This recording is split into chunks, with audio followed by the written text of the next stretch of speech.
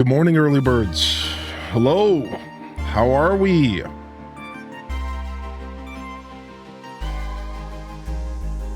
Think we're all set?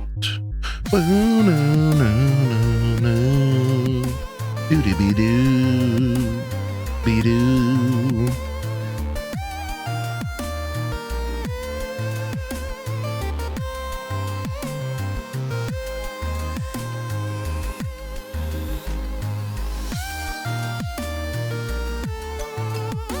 Be-doo-be-doo, doo-be-doo-doo.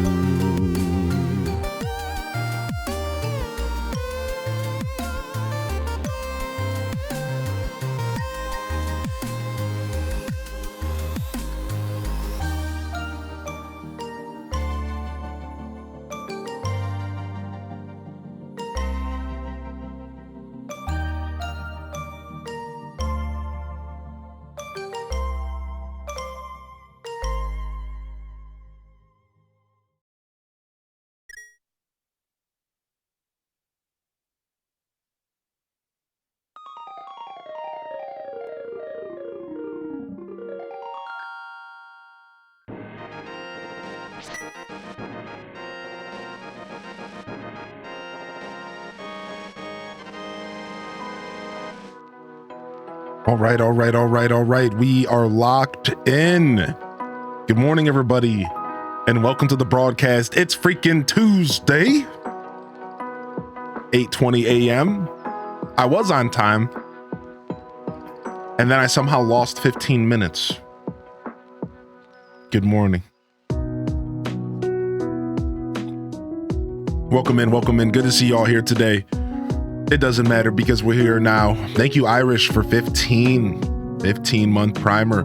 Kita Benita, Leia. Welcome to the broadcast. Jita Chan first in the chat. Ham Labs famed Guardian. We got Foe in the house. Leia, Gianna, Jimmy, Nintendo. Welcome to the show. Yo, Ebony Bo. I hope you're feeling good, baby. Jen Not Jen, Tater Tot Soup, Pers Panda. Welcome to the broadcast. Scarlett's in the house. Yuki B Games. Good morning. Hope you're doing well, Yuki. It's good to see you, Kyle.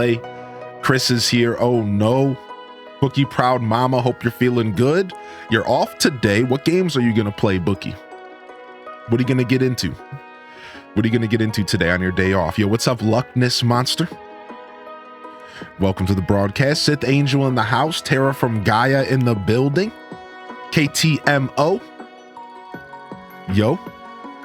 Tara from Gaia says, I found 3 box turtles in my backyard. Oh, little turtles, little turks. Little turks, dude, I love them. Absolutely adorable. Oh, hi, Mark. Nice. Yo, it's Taco, formerly known as Angry, formerly known as Auntie, well, likely still Auntie, Mama Taco. Yo, Taco Legend. Welcome to the broadcast. Good to see you. I'm back on my regular account. Yes, I do see that you got that back. I've never been early enough to see the start of your stream. Thank you, Mariah Cakes. Yeah, we got a couple intros. That's one of 2 intros. And I was supposed to make an extension to the intro you just saw, but I haven't finished the project yet. There's only so many hours in a day, and I tend to waste at least 10 of them. Welcome to the broadcast. My new Leaf game isn't arriving today, but at least I got my 3DS. Yeah, the 3DS is a cool pickup. We were talking about it in the Discord. It's like ancient technology at this point. It feels so different from the Switch 2. It really does. Yo, Chronos Baggins.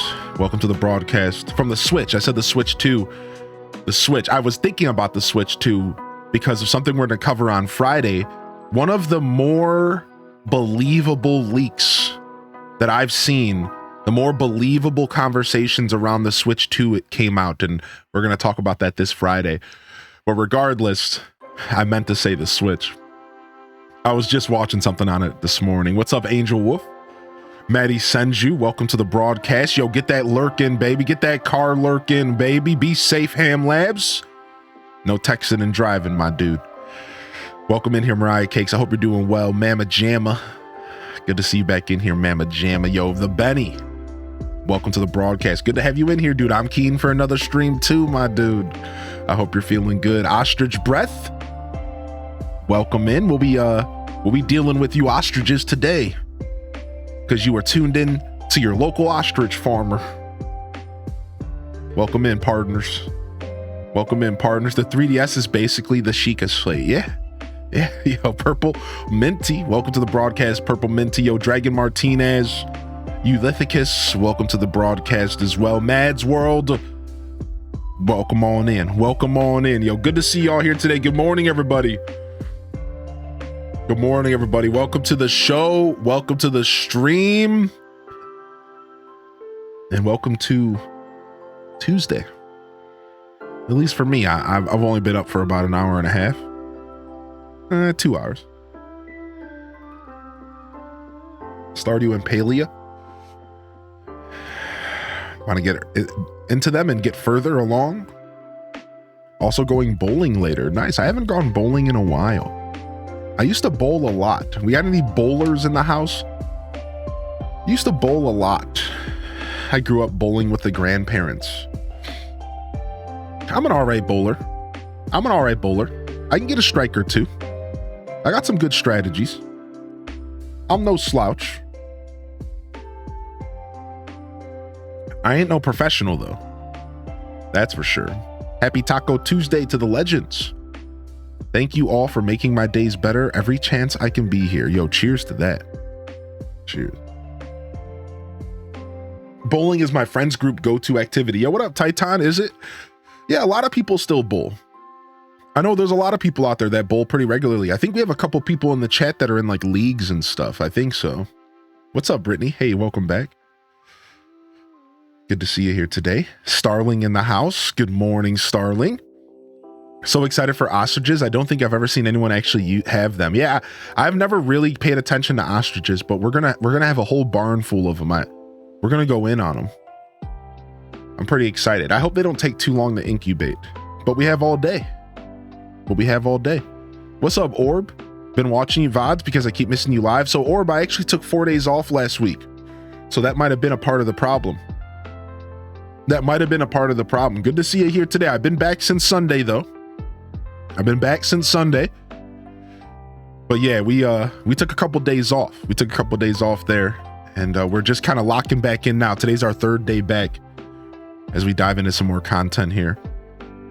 Good to see you here. I hope you've enjoyed some VODs. What VODs were you catching up on, dude? I appreciate you popping into the broadcast today. Here, we'll make that VOD experience a little smoother for you. I can't control the ads on VODs, so thanks for putting up with them. I do get paid for them, but I can't control them. So thanks for putting up with them. Hope you've enjoyed the content. And good morning, my dude. Cheers. I still think the 3DS might be one of my favorite consoles of all time. Same here. I actually think the 3DS should go down in history as one of the best Nintendo Switch consoles of all time. I think the 3DS is much better than the Wii U. I wouldn't say it's better than the Wii for me personally, but it's close. I didn't really get too close to the Wii myself. I only played the bangers on the Wii. I didn't really dive into the depth of the Wii library. I mostly played the big titles on the Wii. So for me, the 3DS actually has a bit more depth than the Wii does. To be honest, like it really does. But I don't think that's true. I think the Wii is a bit better overall in the long run. But regardless, dude, I agree with that statement a lot. I think the 3DS is a beautiful device. I do think the Switch is better, though. I do think the Switch is the height of Nintendo. There's a couple problems. Every generation has problems. The biggest problem with the Switch is no virtual console and how they're trickle feeding us classic games off of Super Nintendo. I think that's weird. I think that's the biggest weakness of the Switch generation is there's no virtual console. But outside of that, I do think we are in the best generation of Nintendo throughout history. Now, you could argue maybe Super Nintendo era was better. You could maybe even argue GameCube era was better, but I believe we're in the best era of Nintendo. Now, my favorite console is likely GameCube.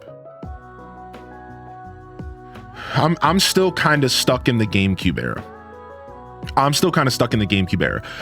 I can't get over the nostalgia. That's all it is for me. Think about it for a second. Wind Waker, Twilight Princess, Mario Sunshine. Yeah, I think it's great. I love the game. We had bangers. We had bangers on the GameCube. Resident Evil 4 was originally a GameCube game, was it not? Like, I still am kind of stuck in the GameCube era as far as like my favorite console, and it's mostly nostalgia. Like, truthfully, it's mostly nostalgia. I admit that the GameCube library isn't really that deep. If you go to does anybody ever go to retro game stores nowadays and like look at the GameCube wall and look how tiny it is compared to everything else? The GameCube library is actually so tiny. There's like nothing on the GameCube. Yeah, there's like nothing. Like, in all reality, it's a very tiny library, but that's the thing. Why would I want a ton of games when I can instead have less, but they're all bangers? That's kind of why the GameCube lives, dude. Luigi's Mansion, Animal Crossing, Resident Evil 4, Sunshine, Thousand Year Door. We had great Fire Emblems, Sonic Adventure 1, Sonic Adventure 2. Like, the list goes on. Like, in all reality, Metroid Prime 1, Metroid Prime 2. Like, in all reality, there's not many games, but like every game is amazing. Squirtle. So it's like, yeah, like 19 months. Yeah, dude. Mine was the Nintendo DS, but the Wii is a close second. Many hours Nice. spent playing Animal Crossing Nice Wild mixed. World. Nice. I like that. Nice. Thank you for 19, baby. Good to see you today. I will say this though. I will always gravitate towards the GameCube, but I do think that the Switch is some of the best Nintendo that we've ever had. So there's a lot of the games coming out on the Switch are rivaling the GameCube era. Kirby and the Forgotten Land, Tears of the Kingdom, Mario Odyssey, Pikmin 4, Pokemon Snap, right? The Switch library has been strong, so the nostalgia aside, Switch library has been strong. Fire Emblem Three Houses was amazing, right? Great game for Fire Emblem heads. Yo, Random, did you see that? I think Sonic Heroes is up next for the remake train. Did you hear about that? It sounds like Sonic Heroes might be up next for the remake train. Is that what I heard, right? Because we got Generations coming with Shadow, right? That's the next one. That's the one that we know about that's releasing soon. I recently heard that I think the next, which would be a while out, might be Heroes. I think Heroes might be getting remade. I think so. It's probably not a remake. It's probably just a cleaned up port. Like they've been doing like clean up ports. Yeah. Do you think Heroes deserves? That's what I wanted to hear. I wanted your opinion.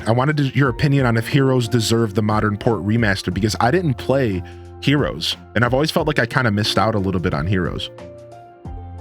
I really do. Speaking of Thousand Year Door, are you getting the remaster? I am. I will be buying the remaster and playing it on release. This time around, I might do something different, chat room. I might sacrifice the day one play so that I can buy a physical copy of the game. I've always sacrificed the physical copy so that I could play the game on day one with all of you, because that's so hype, it's so fun, it's so interesting.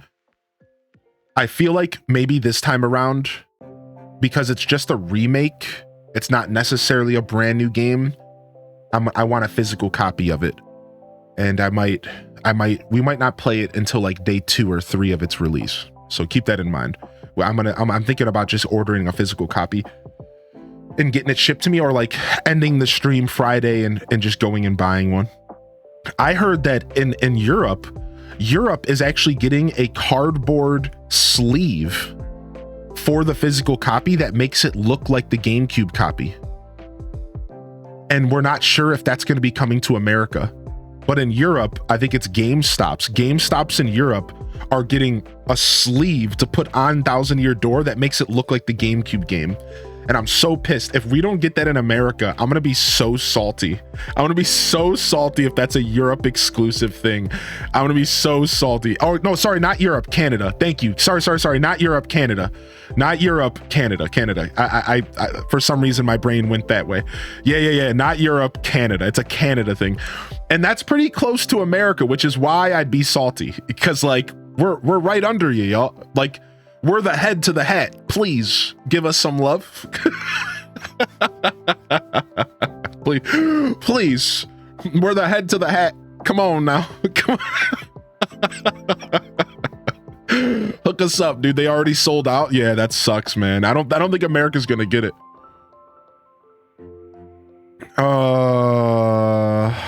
I heard that. I think I heard that Keanu Reeves was doing Shadow, or so. I heard something like that. I don't know if it's true though, Princess Shroob. I heard something like that. I'm not true though. I'm not sure if that's true though. Yo, what's up, Tay Love? You need the CA hookup? Yo, what up, Tay? Yeah, I'm not sure. I'm not sure if that's true or not, but we'll have to wait and see. Yeah, what up, Cindy Alice? Good morning to you, Cindy. I think it has to be a remake. The engine's Hero used is owned by EA. Oh, yikes. Yeah, he's the voice of Shadow. Yeah, I remember reading something about that in passing, but I didn't want to confirm it because I wasn't sure. Yeah, sounds like it's true, Princess Shroob. I guess Keanu Reeves would be a good Shadow. I think Keanu Reeves has a very deep talent pool, and he could probably do whatever he wants to do. So like, I think it's going to be fine no matter what. The dude's pretty talented. Say what you will about the movies he's in. I think he's a pretty talented dude. I think at this point in his career, he could probably do anything he puts his mind to. You just get a point in your career where you start to master. I believe it has been said, I don't know who said it, but it's been said that it takes 10 years to master something. Until you do something for about 10 years, you haven't even begun to hit the level of mastery of something, whether it be playing an instrument, voice acting, streaming. I'd say that a dude who's been in the game for that long, he's probably going to do a great job. Who would you pick to voice him? I don't know. I have no idea. I'm not really good with voice actors and stuff. That's actually a tough question for me, Shroob. I'm not sure. Who would you guys pick for Shadow? If you could pick a voice actor for Shadow, who would you pick? I'm not sure, actually. I'm not really good with voice actors and actors and stuff. I can't really think of anybody. John Wick style Wario movie.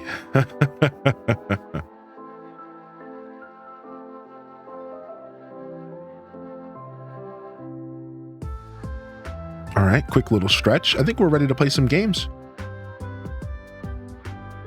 You're the biggest Sonic fan, I asked. Yeah. I could think of some like broody voices that would maybe fit the bill. Right? Some nice, dark, broody voices that would really fit the bill, but I'm not really good with actors and actresses' names and stuff. So that's one of my weaknesses.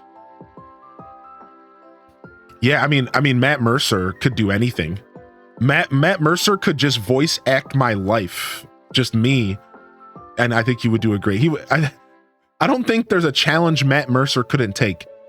Matt Mercer could voice act Pam if he wanted to. For those that don't know, Matt Mercer was the voice of Ganon in Tears of the Kingdom. Yeah, Ganondorf.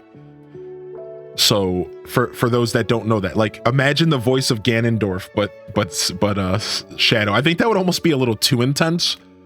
But Matt Mercer would lighten it up a little bit because he's very talented. Yeah. Thanks for the gift sub. My wife loves it. Yeah, no problem, dude. Cheers. Enjoy those VODs, but welcome to the show today. Hopefully you can enjoy the broadcast today. We're back. We took a couple days off, but we're back here. We're locked in for a full week of streams. We got a lot of content to dive into. I never beat the original Shadow game on GameCube. No, I never played it. I missed the original Shadow game on GameCube. Can you believe it? I somehow just missed that game. There's a couple Sonics I've never played. I've never played Sonic Colors. Now that the remaster's been cleaned up, I really should. I've never played Sonic Heroes. I've never played Shadow. I never played Sonic Excalibur or whatever the nonsense with that was. Some kind of Excalibur sword or something. I never played Sonic 06, thankfully.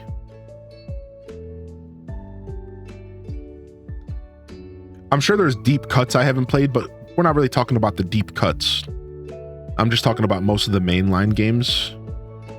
I think that's it. There's maybe one or two I haven't played. Yeah, I never got a chance to play Shadow. I actually would like to play Shadow someday. Maybe we will. Maybe we will. Jennifer Coolidge for Pam. David Arbor would be a good voice for one of the characters. You beat the first Divine Beast in Breath of the Wild. Dude, you're playing Breath of the Wild, Benny. Dude, are you liking it? Man, that's phenomenal. Your first time playing the game? It sounds like it. Man, I wish I could go back and play that game again for the first time. Sonic and the Black Knight. Yeah, I'm not sure. I'm sure it was an okay game. Probably not. I don't know. I don't want to judge it, but what's up, Laffy Ruh? Lady of the Night, good morning. Yo, wave them on in. HDes waves in the chat if you got a free hand. Good morning, Lil O Negative. What's up? What's up, Ella? Christopher Judge. Yeah, Christopher Judge as Shadow could actually be good. Christopher Judge would voice Shadow well. You played it for many hours, Irish? Ironically enough, my actual name is David Arbor, like the actor. Interesting, Viking. That's funny. My son is 9, he's playing early Warcraft, trying to decide which Zelda to start him at. Oh, wow. Wow. Bazinga, you must be so proud. I think it's hard to start with Zelda games, right? I think at that age, you either start them on the raw stuff like A Link to the Past and see if it takes, or you just throw them at Breath of the Wild, which is the easier entry point. I think Breath of the Wild is always the easy entry point for Zelda nowadays. Kind of get people hip to the systems and the lore a little bit, but I think A Link to the Past, dude, it's the best. I think A Link to the Past is the best representation of the roots of The Legend of Zelda. Even if they don't like the game, at least they can see where it came from and try to understand like where it all started. A Link to the Past was like the first big leap for Zelda. The very, very big leap where it like really, really came to form, right? And the game is still very playable. That's the difference. Like I think Ocarina of Time, a lot of people would say is a good starting point, but I think Ocarina of Time is not as playable. It's a hard game to play. The controls are not as easy to pick up. Hope you're all good, bud. HDes wave. Hi chat, HDes wave. Yo, what's up, G-Ski? I'm good, baby. How are you, dude? I'm all good, dude. Thank you. Thank you. How are you, G-Ski? I don't know, Ginger King. That would be insane. Yeah, no, I don't know. Yeah, Link to the Past was start of the fandom, right? Right, like Ocarina of Time's, it's considered one of the best games of all time. It's just that the controls are hard to wrap your head around, especially when you're a modern gamer, right? Like taking a kid who's played, let's say, Fortnite, where it's smooth and it's easy to play, and then you're like trying to get him to play clunky 64 games, it's going to be kind of hard. That's why I kind of think A Link to the Past or Link's Awakening. Yeah, the Link's Awakening remake is a hard game, but so is A Link to the Past. I think both of those are good entries. They're easy to pick up. They're simple. Controls are simple. There's only so many buttons you have to think about. I feel like that's like a better experience, whereas Ocarina is like the early 3D era where everything was clunky and confusing and you have to figure out all this weird control stuff, right? But again, not that Ocarina isn't one of the best games of all time. Is that sub alert from Pokemon Channel? Yes. You're talking about the big Squirtle face? Yes. The Squirtle face itself is, but the Squirtle Squirtle is not specifically. That's from Pokemon Snap, I think.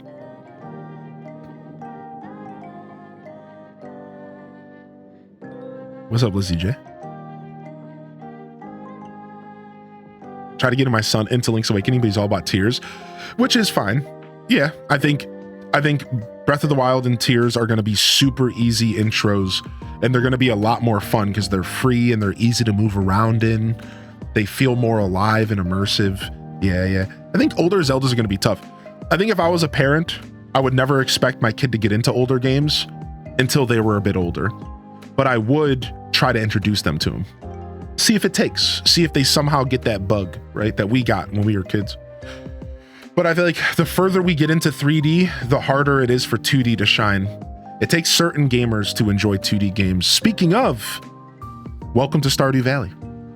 Let's go ahead and jump in and play some games. We'll talk over the game today because we want a game. We're here on a Tuesday. We're here to game. We'll save the talking for the talk shows. Let's play some games, baby. Play some games. I was gonna make a new playlist today, but I won't. We'll do the playlist tomorrow. I don't have the poll for y'all for the Variety-a-thon. We'll do that tomorrow as well. I just ended up getting busy and I couldn't find the time. Let's go ahead and throw on the original Stardew Valley soundtrack and let's just shuffle it for a little bit, even though it might be a little weird. And then I'll probably get sick of it and then we'll switch it up. Let's settle in here. Let's settle in here. Good morning, Prager. I saw that Taco. Yeah, thank you. I'll be using that channel to make my list. Yeah. It's hard to go backwards with gaming controls, even for someone who has experience. Yeah, exactly. Yeah, it is what it is. I 100% agree. What was the one with the pirate ship? My son loved that game at 9. The game with the pirate ship, you're probably talking about the handheld game called Phantom Hourglass. And that's pretty cool that they liked Phantom Hourglass. It shows that that's a tough game to wrap your head around, I feel. That's cool. That's super, super cool. Yes. Ella, there is an alien in here. I'll show it off here in a minute. There's a couple little secrets. It's fun. Games! What's up, Jerry? Welcome in, Lady Gamer. HDes Waves in the chat. Cinnamon Stick. Yeah, we just played Phantom Hourglass last year, I think. It was great. It was absolutely great.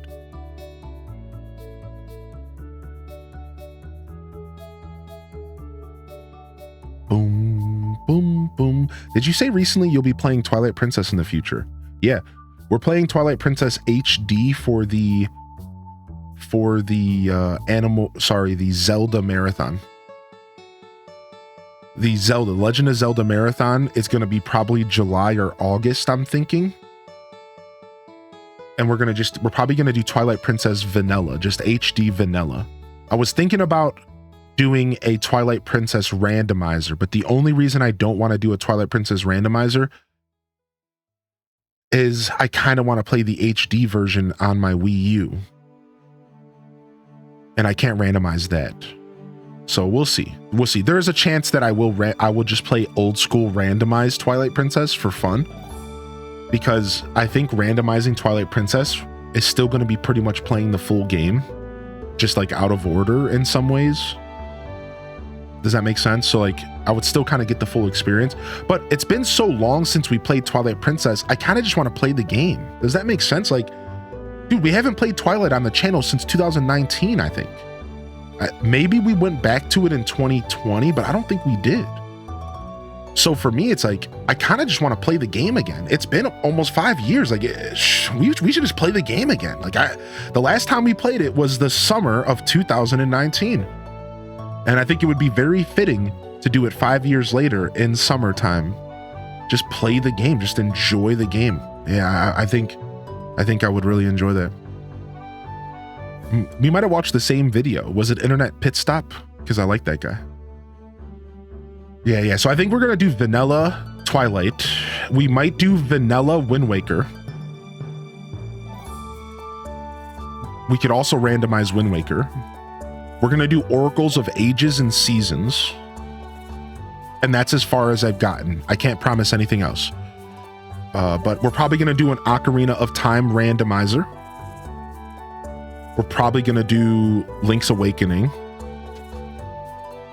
Maybe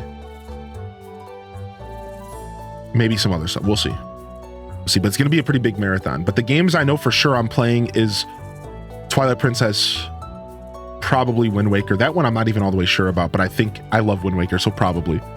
And then I know for a fact I'm playing Oracles of Ages and Seasons because I haven't played those games in a while. I'd like to play those. And they're on the Switch now. They're on the Switch. It was Snug Boy. Ah, nice. Well, still cool that there's more than one video out there, right? Cool. Excited for Paper Mario? I'm very excited for Paper Mario. I'm very, very excited for Paper Mario. Wanted to encourage you and say I've lurked here every now and again for a few years, and I don't even play or interested in the games you usually play, but you're such a great person / personality that the game doesn't usually matter. You're crushing it. Keep it up. Love it. Wow. Yo, thank you, Irish, for the lurk. What a kind thing. Dude, you've been here for 5 years, Laffy. You've been here since the beginning. You've literally been here for 5 years in like a month and a half. Have you always had the same name by chance? Have you always had the same Twitch name? I think you have. Isn't that that's so insane, actually. What a kind thing to say. I just want to take a moment to say thank you for putting that energy out there. You didn't have to put that energy out there. You didn't have to do that. You didn't have to take the time to put those words out there, but you did. You're Bush Pally? Dude, no way. Bush Pally? Legend. No way. It's so good to see you, dude. Oh, thank you, man. I don't want to gush too hard. Thank you for saying that.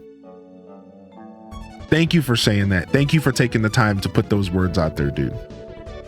That's really, really cool. And it's good to see you in here. And thanks for sticking with me, man. I appreciate it. So let me ask you a question. Do you mind? Do you mind if I ask you a question and then I'll let you lurk or do your thing? If there was one game that you specifically would like to see me play, what would it be? I know there's probably more than one potentially, but if you chose one game, since you kind of mentioned that you're not always here for the game, you're here for me, which is like a blessing. That's like the nicest thing you could have ever said to me about my content. But you know, while the conversation is at hand, is there a game you would like to see me play? I kind of like to know what my longest running supporters might be interested in seeing. I think that's kind of a cool question to ask. I don't mean to put you on the spot. You do not have to answer that question. If you want to drift into a lurk, feel free. Let's go ahead and play some Zelda or some Stardew. Do we even know what we're playing today? Let's go ahead and play some Stardew. Now I'm sitting here talking about Zelda. Now I want to play Zelda. What are we doing today? All right, let's go in. Let's show y'all some secrets here real quick. Yeah, there's the alien.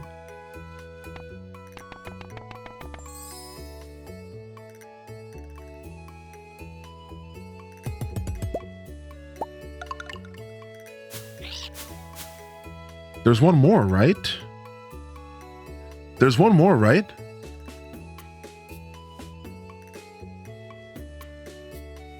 I got the W. I got the E. I got the R. Yeah, that's it. That's it, I think. The leaves. Oh, yeah. Thank you. I was about to say, there's one more I'm missing. Daza, have you seen the new intro? You know how when you click on Concerned Ape's face and it usually goes, wah! Did you see what it does sometimes? I got it once as well. Yeah, just yesterday for the first time. I've played Earthbound all the way up to what I believe was the final boss, and I couldn't figure out how to beat him as a kid, and I quit. Can you believe it? I know what to do now. I've heard about it in the lore over my life. You know what I mean? Like, it's like I played all the way to the end of Earthbound, and there was this boss, and you couldn't actually fight the boss. I found out later that you have to like pray. You just have to sit there and keep praying. Spoiler alert. But I didn't know that, and I was a stubborn kid who wouldn't look stuff up. Even when I played that game, dial-up internet was like just starting to come around. And I could have went to Game Sages or Cheat Code Central, and I could have looked it up, but like I didn't want to. I was stubborn. I was a very stubborn gamer. So I sat there trying to figure it out for a couple days, and I gave up. And I never went back to the game. I somehow just let the game fall to the wayside as a kid. And so to this day, I've never fully played a Earthbound. I would like to play it at some point. I was talking about doing an RPG month this year. The only problem with doing an RPG month is RPGs take forever to play, and like a month would give us the opportunity to play like 2 of them. So I realized that I think the idea of an RPG month is like not really the best, and instead I might just start rotating RPGs into the schedule like a little bit more casually, because I realize like as much as I think it's cool to dedicate like a chunk of time to just RPGs, they take forever. Like what am I going to do? Play one of them? Like they're long games. So like I kind of stepped away from that idea for now, but maybe I'll bring it back. Maybe I'll toy with it again. H. Des Bounce, happy 56 months, H. Des Bounce. Yo, Abyss Sans, thank you for 56, dude. Welcome in. Welcome in, welcome in. You be an awesome D&D DM. I started writing a campaign in the past. I have a world that's partially built. I could sit here and tell you about it. I have campaign ideas, twist. I even started drawing dungeons on graph paper. Actually, I've never got a chance to DM, but I think I would be a pretty good DM. I do feel pretty confident in that. I've also been here since the beginning too, but I just found out I've been following you for what feels like forever, and I wanted to say I appreciate you and your content. Thanks for making me smile for 4 years and 7 months. Angel Wolf, what is going on today? You, Bush Pally, oh my gosh. Yo, thanks again for the gifted sub over to Laffy. Laffy, enjoy the sub, enjoy the lurk, and enjoy the show, my dude. And thank you for being here today. Steph L, good morning. Hope you're feeling good. Tantado, good morning. Before we step into this song, let's jump over. Let's get this song. We need this song to kind of channel the Stardew energy. Yo, what's up, Senzoba, by the way? Good morning. Good morning to you, Dazabound. Have you played Earthbound, Dazabound? Have you played Earthbound, my dude? Is that a game that you've enjoyed? What about if you made a channel in your Discord for DM ideas? Because I'd love playing D&D. Yeah, why not? We could probably figure something out like that, Viking. Sure, a little Dungeons and Dragons dedicated section. I used to have a Dungeons and Dragons section in the Hyrule Gaming Group Discord. For context, I have 2 Discords. No need to go into the details now. But I used to have a D&D section, and we played a teeny bit in the community, but not a lot. I'd like to kind of bring that vibe back for sure. I would like to try to bring that back. I anxiously await the return of the swamp farm. Y'all are hooligans, man. Y'all are hooligans. Yo, Lizzie J, thanks for sticking with me. Thanks for sticking with me, Lizzie. And seriously, thank you, Angel Wolf. Thank you so much for the kind words. Thanks for sticking with us. I really do appreciate y'all. It's a blessing to have people that have been following the channel and the show for so long, but more importantly, that come and pop back in and say hello. I could get emotional, and I could probably talk about this for far too long, so I'll try to cut it short. But I will say that you've heard me say this before. If you've been here, you've heard me say that sometimes one of the best feelings on Twitch is having a new viewer return. When you have somebody who just found your channel the other day. Yo, good morning, Diamond Blade. Yo, Zox. Hey, what's up, Zox? Welcome back in here. Right, you have somebody who just found your channel this morning, say, right? And they come back the next day, right? That's like a very special feeling, because you feel validated. You're like, oh wow, this person, they came back for more. But on that note, another one of the best feelings as a content creator is loading up your stream and seeing people that have been there for years. It gets me emotional just thinking about it, because it's like, wow, like these people, it's from loyalty to just to the content, to maybe to me as a person, maybe to the community, and being able to create a space that people are interested in, that people want to keep coming back to. And the way that I used to word it, and still kind of do, a space for people to call home in our own little corner of the internet, right? At the end of the day, we're just a little space on the internet where we get entertainment, or we find a sense of community as we go about our everyday real lives that still exist, that are still very much something we can't ignore. We have to get out there and do what's best for us in our own journeys, but we get together in this little corner of the internet and we spend time together. We get to know each other. We call this place home. Like, that's one of the best feelings you ever get as a creator. It's just, whew. I'll leave it at that. If you thought that was long, I could have gone longer. Let me take this soapbox, let me put it away, and let's play some video games. Yo, welcome in here, Rob, Raid Boss. Welcome in here, Raid Boss. Oh my gosh, we're doubled up. We're doubled up. We're doubled up. We're Yo, Dragon Crystal. Yo, we're kicking that funky beat. Yo, Toad, I'll play your 9 months here in a sec.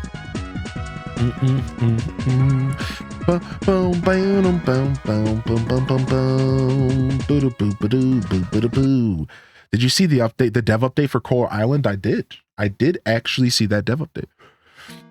I did. Kind of excited to go back to Coral Island at some point. It's hard to see that future right now because Stardew Valley is so good. But I am excited for it. What's up, Zella Zephyrah? Yo, thank you. Thank you, Ham Labs. But anyways, thank you so much. Good morning, Good Noodle. Good morning, Dragon Crystal. Starbow's Break. Always a big thank you for streaming. A great way to start my mornings. H. Des Love. Aw. Your voice helps calm my dog while I'm at work. Little cutie, little puppers. I'd give him a big old smooch. Yo, happy Tuesday, K-Shay baby. Susha Lucia. Started work from home almost a year ago. Seriously struggled with the transition and being alone all day, every day. Finding Highly in Descent truly finally helped me transition to enjoying it. Now I have company of this awesome community. Oh man. Yo, Meg C, good to have you here. Glad to have you here. Voltage, glad to have you here. Hammy, thank you again for the kind words. Neo, I'm excited. Is there anything specifically in the dev update that you're excited about, that you want to chat about? Raid Boss, I don't want to talk about it. Good morning. Yo, what's up, Chiquita? Good morning to you as well. All right, let's go ahead and see what's going on here in this game. You finally started No Man's Sky. Nice, dude. Nice. That's a game I didn't get to give enough time to ever. I really want to play more of that game. In order to incubate the ostrich egg, you have to unlock the ostrich incubator by filling out the tent on Ginger Island with all those bones and stuff. Does that make sense, Daisy Dog? Once you fill that tent out, you get the incubator or the recipe for the incubator. All the merfolk stuff, so most of it. The underwater farming is going to be fun. That's really cool, actually. I didn't see the underwater farming. I only took a quick scan of it. Did you hang up on No Man's Sky poster? Yes. I actually am currently redoing my whole back wall for a potential future reveal of a little bit of a different setup. So it's going to take a while because I have to redo all the lights because I've learned a lot since then. And I bought a bunch of lights that I'm going to end up throwing away. And I feel like such a schlub for wasting, but I completely butchered my last setup. I didn't know what I was doing. I didn't understand certain things about LEDs that now that I do know. So I'm actually kind of redoing that back wall little bits at a time. And I'm probably going to end up investing in more LEDs. And I'm going to try again, but I'm not that far along. But I have been hanging stuff up, yeah. I'm also hanging some stuff up in the kitchen so that when we bring back Scuffed Eats, we have some fun stuff to look at during Scuffed Eats as well. So I'm also using some of the stuff y'all have sent to decorate the rest of the house for other streams as well, which is kind of cool. So yeah, I'm excited. Yo, what's up, Strawberry Kells? Yo, Daisy Dog, good to see you this morning, Mr. Dougie. You enjoying No Man's Sky, my dude? All right, let's see here. Animal Papa, day 11 of fall, year 3. We've dropped back under a mil, but it's because we bought 2 of the 4 obelisk, which is good. That's a mil's worth of purchases. The last 2 obelisks we have left are each $1 million. We're at 125 hours, 126 hours. Let's go ahead and dive in. Let's get a quick recap for those that missed yesterday's episode. We did play it after the morning show. Yesterday, our biggest achievement was getting our ostrich incubator from finishing the tent on Ginger Island. And other than that, we managed to continue to get relationships up. Ooh, look at that. Jody's birthday. Let's make sure that we don't need to go visit her. I think we do. We'll just give her a rabbit's foot and call it a day. I'll give her a pearl. And then she'll be almost done. So yeah, we're just working on relationships. We got ourselves up to just under 50% for our 100% playthrough. So we're getting there. We caught every fish in the game. Our biggest achievement yesterday was in fact catching every fish in the game. Graham crackers. What? Graham crackers is the marshmallows, little marshmallows, and little chocolate bars, and we make some s'mores, man. Yeah, that's what I'm saying, yo. I don't have much to give, but in the height of C8 vid I found you and was immediately overcome with a sense of warmth and love. You helped me out of not so great places without even trying. I don't talk much, but I love this community. Aww. And you. Stay awesome. Aw, what the heck? Yo, can we get a round of love in the chat? Yo, like seal, is that how I say that? Like seal? I hope so. I'm sorry if I'm butchering it, but thank you sincerely for the kind words. Honestly, you just being here is enough. You do realize that, right? You do realize that that's okay? You being here is enough. You don't even have to give anything. Your time, your attention, like that all has a lot of value nowadays. I think we're all starting to realize that, right? Yeah. It would be Lixel. That makes more sense. That makes way more, yeah, Lixel, yes. Lixel. Well, Lixel, it's I appreciate you. Let me just say that right out the gate. Thank you for the donation. And I just want you to enjoy the content however you see fit. Thank you so much for the kind words. And I appreciate you. I really do appreciate that. Hearing that kind of stuff makes it all worth it for me in the end. So very cool of you. You sit back and you enjoy the broadcast though, and don't worry about the small details. We're good here. We're good here. We have a good time here. Thank you. That was very kind of you. That was very generous. Aw, speaking of generosity, LPK. What the heck? Look at me. I got the biggest dumb smile on my face. I'm HDes baby status right now. I just got the biggest, dumbest grin on my face, dude. I feel like the biggest, dumbest HDes baby. Thank you so much, LPK, for the gifted sub in the chat. Thank you so much.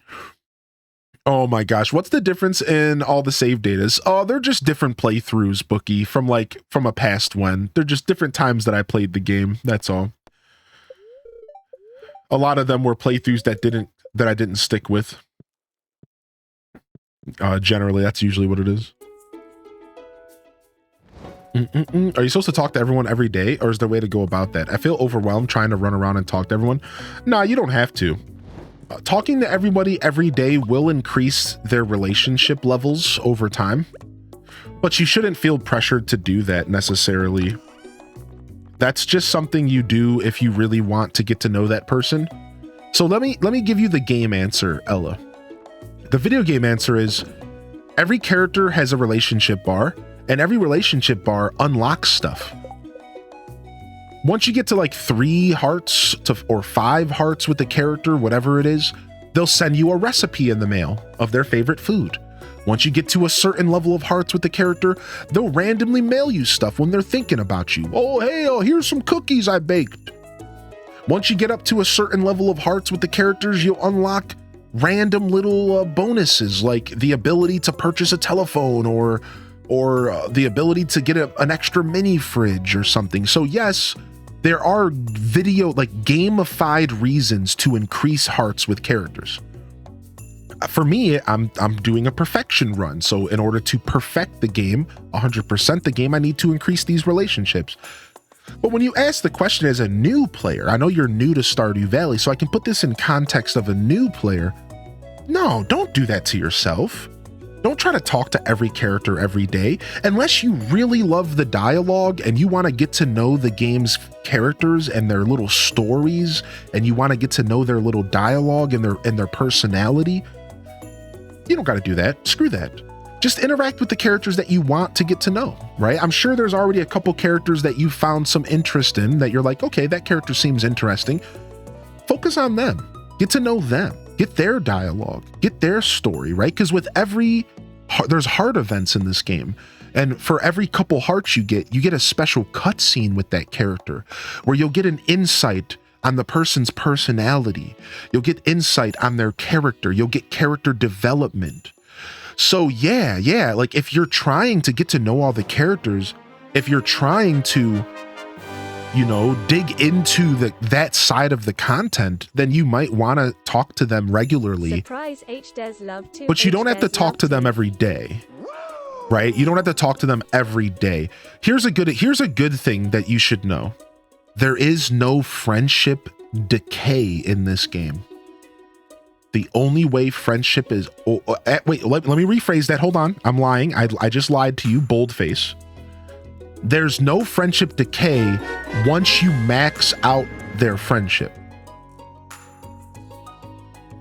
Sup less than 3. But until you max out their friendship, I believe there is friendship decay. Slowly. But it's not fast. It's not at all rapid. And you can ignore them every couple days. You don't have to stick up. You do not have to talk to them every day. So just take your time and just talk to the villagers that you see, right? Like just make an effort to talk to them when you see them, right? Like I wouldn't stress myself out is what I'm saying. The friendship decay system is not at all that prevalent. I've never really noticed ever losing hearts with characters in this game, unless you're digging in the trash cans in front of them. They don't like that. They don't like trash.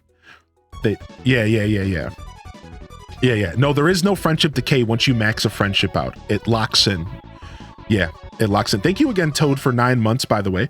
Thank you again, LPK, for the gifted.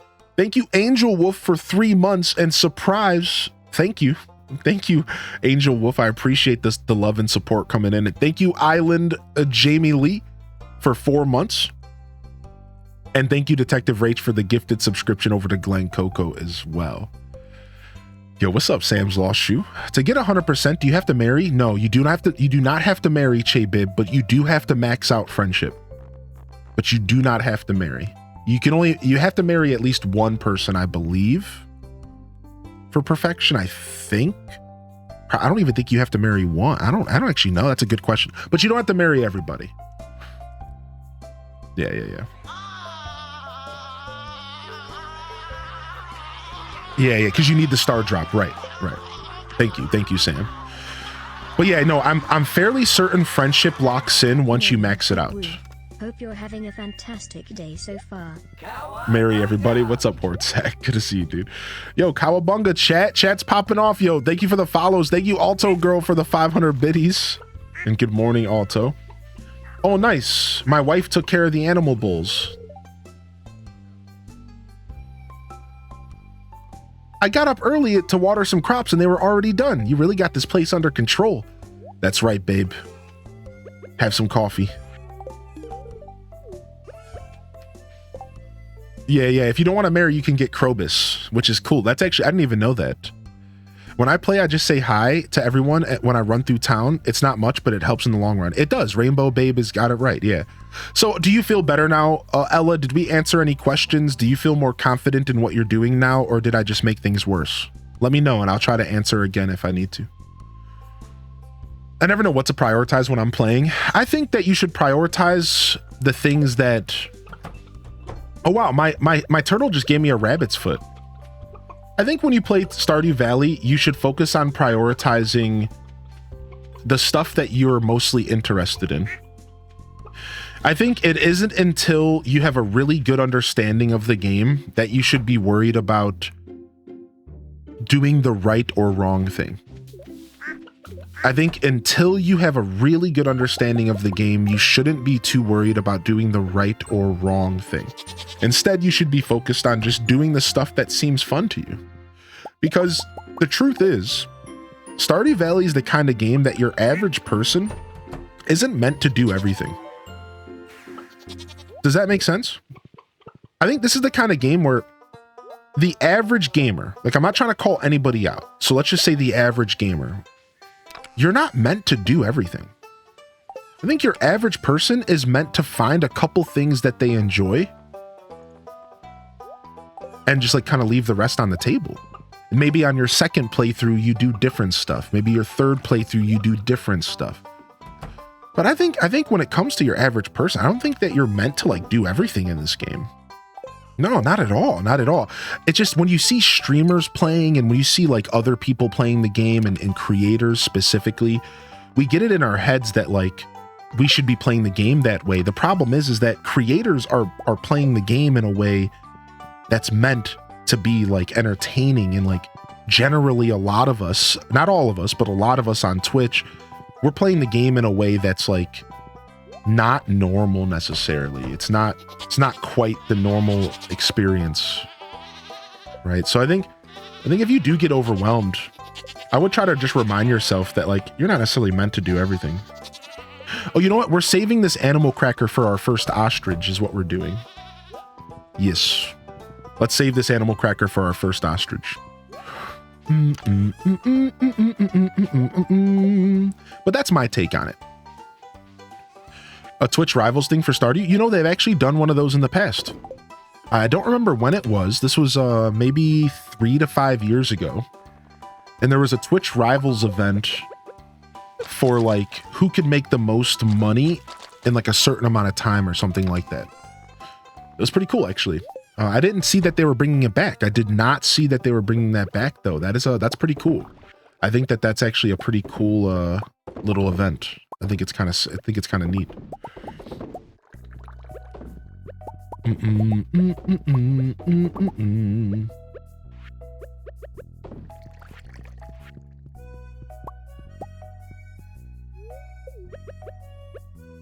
Yo, thank you for the hype train, everybody.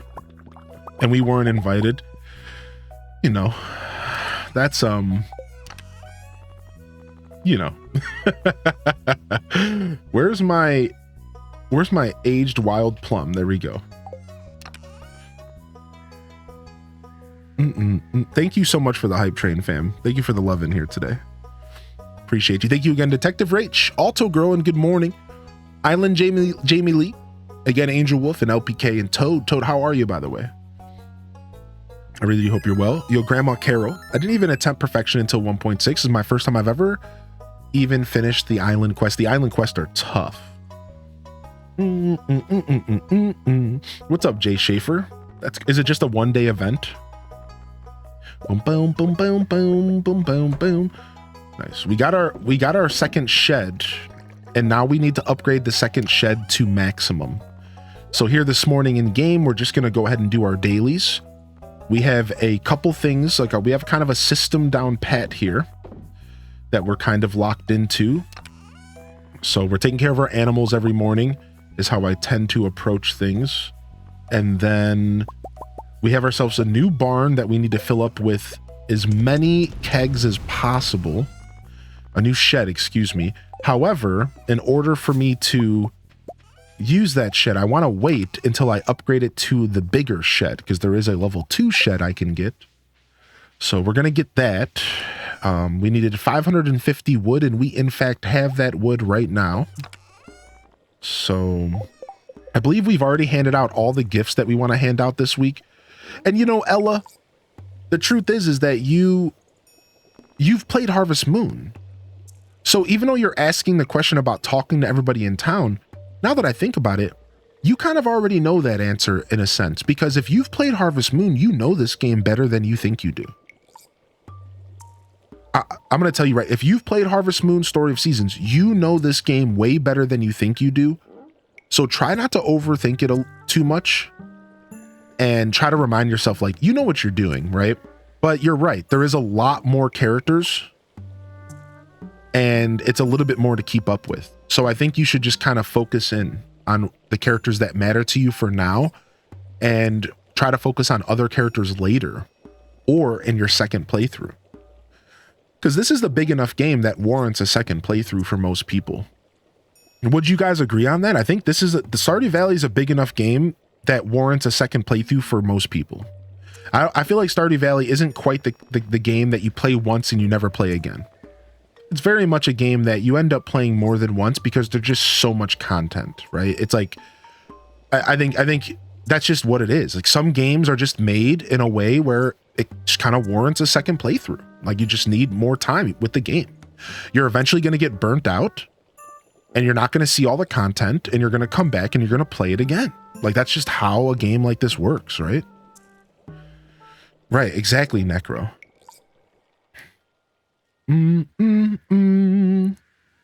Yo, your message was too big, Cinnamon Stick. Okay, there it is. Friendship decay from the wiki for days not spoken to NPCs is -20 per day. If married, -10 per day. If bouquet given, -2 per day. Everyone else. Right. And then I feel like, I'm pretty sure once you max out the friendship with the character, like you have all the hearts with them, it no longer decays. But it might still. It just might be at such a slow rate that it doesn't matter. But I'm fairly certain, we've had this talk in our previous playthroughs. Once you get to full hearts with the character, there's no more decay because the developer didn't want to punish you once you did something like fill the hearts up with a character. You shouldn't be punished to have to keep talking to them. So I think there's a system in place to where once you get to full hearts, you can just relax and you don't have to interact with that character anymore unless you're digging in trash around them or gifting them trash or gifting them things that they dislike and actively lowering their friendship. Yo, what's up, Super Doctor? We'll definitely be playing again. Yo, good morning, Hingy Bingy.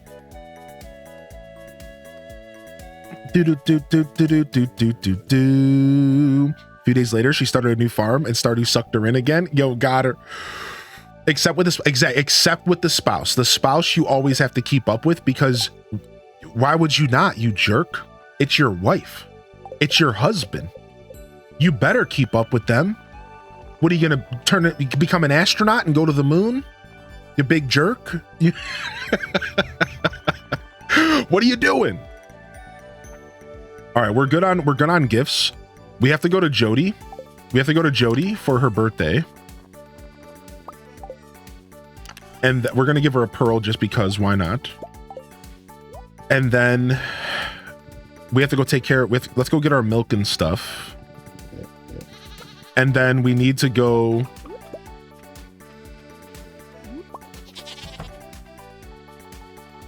and upgrade this shed real quick. Let's just get that out of the way. Let's rip the band-aid off there. Get the shed upgraded, and then we can finally start the process of getting that keg house going. We have a lot of ancient fruit we need to get through, and we need to get a full keg house going ASAP. So that's our goal right now. Get a full keg house. Man, the fish smokers are really fast. The fish smokers are honestly scarily fast. It's like, it's hard to keep up with. They're so fast. It feels like I put fish in there and they come out like right away. It's like, dude, I can't just like walk away from these machines. Under an hour? Yeah, it's nuts. Fish smoke in this game? Yeah, it's a terrible habit. Yeah. Alto girl. Terrible habit. They really need to watch that. All right, let's go grab our wood real quick. Also, Ella, you would have to mod the game if you want to control the time, and you should. What was that notification? That was, you probably saw Link's Awakening. It's a scene from the Game Boy Color version of Link's Awakening. It's a cutscene, actually, where Link and the character Marin, I believe, I can't remember her name, is sitting next to each other. And they go on a date. Like, essentially, you go on a date with this girl in the game, and there's a cute little cutscene with the date. I love that game. Link's Awakening was my first Zelda game, so it has a very special place in my heart. I need wood, and a lot of it. Where's our carrot at? So how did everyone spend their Monday night? I went to get groceries, and I went on a bike ride to get groceries. Then I came back and I also had to do the lawn, and we have a pretty big lawn, so that was a whole thing. And I ended up not really sitting down after stream until like 8 o'clock. Like, I ended the stream, like I didn't even get a chance to eat dinner yesterday. I ended the stream, I charged my phone, I got on my bike, I went out on a nice long bike ride to the city. I got myself some groceries, took care of some errands, came home, did the lawn, sat down. It was like 8 o'clock. I'm like, I'm pooped, man. I'm pooped. and watched some YouTube videos. Ended up staying up to like 9:30 or so, honestly 10 o'clock, just like answering emails and taking care of some business for tomorrow's segment, and then I passed out. It was a good night though. It's nice to have a day where you're so busy that you don't eat. I know that sounds a little ridiculous, but do y'all get what I'm saying? Y'all get what I'm saying? Like, it's kind of nice to have a day where you're just like so busy that you get so caught up that you like forget to eat a meal. Those are good days. I like those days. I like when sometimes you have a day where you're so busy, you just don't even have time to do normal things. It makes the days where you're not busy feel pretty chill. I like those days. So it was nice. It was a nice little difference from my normal schedule. Wait, this isn't what I want. I'm looking for the upgrade to the shed. What? Did I already up there? Oh, I need 300 stone. No. I'll be back.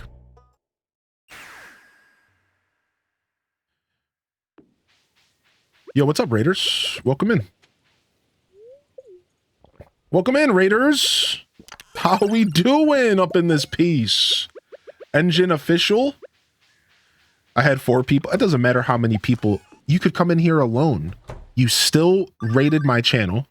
You still brought some love in here, and I appreciate that. How you doing, dude? What's up, Buildosaurus? Wait, didn't somebody just call me? What?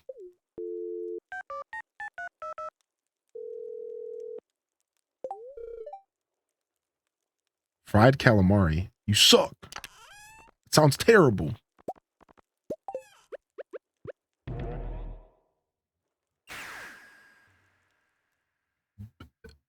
Bildo's lagging. It'd be like that sometimes. Holy heck. First time chatting. Hope stream is going well. What's up, Batsy? Hey. Have you been around before? Have you watched the show outside of today, or are you just tuning in here for the first time? Welcome to the broadcast. Loved gift for Pierre, though. Wait, what's a loved gift for Pierre? Oh, the fried calamari. Oh. I think we maxed Pierre out with Star Drop Tea because I hate him. So, in a weird way, I ironically gave him the good stuff because I wanted to deal with him less. It's like I don't want to talk to Pierre, so I'm gonna give him the good stuff, so just get him out of sight, out of mind. All right, there we go. Shed upgraded. Let's go. Yeah, let me check my hearts. I'm fairly certain that's the case. Yeah, Pierre's done. We're doing pretty well, Dazza. Like, despite my very slow, like I said, we're not going to be done till about halfway through year 4 for probably a couple small reasons, but we're getting there, right? I like to take my time, but not bad, right? Not bad. Willie, we have to gift just regularly. If we want to get Willie done before next year, we have to just start gifting him pretty regularly. Well, we can only 2 hearts. That's just a couple diamonds, a couple weeks of diamonds. George, I have his birthday coming up, so he'll be done. Dwarf, we have to just gift regularly, and we should get him finished here soon. Caroline's birthday's coming up. Shane, I just have to a couple more beers at the bar and we're fine. Wizzy's birthday's coming up. Robin's birthday's coming up. Alex, a couple more. I don't know what Alex likes outside of food, but he might be a little bit of trouble. Evelyn's birthday's coming up. Marnie's birthday's coming up. Jody's today. Kent is probably one of my worst people that I have to deal with right now because his birthday's not till spring 4 and he's 5 hearts away. Sebastian birthday's coming up. Penny, we just hit her birthday, but we messed up. No, we missed her birthday. So it sucks. So now I just have to talk to her every week and give her 2 emeralds a week. We'll get her up naturally. And Krobus is my final, and he's easy, but his birthday's coming up, so we're going to be able to get him 3 hearts. And then on top of that, I just got to throw him some void mayo every twice a week, and then we're done. So we're actually doing relatively well with relationships. We're not too far at all.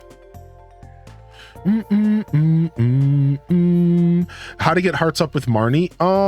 So you wanna gift her twice a week. I don't know what Marnie loves. I think she loves diamonds.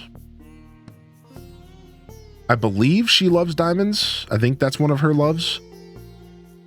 That's a pretty easy one after a while. What's a really easy loved gift for Marnie? Pink cake. Pink cake's not bad. Let's go back home. And let's go to the south and take care of Bobo. And then we'll head over to Jody.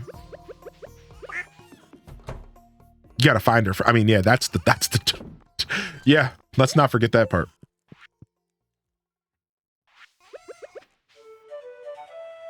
I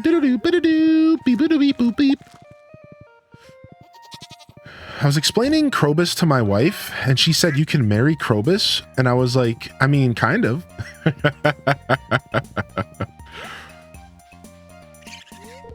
Bobo, I got your food, little Bobo. Your family's gonna be eating good tonight. Thanks, Bobo. Take this. Anytime, Bobo. Anytime. All right, so aren't we on a couple quests? 50 dust sprites. Let's go do that because no, it's only like 5,000 gold. This is the quest that we need to finish, but we have 18 days. So we need to slowly. So on days that we don't go to the Skull Caverns, we should be grinding. You know what we should be doing is we need to be grinding the monster quest. The monster quest. We're behind on the monster quest. We need to kill serpents. We need to kill dark spirits. Yeah, that's what we're really behind on. Yeah, that we need to be focusing on that for sure. Yo, Jess, thank you for the 5 months. And thank you, Minty, for the gifted sub to Tina the Accountant. Thank you for the stretch reminder. Thank you again for the Raid Engined Official. Thank you so much, dude. Man. Right banana. My pajamas. Empanada. All right. Where's Jody at? There she is. Thank you. You remembered my birthday. I sure did.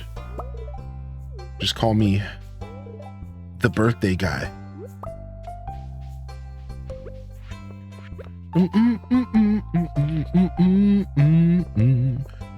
Caesar salad. Spoiled goat milk. What? That doesn't count. I have found her, so that's done. I just need to get hearts to get Lewis's shorts. Ah, yeah. Honestly, getting to 2 hearts isn't terrible. So that one shouldn't be too bad for you, Angel Wolf. I'm out of the loop. I'm going to hop out of stream, y'all. Yeah, no worries, Engine. Thank you. And thank you again, Batsy, for popping in today. Let me go ahead and see. I haven't. First time watching as well. You can call me Batsy or Maddie, whatever you prefer. I kind of like Batsy. Is that cool? I kind of like Batsy. It's a cute name. I had work yesterday. I had to load up our truck for 3 days of out-of-town work. Right now, on the way to New Orleans, and then tomorrow I'll be going to Jacksonville, Mississippi, or Jackson, Mississippi. Yo, Viking, what do you do for a living? Do you mind what if I ask that? That's pretty cool. Some traveling. Yo, what's up, Legend of Tay-Tay? Michelle Lynn took care of the kiddos. Then I'm gonna play some Stardew Valley. Oh, well, that's what you did yesterday, right? Yeah. My Monday night was pretty chill. I'm glad to hear you got to play some Stardew. I really like the fish smokers on the river farm. I can fish while smoking and then just put more in as I go. That's actually really, really cool. Does keeping up with your spouse include smashing them with the hammer every day? Because Dazabound taught me that. What?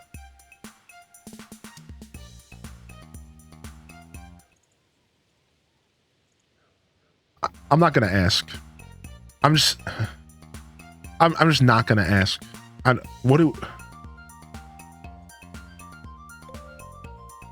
The wisest of words. That's right, Alto Girl. Has Dazza and Hylian ever done a friend farm? No, but people have asked for the crossover. People have asked for the crossover with Dazza and I. We have never crossed over yet. First time I played Stardew, I got overwhelmed and gave up. Now I'm taking it easy. Yo, what's up, Meredith? Good morning, Meredith. Shapeshifter, good morning.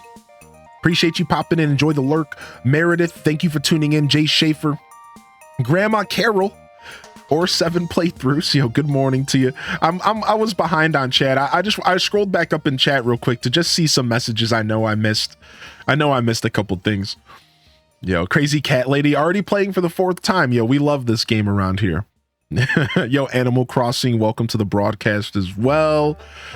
Good morning to you. On Z Twitch, 1Z Twitch. Dolore still in Montana and woke up to a snowy landscape. I like some snow. I wanted to utilize the fish smokers, but I can't seem to want to give up more coal on it. Yeah, now that I've started having a lot of coal. I feel like coal is no longer a problem in this game. Anybody else? For the first time in my personal Stardew playthrough, I'm sitting on like 300 coal. Like I'm sitting on like hundreds of coal and I haven't even tried. Because they added the new coal ore. Yeah, look at this. They added the new coal ore to the game. And now it's like, I don't even, like, coal is like nothing to me anymore. So yeah, I agree. I feel like early on, the fish smoker didn't seem useful because I was like, dude, like, I don't have the coal for this. But now I'm like, I don't feel that way at all anymore. Now I feel like pretty good about it. I feel like I have a ton of coal on me always. Yeah, it's definitely a very different landscape. This update did a lot of little things that seem to have come together for a pretty interesting experience.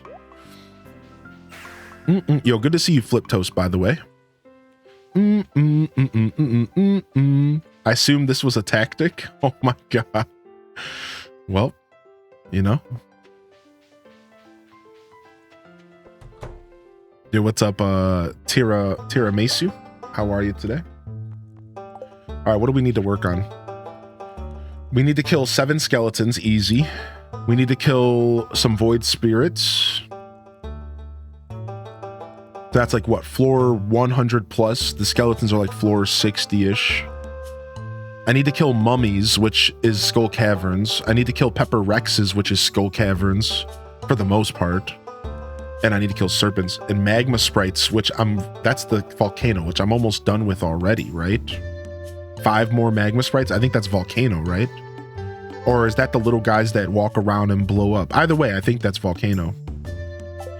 So I think I just need to be doing more casual Skull Cavern runs. What I'm realizing is, like, even if I'm having a bad luck day, I just need to go into the Skull Caverns and kill stuff. Because that's just the point that I'm at, where I just need to go into even if I'm just going into the Skull Caverns to chill, I need to just kill stuff. And I guess we're going to Sam's concert. Hey, Animal Papa, thanks for coming. Living vicariously through you, Tina. Yo, you'll get there. Are you waiting for the Switch update? Yo, I imagine you might be. Go for it, Pats. Hope you're doing well today. Real Supernova. Danny V, welcome back, and good morning to you, Danny V. All right, let's go. What did I choose, chat? Did we choose country? Oh no. Oh no. Did we choose country, dude?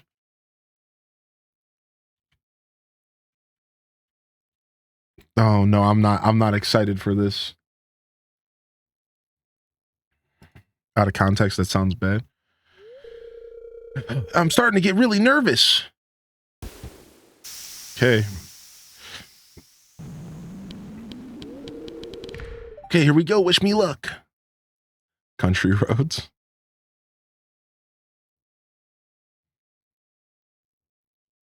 We are sex ba-bam-ba-bam.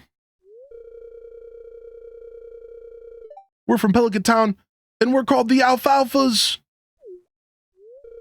Here we go.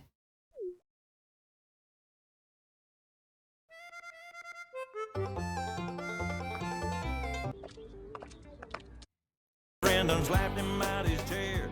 Poor old boy, it ain't his fault. It's so hard not to stare at that honky tonk, but donkey donk.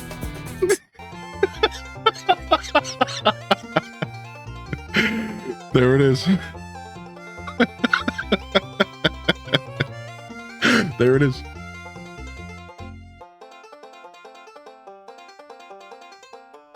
I didn't know Sebi had it in him. Do you like have that ready at all times? No. In fact, I was struggling to pull it up It was a very clunky moment for me. YouTube was lagging. It was being weird. Why do they make Linus stare at dumpsters? Like, they make Linus stare at garbage cans all the time in this game. They do that a lot. Like, a lot of the time, Linus is just like in front of garbage cans, like all the time. It's just a weird thing. Oh my gosh. They got it. Woo, that was great. Good job. It's a new honky tonk classic.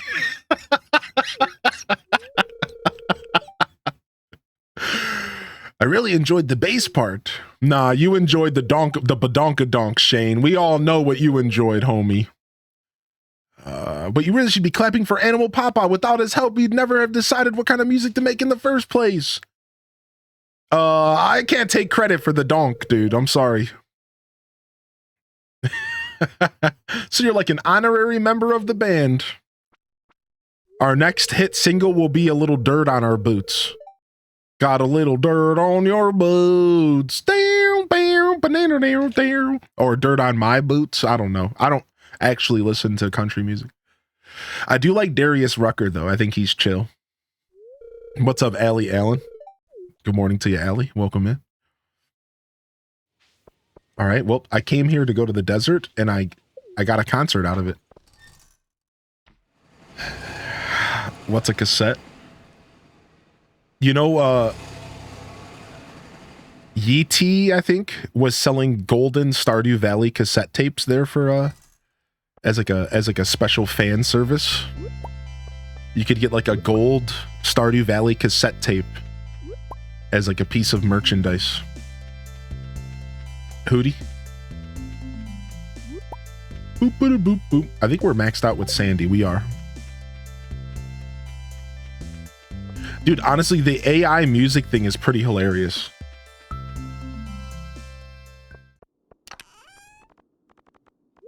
All right, let's roll.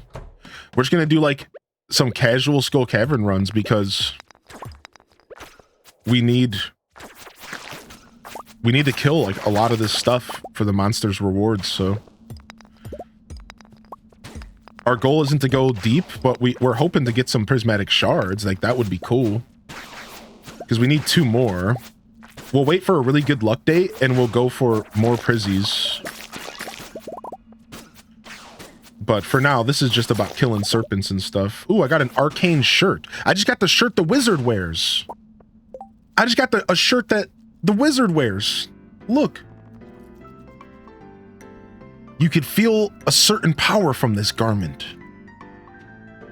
It's actually a sick shirt. This is my my magic quiver. It's a new trinket item. These are new items called trinkets. And there's 8 trinkets in the game, and all the trinkets do different things. This trinket shoots an arrow every 0.6 seconds. And as you can tell, it's gnarly. Look at this thing. As you can tell, it's actually gnarly. It's almost annoying. It's so good. Because I can't hit the enemies sometimes. Because the arrows are hitting them away from me. Like, I find it to be actually kind of annoying at times. It's too good. I really don't need more stone. I've hit a point to where I'm kind of overloaded on stone. Is there anything that I could be doing with stone that I'm not thinking of? Like, can I exchange it for something? I went from having not enough stone to like having way too much stone. Yo, that's it, Big B. You better get that Stardew in, baby. Good morning. Oh yeah, I could just make a bunch of staircases instead of using jades. I suppose that's actually not a terrible... That's actually... Okay, we'll do that because I actually am kind of low on staircases because I've been using them to cheese Q quests. So we'll do that. We'll make ourselves 100 staircases and that'll use a good amount of them right there. You could sell it to Robin as well. Yeah, I'm sitting on like 5,000 stone right now in the game. It's so obnoxious. Yo, how have I not seen a staircase? Did you see that? What in tarnation? This is what it's like to go out here with no luck. I'm so used to good luck days that like I don't even know what it's like to play this game without good luck.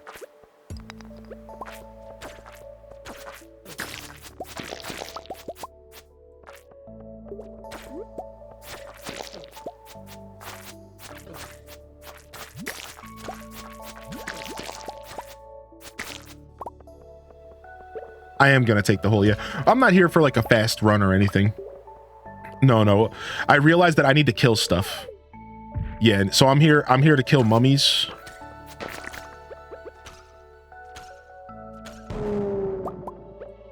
I'm here to kill stuff. We're not actually doing a run. So I'm just kind of big chilling. I need to do the Adventurer Guild monster quest. +2 luck, +2 defense. I should make some pumpkin soup. That actually sounds good. Hey, what are these? A miner's treat? Are these even worth our time? +3 mining's chill. I need to kill these mummies though.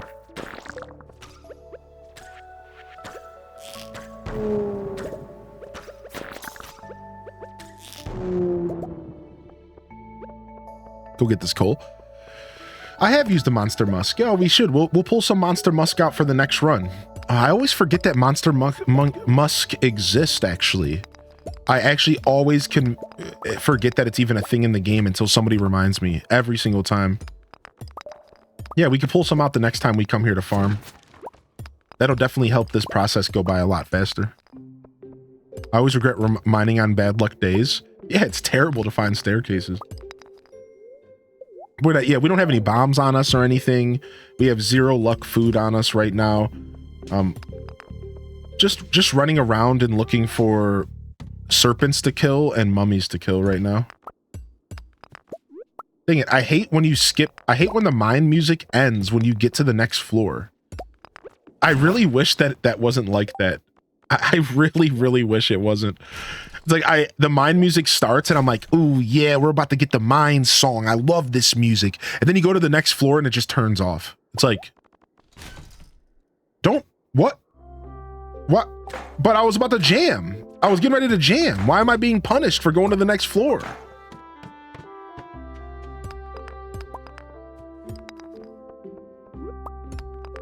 Doobie doobie doobie doobie doo. Still new to Stardew. So buying a second chicken was like my biggest achievement, and then I find you with 600k gold. Listen, buying your first, like your second chicken, or buying a new chicken for the first time is an honestly massive achievement. You should still feel good about that.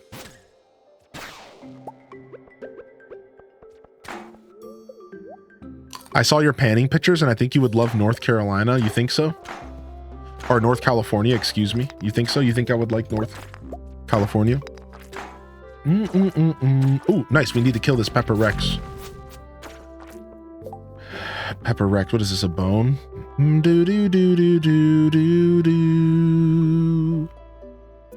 Let's go ahead and eat this spicy eel. I clone my chickens. Good morning, Nat. Welcome in, things Nat says. Prehistoric rib, whatever.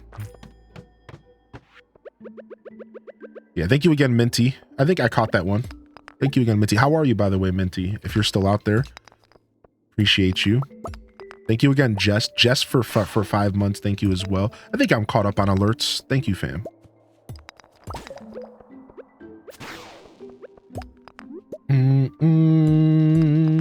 How you doing today, Yoru? I'm probably not reading that right, but welcome in.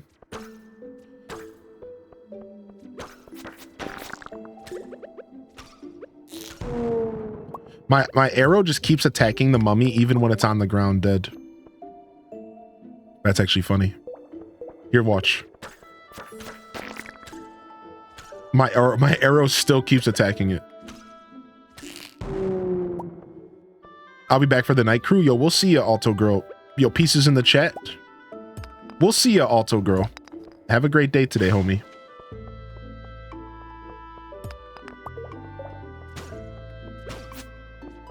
I wonder if my arrow kills them, if it counts as a kill for me or not. I know the frog doesn't work that way, but I wonder if my arrow does. Yeah, I wonder if my arrow is taking my kills or not. I don't think so.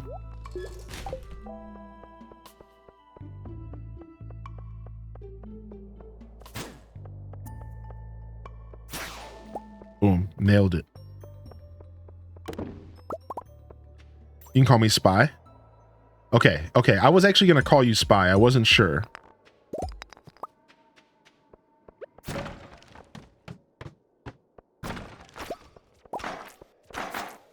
Okay, screw you. I don't need to kill rock crabs. Do do do do do do do do do do do. We'll take this. A couple more mummies would be nice. Oh, hey.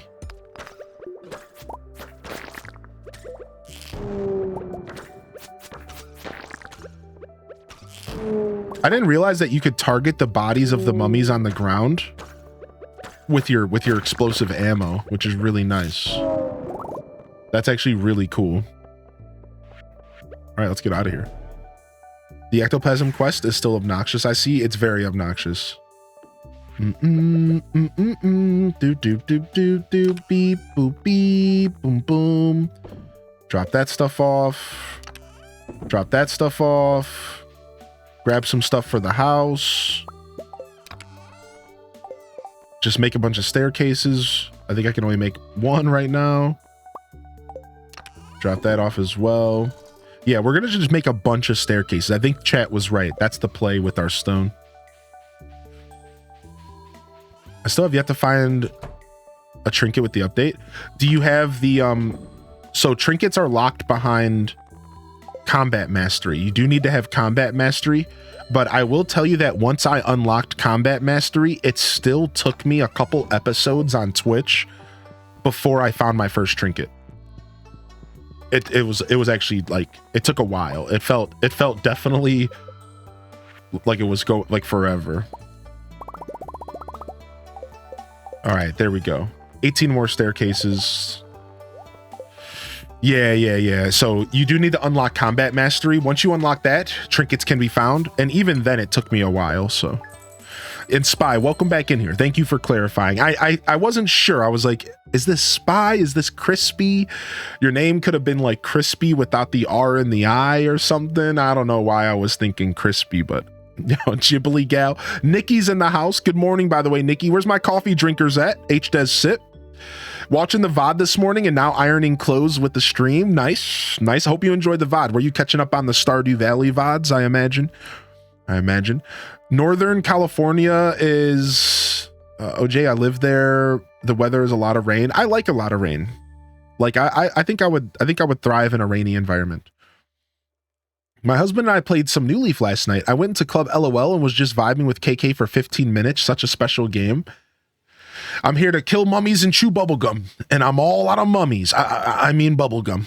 I'm gonna stand up and stretch, and I'm gonna tinkle real quick, chat. All right, so I'll be right back here in just a second. We'll just leave the fall music on. Actually, here, give me just a moment here, just a quick tinkle. When you gotta go, you gotta go.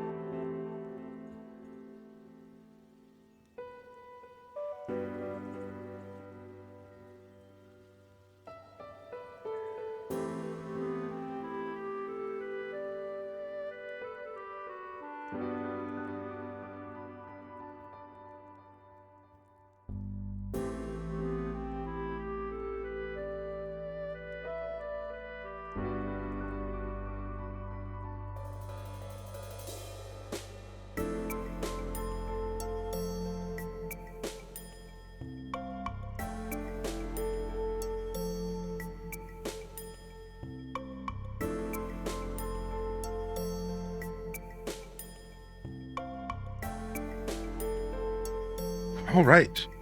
Seems pretty gray and dreary out today. What's y'all weather's like?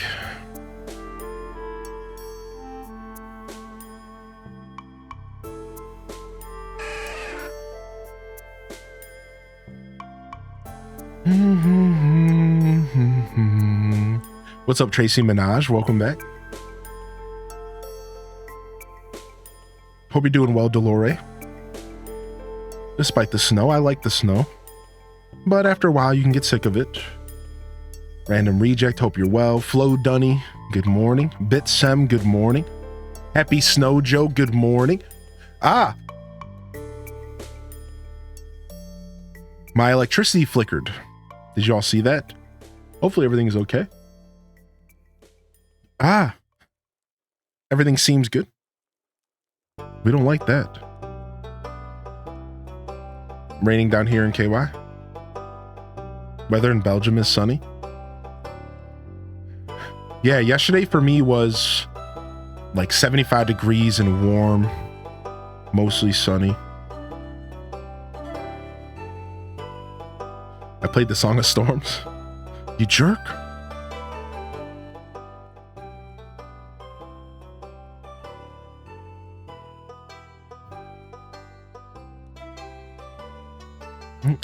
Heading back home. Your hometown, it's supposed to be raining. Let me go check your messages real quick. You do furniture delivery for 2 different companies. Cool. Do you find enjoyment in furniture delivery? I feel like it's probably a lot of back-breaking work, but there's probably some fulfillment there, right? You get to travel a bit. You get out there, you get physical. It could be a good job. What's up, Starfunks? How you doing today, Starfunks? Welcome in, Lady Gamer. Raining in Shanghai as well. What's up, Foxy Petite? Yo, Susha. Good morning, everybody. Death Dude, how you been, my dude? Enchanted Ascari, late, never late.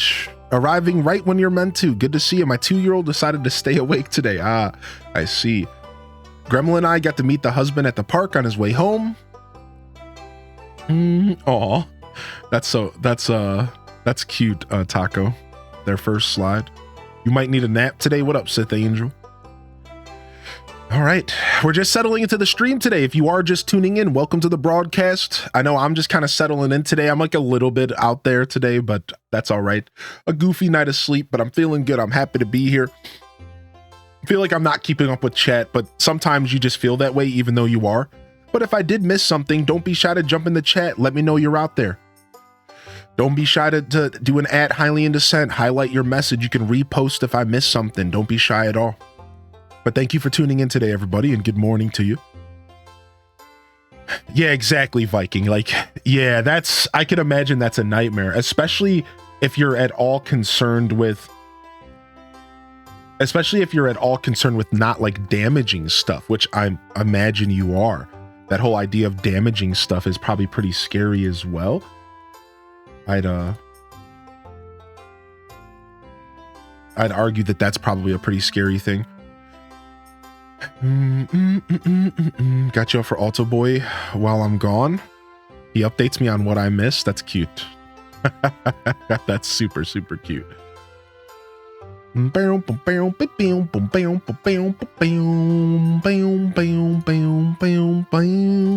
what up, Seta? Good to see you today, Seta, as well. I'm just vibing here to enjoy it. Thank you, Death Dude. I think most people understand that stuff's gonna get missed here and there, but just sometimes you put like a weird pressure on yourself and you're like, oh my gosh, you know, am I not keeping up? Am I missing people coming in and saying hello? Where's my chapstick at? Chapstick alert, chapstick alert. Spy, my day's going good today. How about you? Yo, Lynx Man, hey. What's up, buddy? They have tables that cost more than my car. Yeah. Dude, Foxy Petite, aren't those strips so nice? Oh, I use them to sleep sometimes in like the driest of weather. You just put chapstick on too. H- chat, baby. Perk them up, plump them up. All right, we got a rainy Friday in game. We have Abigail's birthday coming up, but I think we're good on Abigail's relationship. We are, so we get to ignore that for now. Little poot before the bestie summons me for more Final Fantasy 14. Nice. I hope you're enjoying Final Fantasy 14. Chilling before bed per usual, my dude. I hope life's been treating you well. You definitely deserve nothing but the best, man. I'm doing well today. Just settling in for some Stardew. Feeling a little bit scatterbrained today. Just settling in for some Stardew here. We did one day in game so far, and now it's finally kind of locking in. Some mornings it takes me a little while to like lock into playing games. It's just a weird thing. It's like I have to kind of settle in. I like to catch up with the chat. I like to relax with y'all. So it could take me a while. Oh, hey, look at that. We just got a piece of star fruit from our wife. Does that mean we're at 12 hearts? That's exactly what that means. Your mind is filled with thoughts of your chat. That's right. Sick, dude. Do. Massive star. Very nice. Traveling to Pennsylvania for work. Hopefully I can get a Philly cheesesteak while I'm there. Nice. Have you ever been to Pennsylvania before?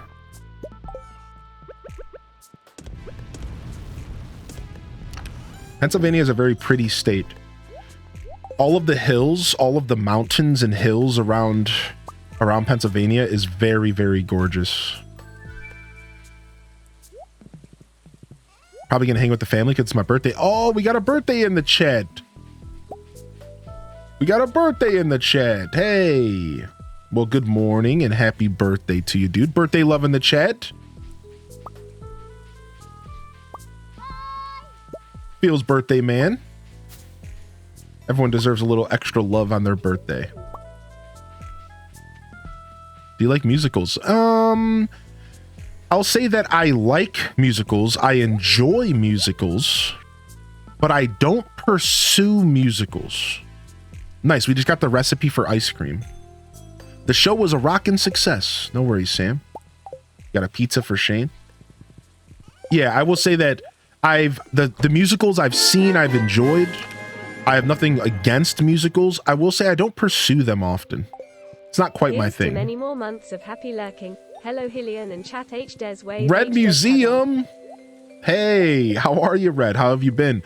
I missed y'all. If you're just tuning in for the first time this week, some of you might be. I actually took 4 days off. If you didn't hear, I was off last Wednesday, Thursday, Friday, Saturday. I came back Sunday. We did an episode of Stardew. Yesterday we had the Monday morning show and we played some more Stardew, so you might have some VODs to catch up on. And then today we're back here with some more Stardew as well. So we're doing some Disney Dreamlight Valley tomorrow. So hopefully y'all can make it for that. It should be a really good show. And it's good to see y'all back in here again. I definitely missed y'all. Over those past couple of days. I just missed my show in general, right? My broadcast, the energy, putting myself out there. I thrive in this environment, so. But of course, the community makes it what it is. Shrek the Musical, though? I'm good on that. You missed me with that. I hope you've been well, Random. All right, excuse me, Red Museum. Hope you well. And a birthday sub going out from Sam. Yo, bringing them in, badging them up, and bringing them in on their birthday, dude. We love that, dude. Thank you so much, Sam. And thank you again, Red Museum, for the 27. Holy heck. Viking giving out the good Philly cheesesteak details. So the musicals I've seen Rent. I've seen a version of Rent live. I've seen a version of Rent in Ohio live, and it wasn't like Broadway, all right? It was just like some place doing it.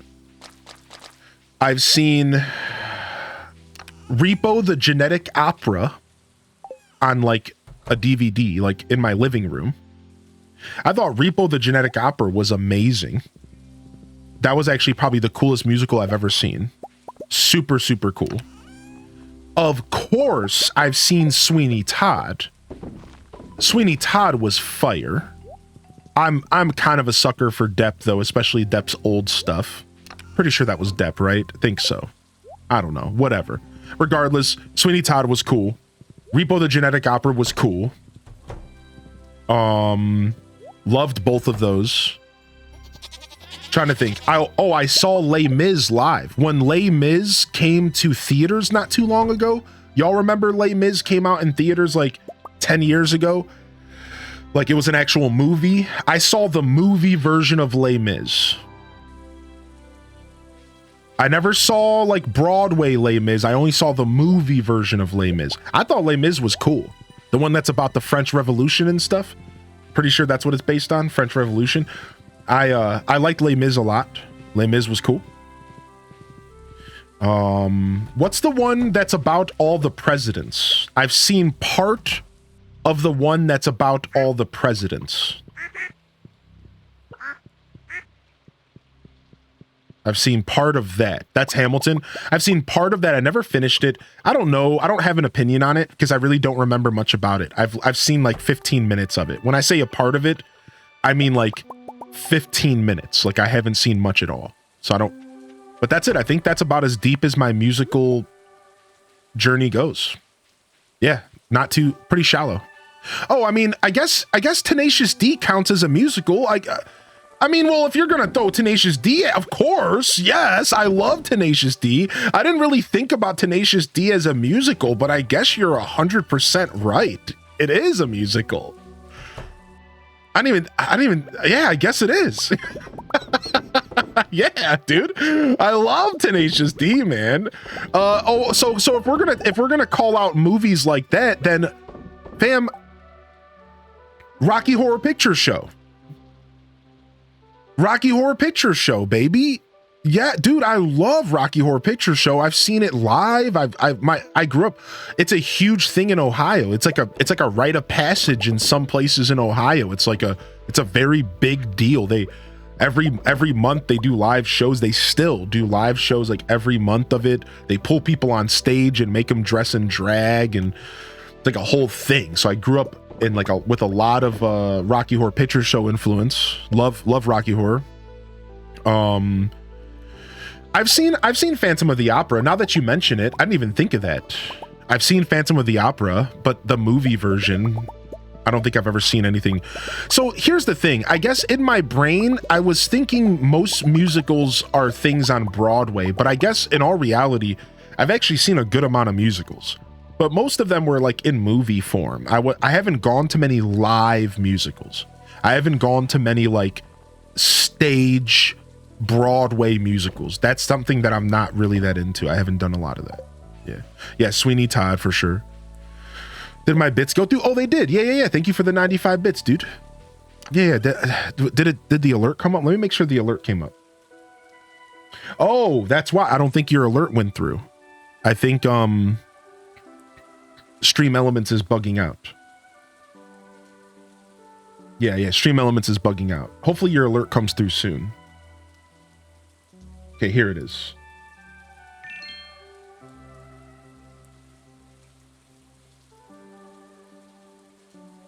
Stream Elements is like a free program. I try not to be too harsh with Stream Elements because it's all like free to use, but it do be buggy. Night stream tonight? We're playing some Pikmin 4 tonight. We're going to go back to Pikmin 4 and try to finish up what I started. That's the plan for tonight. Pikmin 4. Boom. But we probably won't even be ending the stream today. We'll probably not even be ending the show. I'll probably be just going straight into the night stream and taking a break tonight. So the flow of the show today is likely going to just be Stardew all morning and afternoon. And then around 4 or so my time, I'll probably take a break and eat dinner. Leave y'all with some words on stream. Eat some din. Right? And then we'll come back without ever ending the actual stream. And we'll start playing some Pikmin into the evening. So that's the flow for today. That's likely how today is going to be rolling. Should be good. I have seen Rocky Horror live. I have seen a live Rocky Horror show. It's pretty cool. It was a lot of fun. What's up, big doggo? What up, baby? What up, big doggo? I'm on the fence about Sweeney Todd. I want to see Hades Town in person. Never heard of that. Yeah, Petals and Pixels. It's probably just buggy. It tends to be a pretty buggy service, but it's a good, like, again, it's free, so it's like, you can't really complain. But Stream Elements do have its bugs sometimes. What's for dinner tonight? What am I gonna eat for dinner later? I bought a head of lettuce. I bought some radishes. Ooh, let's go to the traveling merchant. I bought some radishes. I bought a head of lettuce. I bought a cucumber. I bought a green pepper. I bought some baby carrots just to munch on. I have a piece of salmon left. I got 2 cans of nice chunk white albacore tuna. So it's going to be some sort of salad. Probably like a little tuna salad or something. Something nice and light so that I don't fall asleep on stream. I don't like to eat big meals while I'm streaming. Yeah, it'd be a nice hearty salad. Yeah. The salmon's still frozen, so I won't be cooking the salmon up. I'll probably pull the salmon out to thaw later today and eat that tomorrow. I haven't had radishes in so long. I decided I want to do it. I haven't eaten radishes at home ever. I've only ever eaten radishes going out to kitchens or when I worked in a kitchen. I've never actually taken home radishes to eat in my own kitchen. So I'm actually really excited because I'm going to dive into some of these radishes. I don't know how I want to prepare them though. Does anybody have any advice on how to prepare some good radishes? I'm not sure. I know I could just Google it, but since we're talking about it, let's chat. Yeah, does anybody have any advice? Anybody like radishes here? I don't know. I'm not sure how I want to prepare them yet. I'm not too sure what I want to do with them. I think the obvious is to cut them nice and thin and eat them raw, but I feel like that's a little boring. I bet you we could do something else. I'm going to probably cut up some of them and put them on my salad and eat them raw, but I'm thinking there might be a fun way to prepare them. Maybe like a nice saute. Like, do they steam well? Like, should I try steaming them? We could saute them up. We could roast them. Do you think they're good roasted? I'm not sure. Like, is a roasted radish a thing? I don't know. I don't know what to do with them. I put a layer of raw radishes in some bread and butter, and it's amazing. All right, so for those that are just tuning in, welcome to our Stardew Valley journey. Today we're focusing on ostriches. It's your local ostrich farmer here. And while our ostrich is incubating, we're attempting to kind of collect the pieces for a full shed of kegs. Right now we're finishing up our second full shed, and I want to fill that shed up with nothing but kegs. So that's what we're going to be focusing on today. I want to get nothing but kegs in this shed. And in order to do that, I need a bunch of wood, iron and copper and pine tar or oak resin, I believe. So that's our goal. Our goal right now is to get our hands on as much wood as possible. We're also trying to finish some of the monster quests. You know those quests from the Adventurers Guild where you have to kill a certain amount of enemies to get rewards? We're trying to do that as well. So you're going to see me going to the Skull Caverns back and forth and trying to make that happen. I just realized, did we even take care of our processing and stuff? We did. So we took care of our animals and everything today. Okay, good. Let's go ahead and head to the Skull Caverns.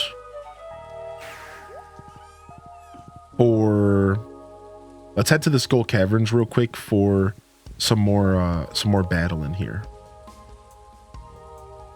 Honestly, we should maybe go to the bar and get a couple gifts at the bar, because there's a couple people at the bar we haven't fully maxed out friendship with. So for those that don't know, the bar on Friday and Saturday night is some of the best access to giving food and gifts and stuff to people. If you're looking to increase your friendship with characters, you want to go to the bar Friday and Saturday night, because you will have access to a lot of the characters in the game get together Friday and Saturday night at the bar in the game. So if you're struggling with increasing friendship and you want to try to get that 2 gifts a week, remember, you can only gift 2 gifts a week. That's from Sunday to Sunday. Otherwise, you can talk to everybody once a day. The talking is only a little bit of friendship, but the gifting can be a lot of friendship. What you want to do is go to the bar every Friday and Saturday, and you are going to talk to almost more than half of the cast.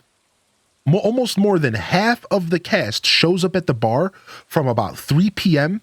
until like midnight. So that's a really easy way to get some good friendship points up every week. Just go to the bar Friday, Saturday. Now, you're not going to get everybody. The wizard's not here. The dwarf's not here. George isn't here. Evelyn isn't here. Maru isn't here, right? Caroline isn't here. So there's plenty of characters you're still going to have to work on. But I can't recommend enough as a new player, go to the bar Fridays and Saturdays nights if you can, if you have the free time, because you're going to have access to so many characters. Look, watch it fill up. It's 6 p.m. in the game now. The kids are here, right?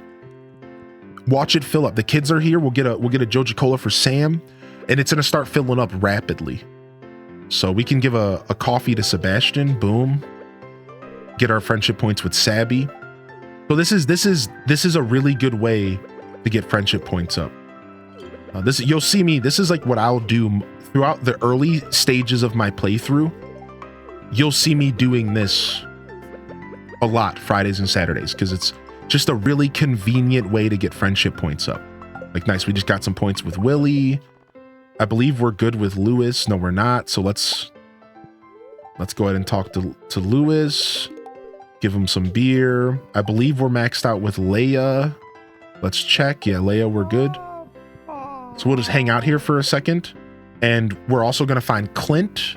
Clint's going to show up. Elliot, I believe, shows up. I believe Emily used to show up until we married her, and now she's locked up. So on and so forth. We ended up marrying Emily. So yeah, now it's raining. So remember that I know Ella mentioned that the schedules were kind of hard to get down earlier. So the truth is that the schedules are always going to be tough, and it's even tougher because their schedules change if it's raining. Their schedules change if it's their birthday. The schedules freaking change for so many little things. So yeah, keeping up on their schedules can be kind of tough in this game. It can. The Wikipedia helps, but if you're not a Wikipedia gamer, then maybe you might just end up having to kind of take some notes on the side of your own playthrough. That's like what I would recommend, maybe taking some notes, but I just kind of hope I get lucky. Most of the time, I just kind of hope I get lucky. I just like run around. I know where all the characters live, and I just kind of hope that they're there when I'm looking for them. I'm pretty bad about that. I'm pretty terrible about finding them. She doesn't fully stop working, but she stops working regularly. She still helps out at the bar, but she doesn't do it fully. That pretty much happens to all of the NPCs. All of the NPCs when married stop working full time, I think, except for like Harvey. Most of them stop working full time, and like they are on the farm most days, but then they still go and work occasionally. They leave home. So I think Harvey's the only one that stays working like pretty regularly. I think so. Looks like the most common way to roast radishes includes olive oil, salt, pepper, garlic powder, coat with all and back for 400 degrees for 40 minutes. Radishes are cut in half. I might try to roast some radishes off. Roasted radishes sound great. There's a Pikmin demo. It was super fun. I may buy the full version. What's up, Sister Honey? We're going to play some Pikmin 4 later. The Pikmin 4 demo is actually really good and fleshed out. Yeah, it's actually a lot of fun. I think it's definitely worth looking into if you haven't already checked it out. Good to see you, by the way, Sister Honey. How are you today? I thought the Skull Cavern was the mines over the bridge. Oops. No, the Skull Caverns is the mines in the desert, which I couldn't go to because Pam stopped working at 6 p.m. So plant a bunch of tree seeds in the desert. I should plant a bunch of tree seeds in the desert. You're right. People on keto diet like to roast them instead of potatoes. My mom loves them with salt and butter. You can always teach yourself to make radish roges. Ooh, I actually know how to do a little bit of that. Are you talking about like turning vegetables and fruit into art? I actually had this guy. There was an Asian man who I worked with. This was back when I was 20 years old, 19 years old. I worked with this guy. He was a legend. He would turn a mango into a freaking lion's face. He could turn an apple into like a squirrel's, like a picture of a squirrel. Like, this guy was insanely talented. And he would make these big fruit baskets and stuff for our parties. And he taught me a couple of his secrets and like how to properly hold the knife, what type of knife you want to use. And I can make some very ugly looking pieces of fruit art. I promise you it's been like 10 years, so I probably can't do anything nowadays, but I can do a little bit. I can do a teeny bit. I'm all right. One day I'll have to make a piece of fruit art for all of you because it's been a long time. All right, I just wanted to check on my fields here. I thought they were, just in case my fields were getting taken over by weeds. So on Ginger Island, you don't have to worry about scarecrows, but you do have to worry about your fields getting overcome by weeds. So your crops can succumb to weeds if you're not careful. So I just wanted to double check that we were okay. So now I don't have to think about it till Monday in game. Meanwhile, we're just going to go back to cutting trees down because I missed out on going to the desert. And now I could have used the desert totem. Believe me, there are options. The desert totem is a great option. I'm feeling lazy. I didn't feel like doing a desert totem. We'll just do this today. Scuffed eats fruit art. Yeah, it's been a long time. I would have to de-rust, but fruit art is cool. Food art in general is cool. Been here for hours chatting. I know, but I didn't get a chance to give you a proper hello, sister honey. That's all. Anytime I give you a late hello, but I've been interacting with you in your messages the whole time, it's because it hits me that I haven't actually said the words good morning or hello to you. Instead, I've just been interacting with your messages, reading them and talking to you, but I never officially said like, hey, good morning, or hey, hello, how are you? Does that make sense? So a lot of times you'll be here, you'll be watching the stream for 5 hours, and 5 hours in, I'll be like, wait a second. Yo, good morning. Hey, how are you, by the way? just haven't had a chance to get a nice, just how are you again there. I'm just reading your messages and saying hello to you, like, I feel like there's a difference, That's all. What's up, Hannah, by the way? I'm off to put a May tree with my neighbors. Wait, what? It's a welcoming summer and blessing the land. I've never heard of a May tree. That's cool. Take pictures if you're up for it. I'd love to see some pictures of what a May tree is. That's neat. I like symbolic stuff like that. I think that kind of stuff is cool. Thank you again, Sam, for the gifted, by the way. And thank you again, Jimmy, for the bits, dude. Maybe it's like a maypole. I have heard of a maypole. H-Des maple. I know all about that. I know all about that.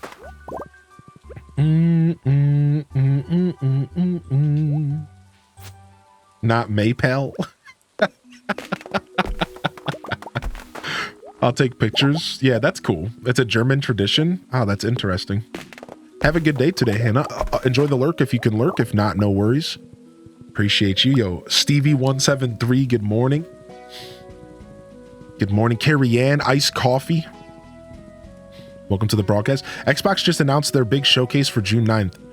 Nice. So wasn't there a little bit of a mini Xbox showcase last night that we missed out on? We're going to watch it on Friday, chat, all right?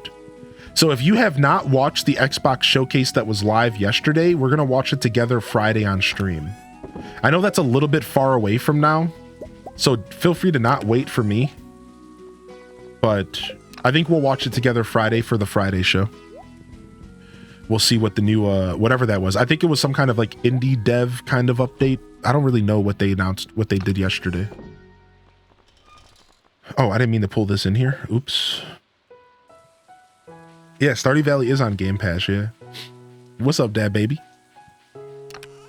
There was actually some somewhat convincing Switch leaks that just came out as well. Oh, I didn't mean to pass out. Oops. You got a star drop? Nice. Been lurking? I need to take Jake for a walk. Yo, Mother Gamer, thank you so much for lurking in here today. And I hope you have a great day. I didn't mean to pass out, chat. What the heck am I doing out here? What am I doing out here? Passing out like a goon. Hold on, I'm gonna blow my nose real quick. Do. Do you lose money when you pass out? Yeah, but only like $1,000. Yeah, we'll stretch while we're at it. Yeah, you don't lose much. If anything, you just lose your dignity because you stupidly passed out outside of your farmhouse. you lose your dignity. Yeah, did anybody watch that the showcase yesterday? Some kind of Xbox showcase. I know Jelly mentioned it. Imagine losing $1,000 in real life for passing out. I don't want to think about that, dude. That sounds terrible. No way, dude. All right, we need to make some crab cakes today. No. So that's when you die, Toad. Yeah, I thought the same thing you did, Toad. But Dazabound kindly corrected me that it's only when you die. When you die now, you can lose up to 15,000 gold. And it's based off of how much money you currently have. I think it caps out at 15,000. But when you pass out, it's still the same old just pass out. You just lose $1,000 or so. You don't really, for passing out is not, it's still the same level of punishment for passing out. Well, thank goodness. It's the same. It's not that bad. Holy heck. Thank goodness. Passed out and started on stream last night. I was like, dang, facepalm. It'd be like that, right? Yo, what's up, Jesse A? How you doing, Jesse?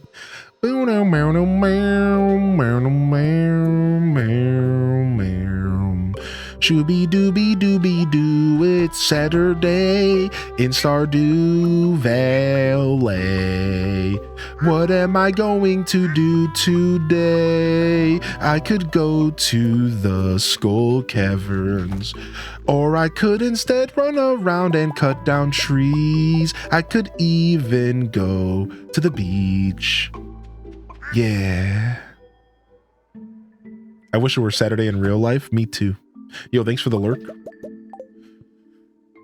Because this Saturday we're playing Stardew Valley multiplayer. And I can't wait. Because this Saturday we're playing Stardew Valley multiplayer with the community. And it's about to be sick! It's about to be litty! I'm freaking stoked!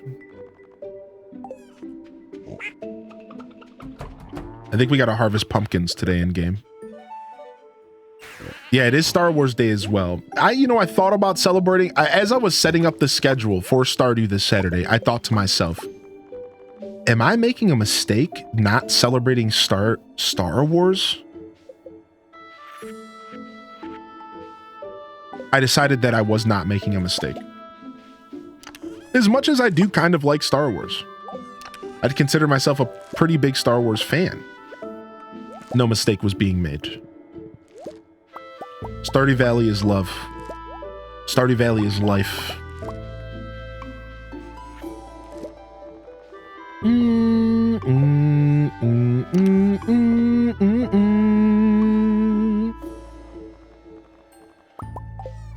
No mistake was made. What are you doing in my swamp? Live, laugh, love, Stardew. Shut up. What's up, Brittany? How the community town actually works? So essentially, we're gonna have to do a raffle. First off, we're gonna have to do a raffle because the truth is that we probably have more interested parties than we have available slots. To explain, there's only 7 available slots outside of myself. So we're probably going to most likely, and I'm not going to make any assumptions because you know what they say about assuming. So, but most likely we're going to have more than 7 interested parties. So we're going to do a raffle, and whoever wins the raffle gets to play on Saturday. You'll be able to play as long as you like. It'll be an all-day thing. Now, here's how it's going to work.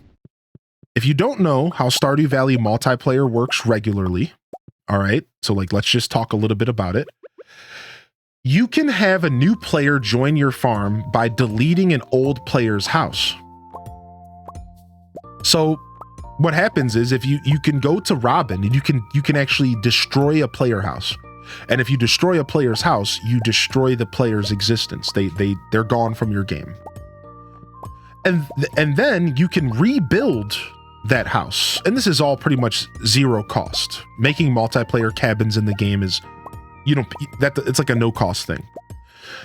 And a new player could join. So the way it's going to work is this is going to be a potentially, we're going to just be taking this a day at a time, a thing that we do once a week, maybe once every 2 weeks.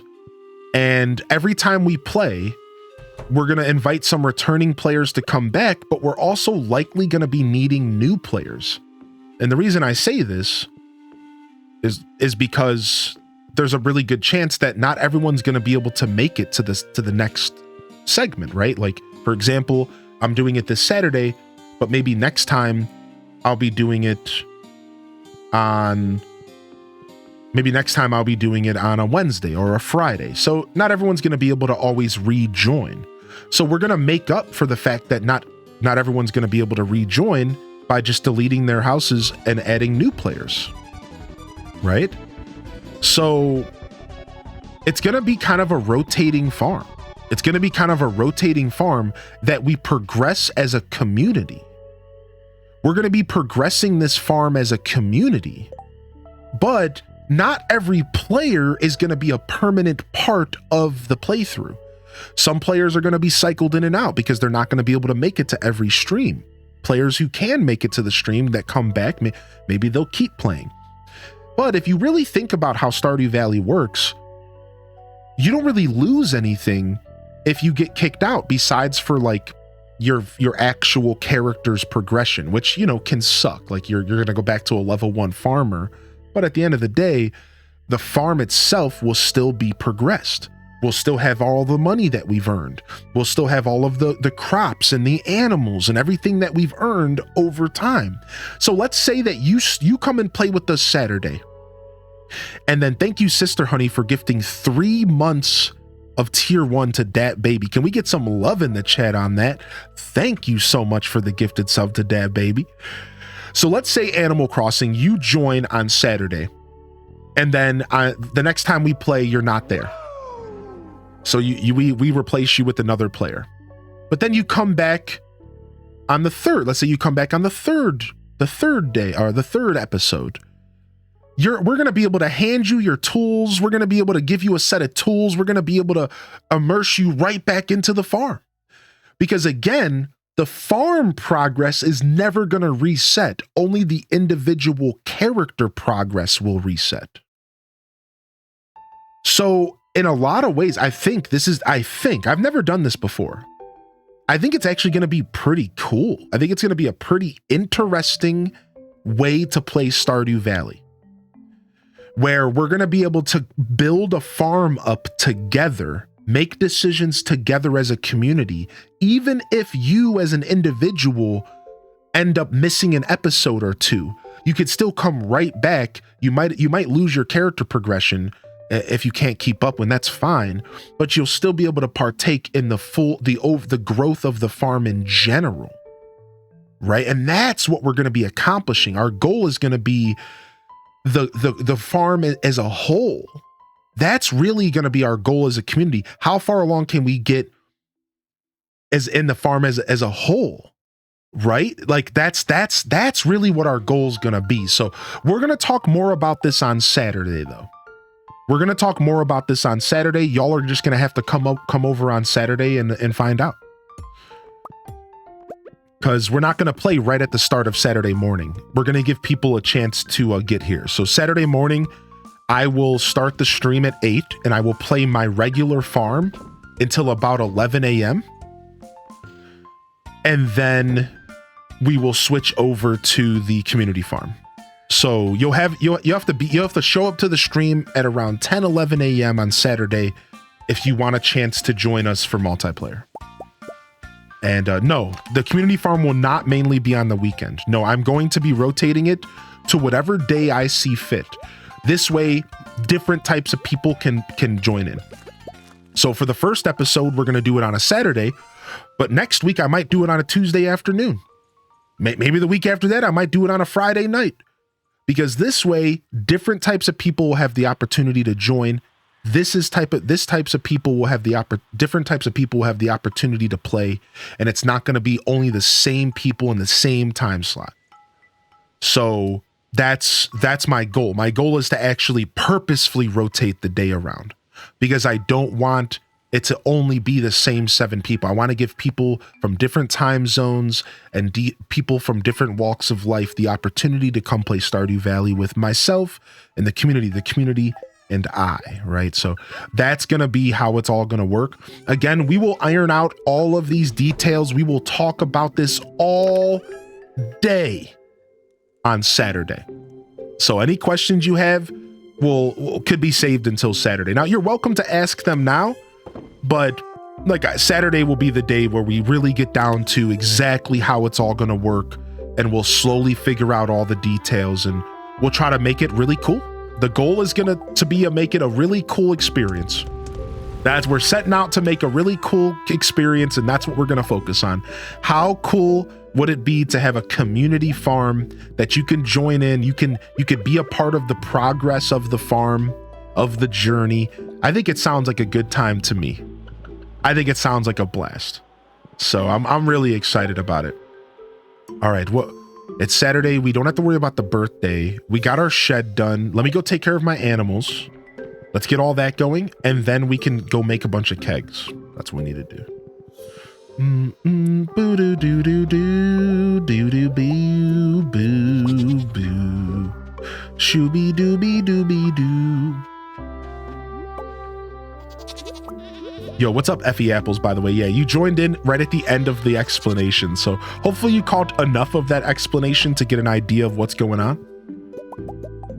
But you're welcome to ask for any clarity. Yeah. Oh, you didn't realize May is tomorrow. Yeah. No, we're doing this on this Saturday. So just a couple days. Would it be cool to add the little signs that you can write on in different areas where someone did something notable? Yeah, we should. We should develop a bunch of really cool stuff. Like, that sounds like such a cool idea. Leaving little signs to commemorate things that we've done together. That sounds like such a great idea. I actually love that, right? Like, that's the kind of stuff that I want to do with this farm. Yeah, I like it.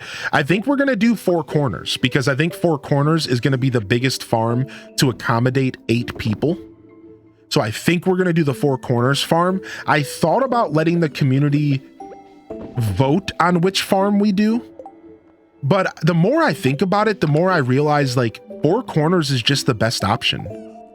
I don't think we should be doing anything else, because I think we want to focus on size. We want to have a lot of space. We want to give people space to kind of do their own thing, right? I think space is probably a priority here. Yeah, so exactly Animal Crossing. So because the experience I'm trying to create is, even if you only come and play for 1 episode, you still have an impact and you still can enjoy the playthrough with us. Does that make sense? Do y'all kind of see what I'm going for here? If everything works out the way that I think it's going to work out, that's our goal.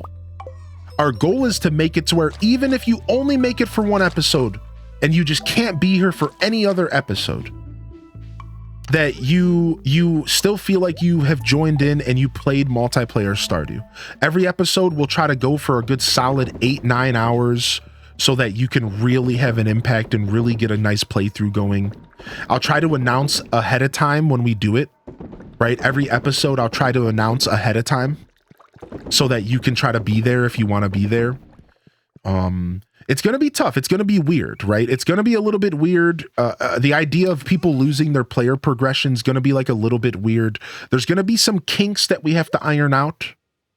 Believe me, like this isn't going to be like the cleanest thing. Like there's going to be some stuff we're going to be figuring out as we go, right? Like there's going to be some hurdles that we're not thinking about right now that we're going to be like, oh, wait a second, we didn't think of that. How does this work? Maybe some stuff that I don't understand, right? Like an example is maybe I don't quite understand how rotating new players out is going to work. Like maybe there's something I'm not understanding. So, and we'll iron all that out. We'll figure all of that out together.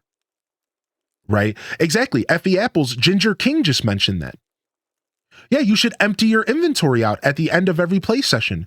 Why would you get rid of those upgraded tools? You could literally put a chest down on the farm with a sign that says Effie Apples Tools.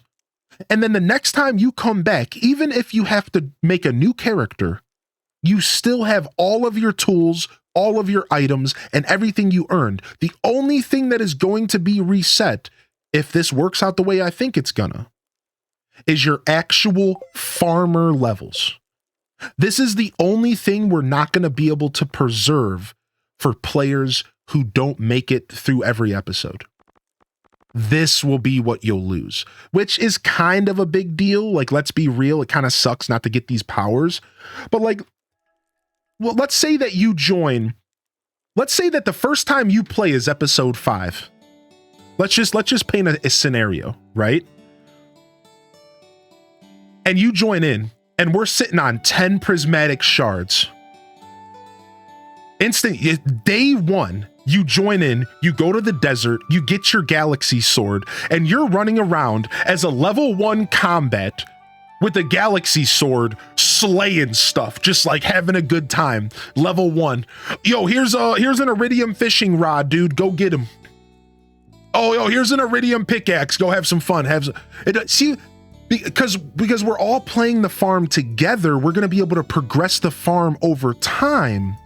Therefore, even if you're tuning in and playing with us 5 episodes in, you're going to be able to take advantage of the luxuries of the community playthrough. So it's like, it's going to be sick. Like, we'll hit a certain point to where you log in, you'll have a whole slew of outfits to choose from. Oh, I want to look like this. I want to use this weapon.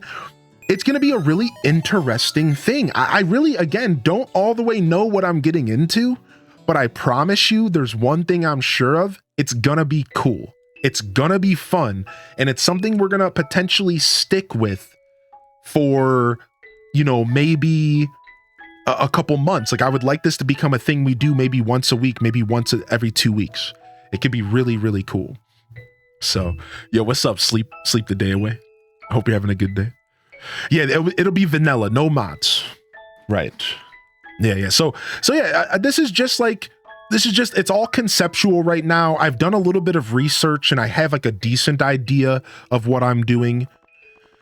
Right. I've done a little bit of research. I kind of know what I'm getting into, but there's gonna be some kinks. There's gonna be some things we have to figure out as we go. It's gonna be fun. If that's the case, I need a froggy hat. Yeah. It's gonna be a lot of fun. I think it's gonna be a blast. I think the biggest hurdle that we're gonna hit is gonna be figuring out like the player situation, like how that's all gonna work. Like maybe putting a limit, like if a player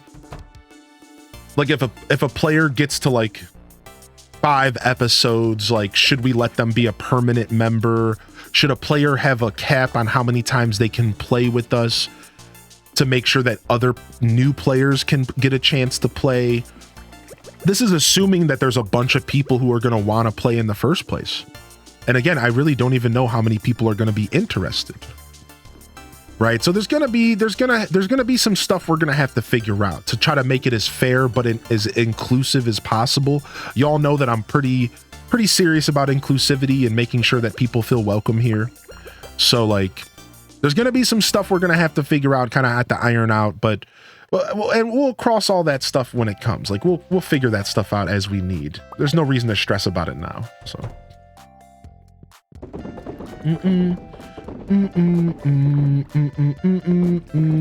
No, chat. No. I mean, sure. Why not, right? Yo, what's up, Mango? What's up, Mango? Welcome to the show today.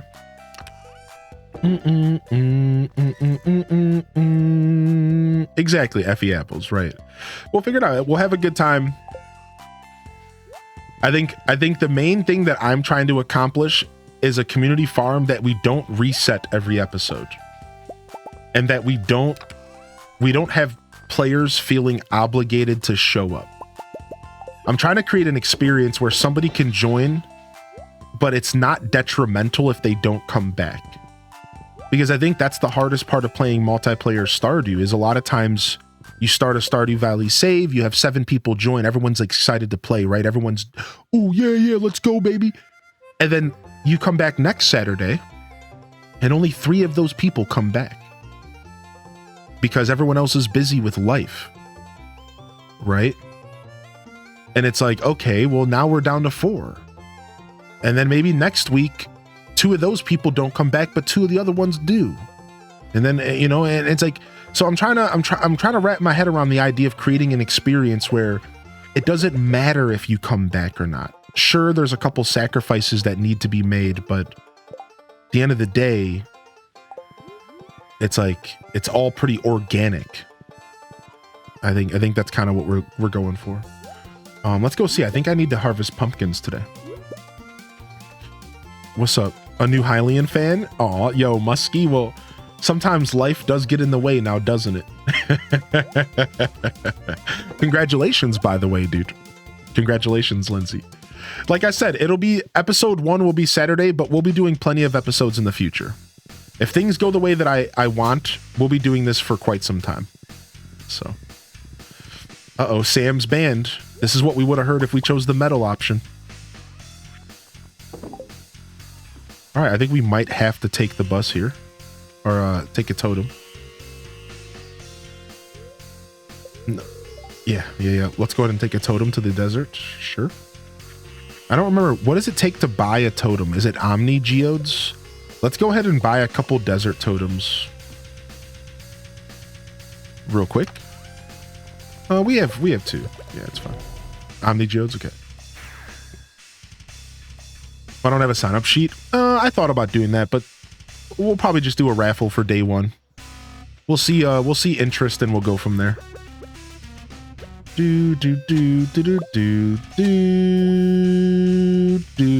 Sign-up sheets are more messy than you might realize. That's all.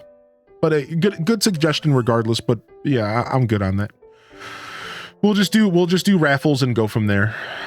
Yeah. Sign-up sheets end up being a lot messier than you might think. It gets weird. Then there becomes like a weird expectation for you to be there. Then what if you can't be there? And then people sign up on the sheet, but they don't realize that they signed up in May, but they're not going to get their chance until August, right? Like sign-up sheets instantly start to get thick, right? We've learned this from island tours and Animal Crossing, that like somebody will sign up and they're like, okay, I'm going to eventually get my turn. And they don't realize that their turn's not going to come until like 3 months later. Well, they signed up 3 months ago. They might not even be on Twitch 3 months later, right? So like, it's like you can't, sign-up sheets just don't really do a good job. I don't know. Our community's too big for that nowadays. Yeah, we just do random.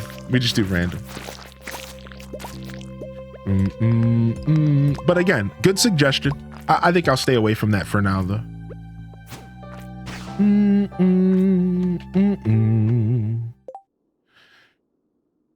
Could never be me. Yeah. I should have been a cowboy. Yo, what up, Sunset Sass? Yo, enjoy the work, Lord baby. What up, dude? Be good to see you today. Welcome in. Yo, Limes, welcome to the show. Good to see you in the building. Everyone's gonna go for Sam. What happens if we try to date all the same person? Are we gonna have to do battles to figure out who can date who? we're gonna have to figure out some kind of like gauntlet system where if two people want to date the same person, we have to figure out some kind of like survivor challenge.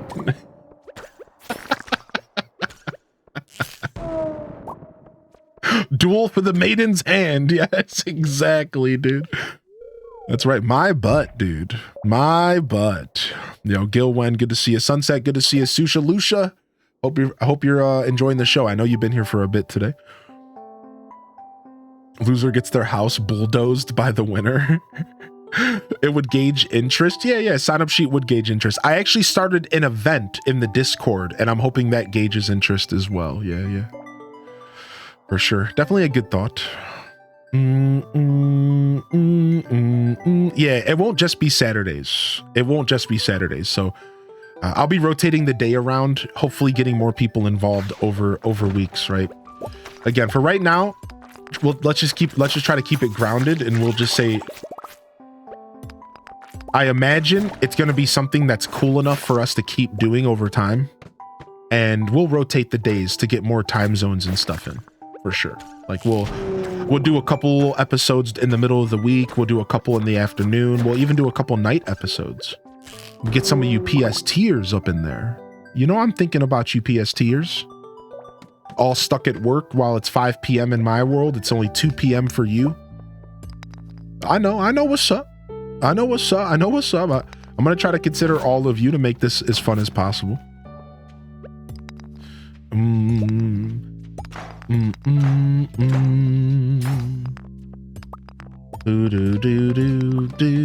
I call shotgun on Abigail.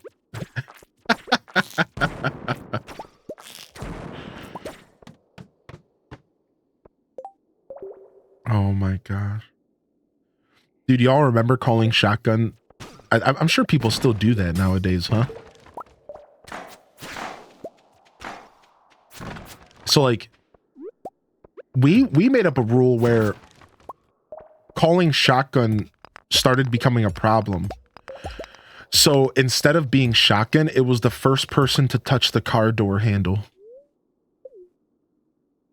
After a while, I didn't mean to leave. Oops. After a while, we realized like it was getting to be too much. Oh, nice. 9 floors. That makes up for it. Ooh, a pink cake. So we decided to make it to where it was the first person to touch the car.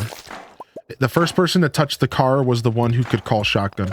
If you touched the car first, but you didn't want shotgun, then it would go to the second person. We had like a whole system because people were starting to get feisty with each other. People were trying to get feisty. If one of our roommates is Krobus, is he everyone's roommate? No. Everyone has separate houses in multiplayer. In multiplayer Stardew Valley, everyone has separate houses. Like full, like you can get to a point to where everyone has a separate full house with a basement and cask and little kids and wives and everything. It's all separate. You can even do a playthrough where everyone has a separate wallet now. Right? You can even do a playthrough where everyone has a separate wallet and we actually compete with each other in a weird way, but we're gonna do a co-op wallet. We're gonna do like a community wallet. Yo, Celestial Nightcat coming in with 33. What happens to the spouse when the house gets deleted? I have no idea. I have to do some research on that. Yeah. Can you all marry the same person? I don't think so. I haven't done a lot of multiplayer Stardew, so I'm not actually sure how some of the nuanced stuff works. I actually have no clue. Yo, thank you for the lurk. I appreciate the lurk coming in. Thank you, Celestial. How you been, dude? 33 months. We like that, dude. Thank you so much. Yeah, it's easier to share. It is. You just have to make decisions together. The only problem with sharing a wallet is like if somebody goes and buys themselves a book bag, well then, you know, that just comes straight out of the wallet. So we have to like kind of make decisions together. Like for example, the couple times I did do multiplayer, we gave the first book bag upgrade to the person who was going into the mines every day because they're the ones who needed the book bag more than anybody else. Meanwhile, we gave the first tool upgrade to the person who was farming every day because they needed their watering can upgraded. So we kind of built like systems where we were like, okay, this person needs this first. This person should have this first. And we tried to like be fair with how we spent the money, like a democracy. It's pretty cool. Oh, nice. We'll take that seafoam pudding. Nice. Yo, good morning, Maldito. Good to see you, boss. How are you today? I always fought for back seat behind driver because nobody would fight me for it. You can marry other players. Yes. Yes, you can in fact marry other players in Stardew Valley, which is a cute little note that I don't think a lot of people know. Yeah, the worst part of co-op is that there's no pausing. Correct. I agree with that. No pausing makes Stardew Valley multiplayer a little bit stressful for sure.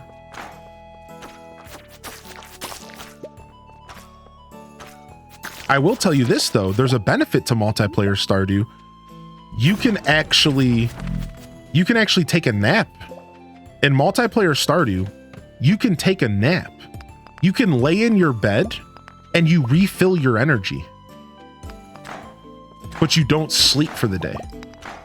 So early game multiplayer co-op Stardew is actually super cool because you can spend the first half of the day cutting trees down, go lay in bed, refill your energy, go back out and finish your day cutting more trees down. Yeah, it's actually super OP. So even though you lose that ability to pause, you actually gain a really interesting ability that you can't do in regular Stardew. You can take a freaking nap and refill your energy before you get the hot spring and stuff. Once you get the hot spring, it's like less relevant, but isn't that kind of cool?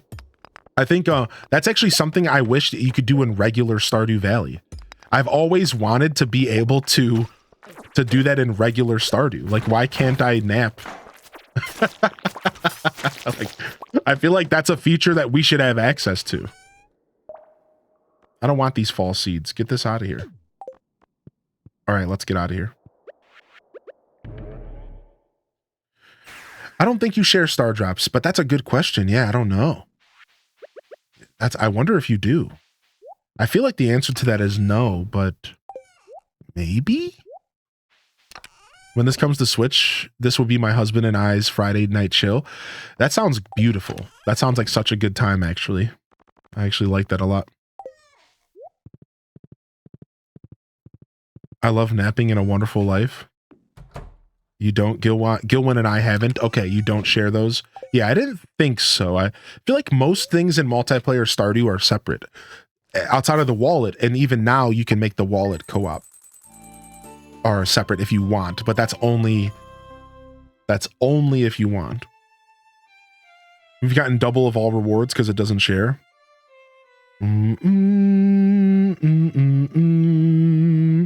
So Tracy, I think the way that works is that your elevator isn't shared with me.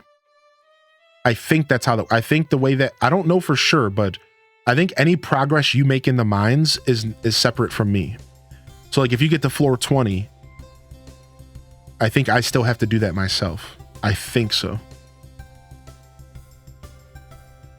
I have no interest in playing this game, but I love little sound effects. I agree. Okay, no, the mine elevators are shared. So Tracy, the way it works is this then. Okay, now I'm starting to remember. Let's say that you, Tracy, get to floor 80 or whatever, and you unlock the obsidian edge. Now it's open for me. All I have to do is go to the mines, go to floor 80, open up the chest, and instantly get the obsidian edge. Let's say you make it to floor 120 and you get the Skull Caverns key. All I have to do is just go and pick it up. Boop, bing, boom, bang, my key. Let's go. So yeah. Now I'm starting to remember how, because I've done this a little bit. So yeah, no, you benefit from the other players making those goals. And you could just go pick up the reward. Just beep, thanks. And that's what's cool, right? Because there's a lot of things that players don't like to do. So like I could fish for the legendary fish, whereas you don't have to do that. But we could still get the benefits of unlocking some of that stuff. But again, some stuff isn't shared. Like I think your personal achievements in the game are not shared. Your relationship stuff isn't shared. Recipes for cooking and crafting, I don't think any of that's shared. So there's some nuance. It's definitely stuff that you have to learn over time. I think there's some co-op veterans in the chat that could probably speak on this a lot more than I can. But I think you just have to play a lot of multiplayer and you figure it out over time. Yeah. Ah, cool, Lindsay. That's cool. I didn't know that. Gonna go to the mall with the fam. Yo, good luck. Good luck with the mall spy. Thanks for hanging out with us. Good morning, everybody. Let's take a moment here to sound off in the chat. If you're just tuning in or you've been here all day, good morning, everybody. Welcome to the broadcast. Drop an emo to the chat. Let me know you're out there. And welcome to Stardew Valley, your local ostrich farmer. I'm hoping my ostrich is born soon, man. It's been forever. Letters and hidden notes are not shared either. Yo, what up, Jackie? I see you out here, Jackie. I see you out here. L's in the house. Good morning. I think I saw you pop in the chat earlier, L, but it's good to see you. Tracy. Thank you again, Sister Honey, for the super generous gifted sub to Dat Baby. 3 months. Thank you. I see you getting your ditto on, Batsy. Cindy Alice, H. Des Shot. Lady of the Light getting their wiggle on. Tara Mesu. I see you out here as well. Hope you enjoy those follower emotes. Enjoy those lurks. I see you. I appreciate you. And I value that support just as much as anything else. Thank you. What's up, Water Dre? Brittany Cat Jamming. Why do I always pick to embroider on velvet? What's up, Star You? Hey, like the Pokemon by chance or no? Bookie H Des waving. Holy heck, yo. Good morning, everybody. We're having a pretty good show so far. I'm enjoying the Stardew Valley here. It's nice and chill this morning. Very casual today. Very, very casual. I think all my pumpkins should be grown now. We got a rainy day in game. We don't have to worry about birthdays for a little while. We got another very displeased luck day. I'm really hoping for some good luck days soon. Let's go to the traveling merchant and let's continue our journey of making kegs. We're out of wood again. So why don't we go to the quarry and plant trees at the quarry? Baked fish. Yeah, why don't we go to the quarry and plant trees at the quarry? I think that's what we're going to do today. I know somebody recommended the desert. I think I'll do the quarry instead just because why not? Not a ton of a difference there, but why not? Go take care of that. As I said yesterday, I do want to start laying paths and maybe starting to decorate soon.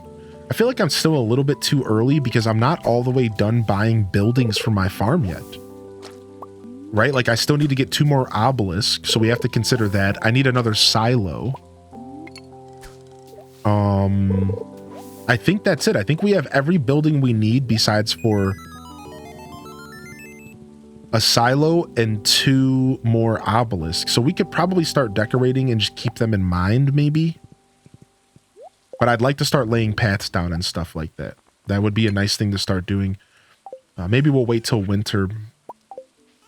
Usually I decorate as a reward once I finish perfection. At least that's what I did the first time I perfected. I decorated as a reward for perfecting the game. So, but I would like to get some paths down at least and maybe start figuring out what my next goal is. Yeah, we could use stone as for pathing. That's actually a smart call. Gaming Golfers in the house. Question for Chef HD.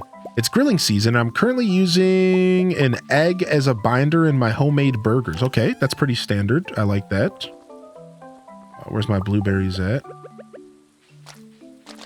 However, this causes significant shrinkage. It does, like a cold winter day now, doesn't it? A dip in a cold pool. What would you recommend as a substitute binder to prevent the shrinkage? The truth is that I haven't really made many burgers with using a binding agent at all. Most of the time when I approach burgers, personally, I approach them very, I try to do less is more. I use a blend of a nice, like ground chuck and like a lean, like I do like a 50% blend of like chuck and then like a 50% blend of like another type of meat. I can't remember the names, but I go for like a mix of like a lean and like a mix of kind of like a fatty meat. and then I just do salt and pepper. Maybe onions, but nah, I like very simple burgers. I think I like my burgers to be kind of focused on the flavor of the natural flavors of the meat. So I don't have a good answer. If I were to provoke my imagination a little bit, I imagine some other options would maybe be something fatty and oily, right? So you're going for an egg. Why not something close to an egg, like a mayo, or like maybe just go for the egg whites instead of the actual yellows of the egg? Just whip those egg whites up a little bit, get them a little bit fluffy, and then bind them in. I wonder if that would make a difference. I feel like there's potentially less shrinkage in that situation. I have done JojaMart Ale. Yeah. Have you? Will there be in-game chat for communication and co-op? Yes. It would be in-game chat or Twitch chat. Twitch chat communication or in-game. I don't know if I want to do voice chat. I kind of like to keep a certain flow here as far as voice chat stuff. But I would consider voice chat. I am considering it. You're currently doing Joja? Joja's a fun route. I like it. Jesse says Worcester pepper, seasoned salt, garlic powder. Yeah, like I go for a pretty simple flavor. My burgers are very lean, moose and elk. I use bacon grease to help bind it. Yeah, like a grease, like a fat. You could go for like a fat. Bacon grease is a really good answer. That's what I was looking for. A thumbprint helps with shrinkage a lot. Yeah, I think I was looking for like fat, like some sort of fat would really help. Like it sounds like you could use like a bacon grease. That's a really, really good answer, I feel personally. Yeah, fattier meat, breadcrumbs. I was also thinking breadcrumbs. I was also thinking, why don't you do a little bit of breadcrumbs with the egg? Maybe do that. Maybe do everything you're doing the same, but just add a little bit of breadcrumbs to the mix. I think that's actually a really good idea as well. Or yeah, maybe just the yolk and not the whites. Right, the other way around. You could also try just the yolk as well. I typically use panko crumbs to absorb the leftover egg.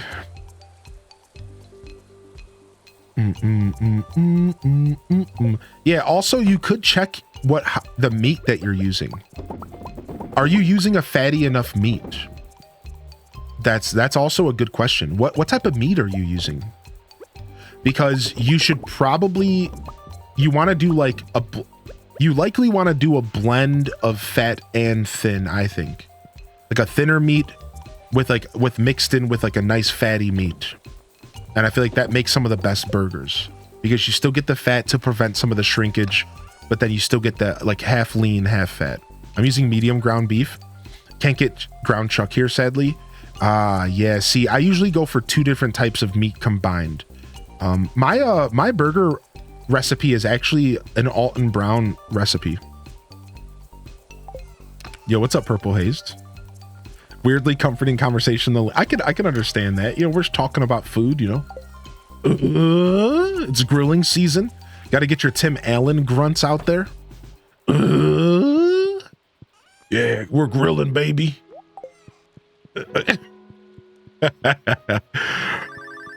Oh, phone.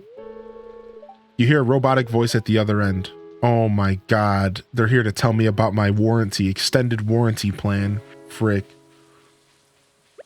All right, it's Sunday so that we reset all gifts. So now we can gift again. So let's go back to gifting Kent, Penny, and Krobus. So Penny is taking emeralds. Kent, we're giving a rabbit's foot. Krobus, we're giving a void mayo. So let's go do that right now. Did I take care of the cows and stuff yet? I keep being scatterbrained about that today for some reason. All right, we have plenty of hay.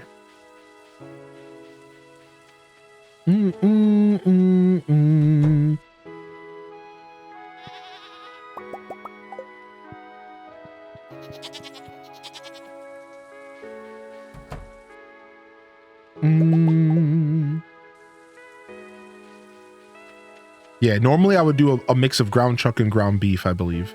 But if you don't have access to ground chuck, then you definitely have to find a different alternative. Dude, I can't actually recommend the bacon grease enough. I cannot recommend the bacon grease enough, dude. I really think you should consider the bacon grease. I think that was the best solution in the chat that I saw personally.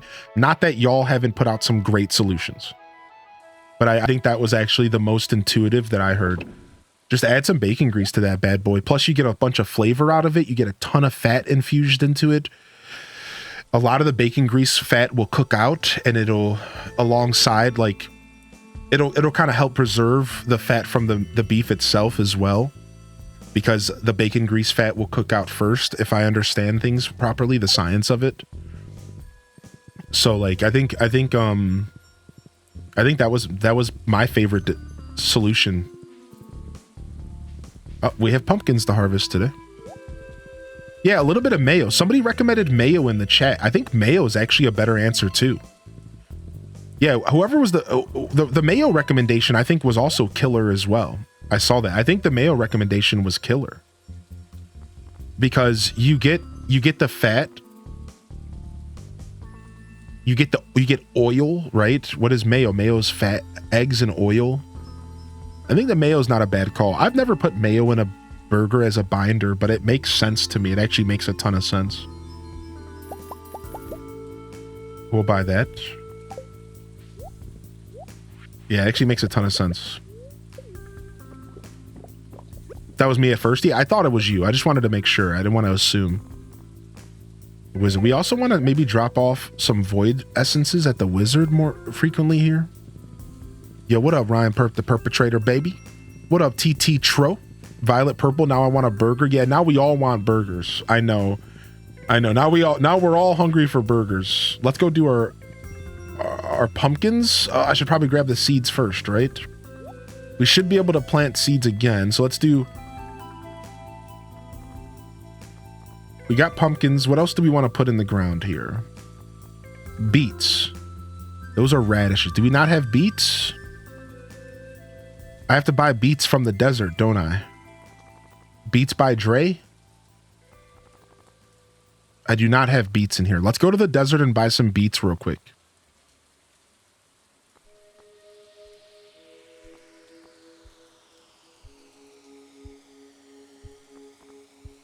Yeah, let's go.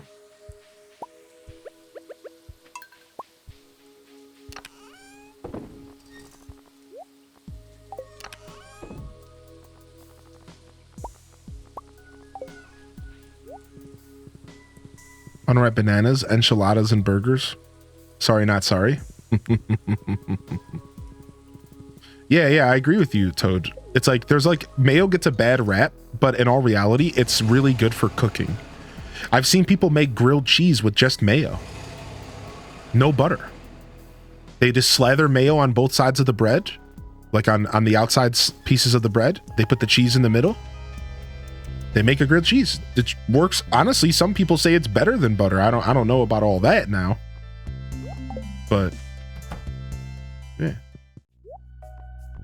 Well, yeah, I mean, you put your cheese in. Yeah, screw. I don't want mayo bread grilled. Come on, Tracy, then. Gross, dude. Come on, dude.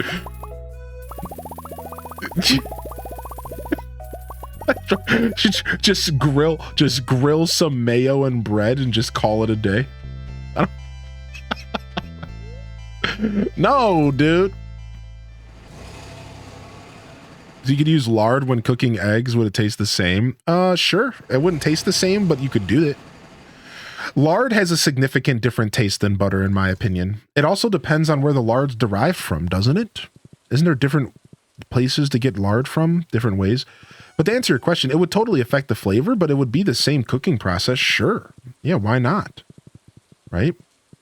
You can use the same way that you can use like oil to fry, or you can use lard to fry, right? It's the same idea, right? You can use lard to fry stuff. You could use oil to fry stuff. I think in a lot of ways it's the same idea. Yeah. But it would affect the taste a bit though, for sure. The same way that mayo and grilled cheese affects the taste. Yeah. If you make a grilled cheese sandwich with mayo instead of instead of butter, you're totally gonna get a different flavor by the end of it. I don't think it'll be drastically different, but it'll be different.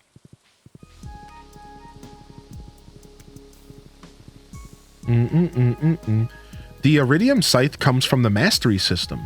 So once you get all of your skills to level 10, you are going to unlock a new room to the south of your farm. It's down in that little area across the bridges. And it's called the Mastery Room. And the Mastery Room will, you'll start to unlock mastery for every skill. Every skill has a mastery, and every mastery gives you different interesting perks. And the Iridium Scythe comes from the farming mastery. That's to answer your question. So once you unlock farming mastery, you get the Iridium Scythe, and the Iridium Scythe allows you to harvest your crops with the scythe. Now, there is a thing in the game called a golden scythe. And the golden scythe is very much a useful tool. You could pick that up over when you unlock the quarry. Once you unlock the quarry, you can unlock the golden scythe.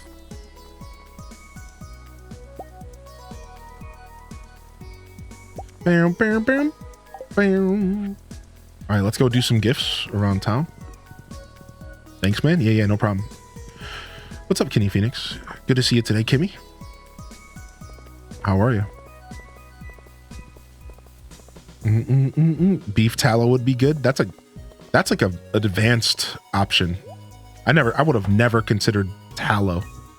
Not that that's a bad suggestion. That's a great suggestion, but I would have never considered that. That's actually super smart. I wonder where Kent goes on a rainy day. Do we know where Kent is on a rainy Sunday, huh?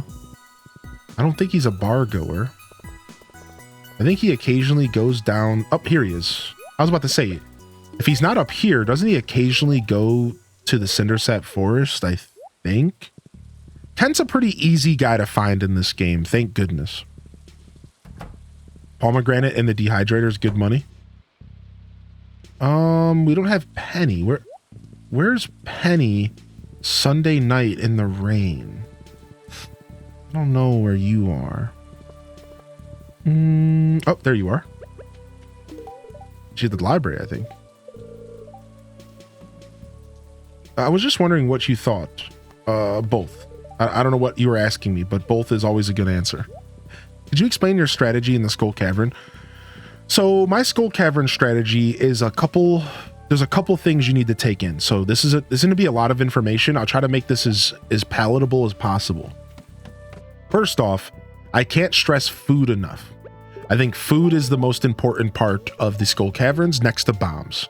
So you want to have some good food, right? You want to, you could do spicy eel. Spicy eel is a really good food for the Skull Caverns. Where's my horse at? You could do Lucky Lunch. Lucky Lunch is a pretty good food. You can do, what else is there? You could do, pumpkin soup, +2 luck, +2 defense. Regardless, food is super important. You want to have food that give you good buffs. All right. And luck. Luck is king. Luck is everything in the Skull Caverns. So you want to have a good luck food. 1. All right. 2, you want to have a good luck day. You want to check the fortune teller on TV, and you want to go on a pretty decent luck day. At least a neutral luck day. If not even better than neutral. All right. So good luck day and good luck food. Next up would be bombs. I can't stress this enough. The truth is that bombs are so important because bombs help you get through the floors faster. They also help you take out a lot of rocks at once, which helps staircases and shafts appear. A shaft, you fall down and you skip a certain amount of floors. A staircase, you just go down 1. All right. So you want to have a good luck day and you want to have good luck food and you want to bring a bunch of bombs, regular bombs, mega bombs. And here comes a part that's from my personal strategy. Explosive ammo. You can buy explosive ammo at the Adventurers Guild, or you can also craft it. Explosive ammo is a really good way to get through the Skull Caverns effectively without breaking the bank on bombs. But you got to get yourself used to using the slingshot. The slingshot's kind of rough to get used to, so you have to wrap your head around that. Maybe start with rocks and kind of get used to it with rocks first. You could just throw some rocks in there and you know, just kind of get used to it. Let yourself kind of get used to shooting, right? So I would say that the biggest advice I can give you as far as my strategy is I wait for a really good luck day. I eat myself a lucky lunch or a spicy eel, and I eat myself I drink a cup of coffee or triple shot espresso. So I'm a little bit fast, but I also have good luck. And I go in there and I do my best to move as fast as possible and to blow up as many rocks as possible to make staircases appear, right? Now, let me give you a couple tidbits of information that you could use. If you don't know, you can actually trade jades in on Sundays at the desert for staircases. Let me say that again. Jades, Jade,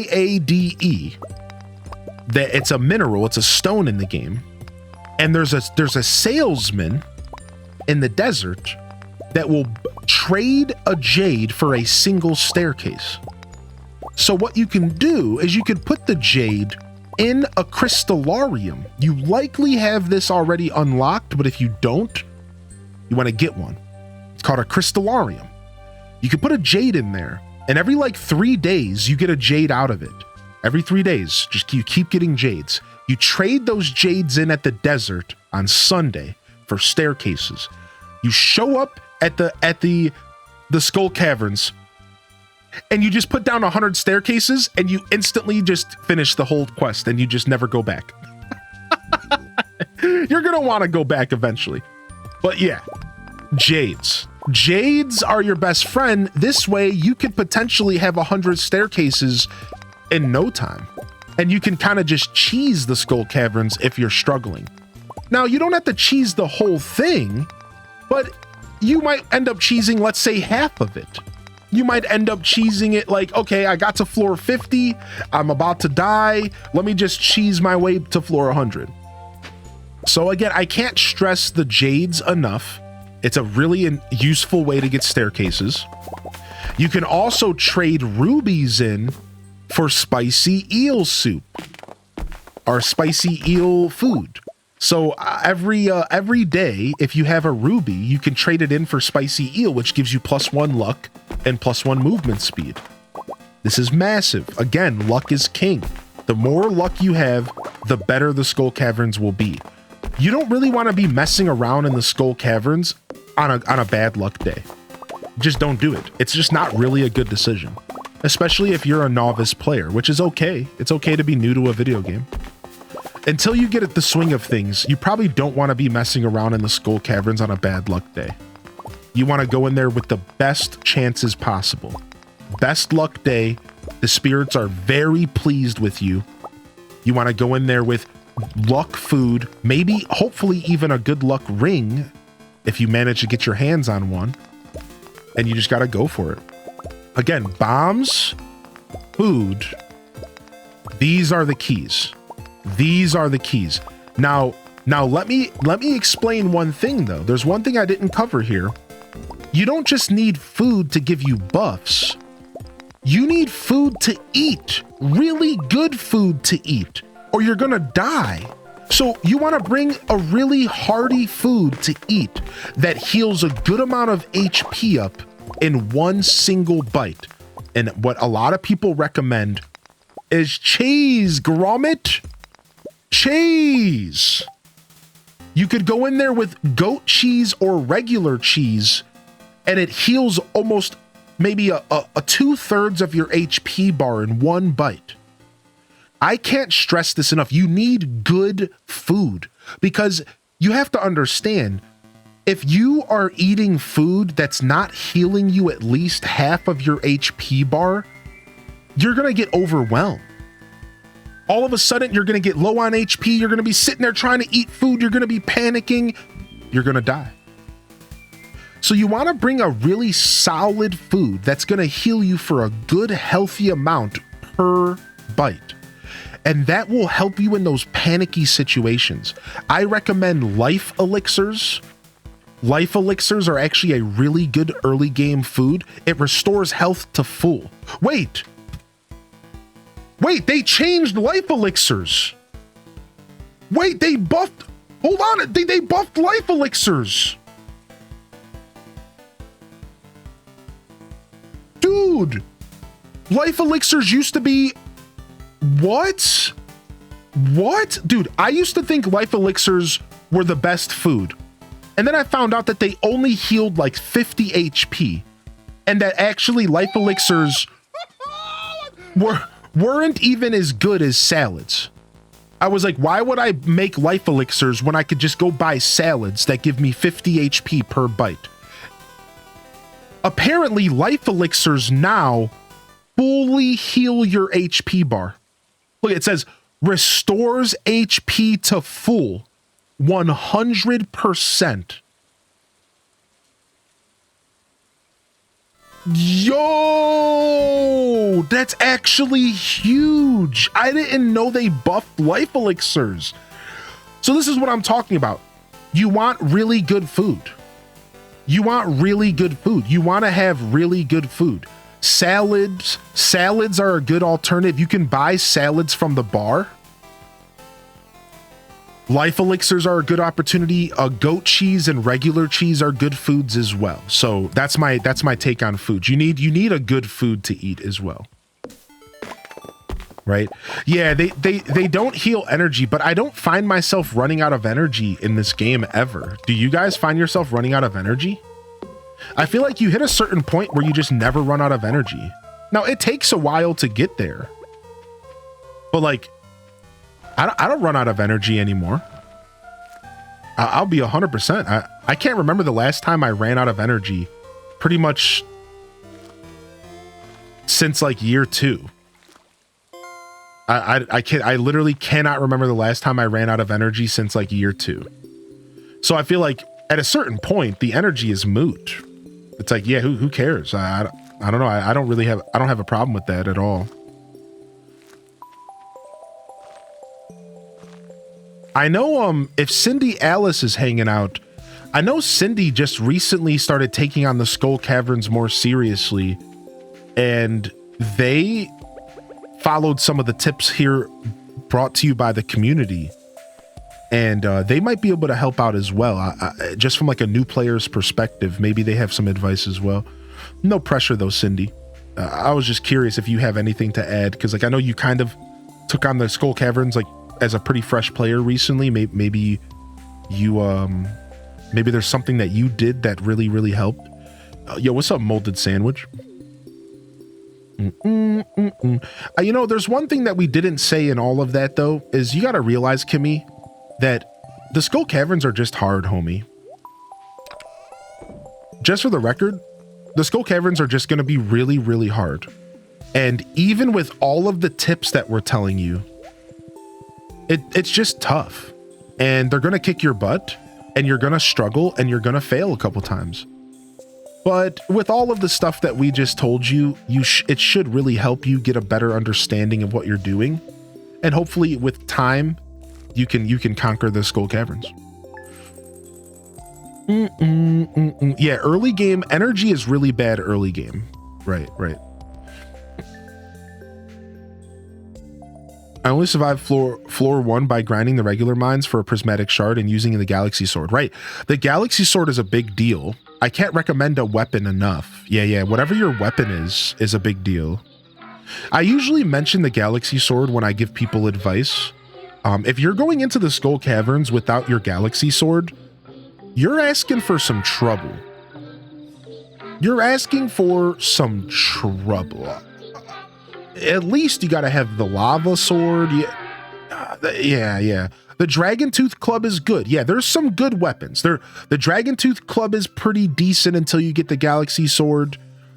The Lava Katana, the one you can purchase from the guild, The Poseidon's trident or whatever I think is pretty okay, or whatever it is. There's some kind of sword you can get or weapon you can get from fishing that's not bad. There's some alternatives that are okay, but yeah, Galaxy Sword is king, right? Galaxy weapon. Yeah, at least a lava katana, right? Also, the pickaxe helps. Yes, having a golden pickaxe makes a big difference. Yes, you do make a good point there as well. Yo, thanks for the follows coming in and welcome to the show. Forging the Galaxy Sword obviously makes it better though. Yeah, right, exactly. But like until you forge the Galaxy Sword, the Dragon Tooth Club is actually really good. Yeah, exactly.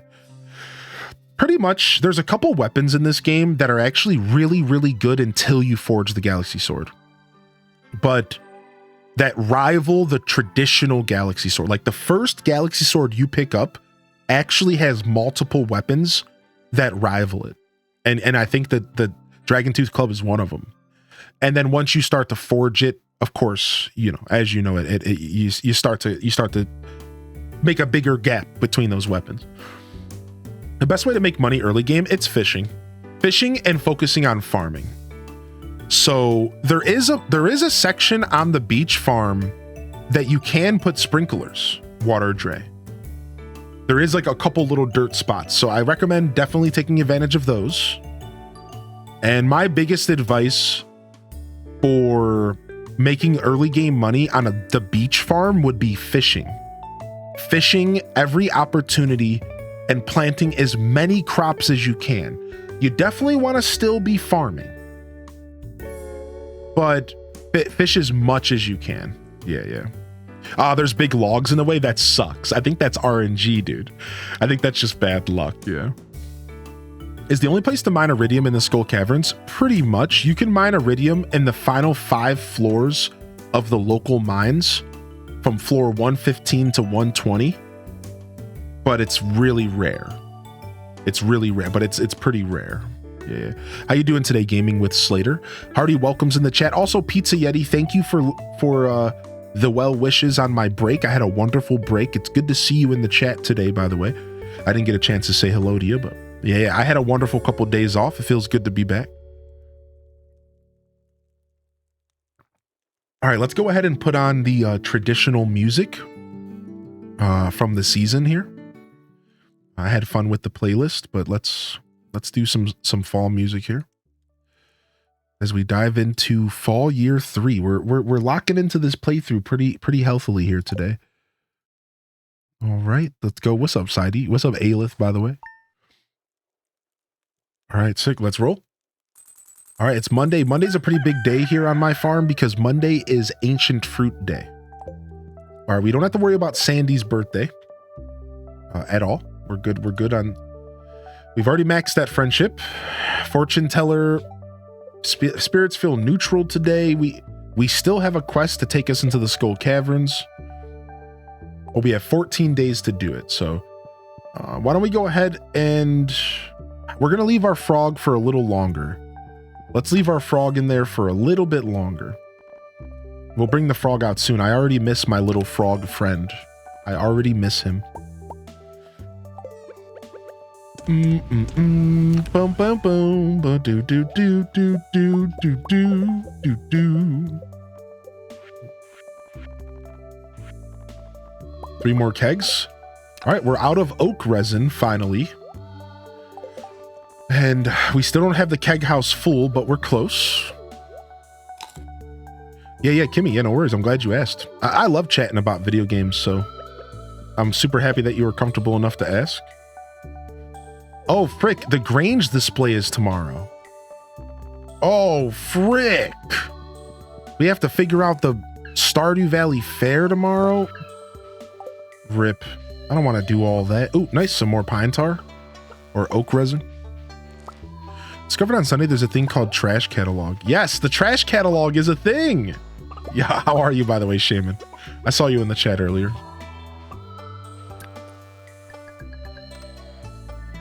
Yeah, the Skull Caverns is a wall that a lot of people hit. I can't stress enough that you're not alone and that you want to take your time with it. It's meant to be tough, and it's meant to be one of the first real walls that you hit in the game. There's a couple little walls that you tend to stumble into in Stardew Valley, but I think the first real wall is realizing that if you want to continue to progress with Iridium and you want to enter the what I call the Iridium age of Stardew Valley, that you are going to have to master the Skull Caverns to some extent. Maybe not master, but you're going to have to get your butt in there, right? And that realization's a little bit bitter because a lot of people don't like the Skull Caverns.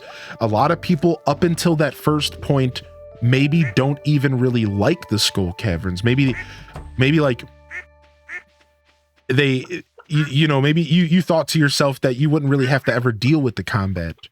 And then it kind of sets in, wait a second, I'm going to have to deal with it. Like, I'm going to have to do this. Like, the Iridium age is pretty important, right?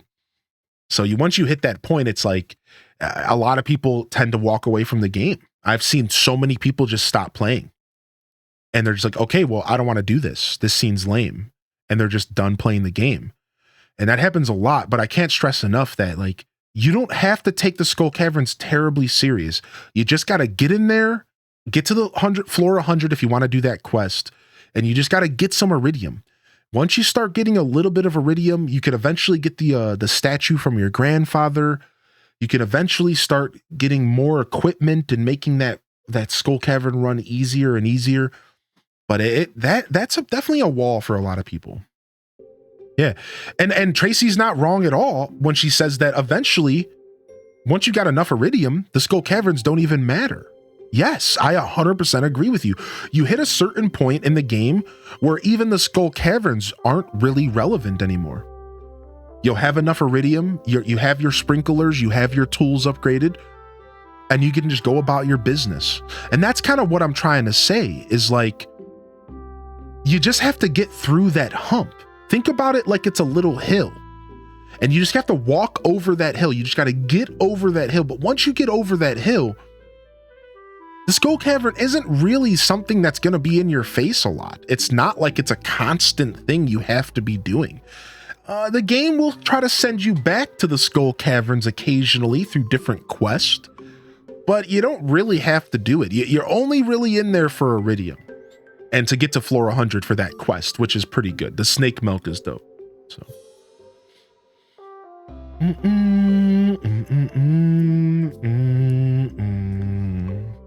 I mean, there you go, Sunset Sass, right? There you go. How dare they hate the farming aspects? What do you mean? That's the whole game. Yo, what's up, Cozy? Welcome back in here today. Hope you're having a good day at work. What's up, Prismatic Phantom? Is there a secret way to skip fishing? I mean, the truth is that the secret way of skipping fishing is playing a JojaMart route. Yo, we have to name our first ostrich, chat. We need a breakfast item that represents an ostrich. We already have omelet. We already have quiche.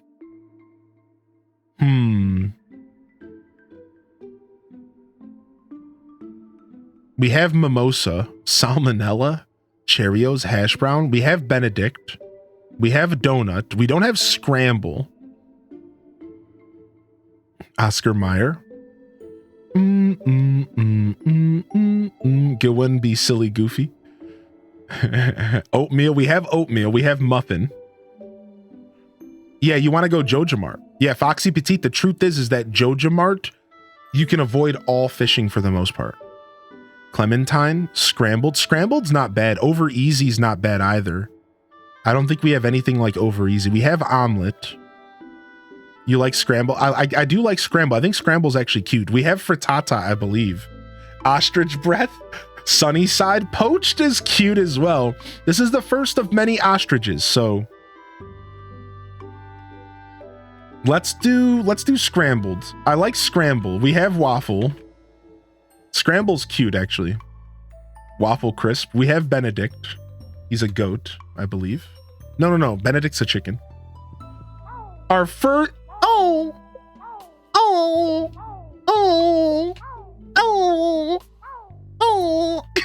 They're so cute. Welcome home, Scramble. Welcome home, my dude. Did we already visit all these animals?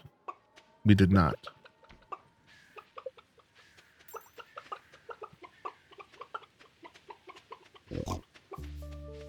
Bagel. We have Asiago bagel.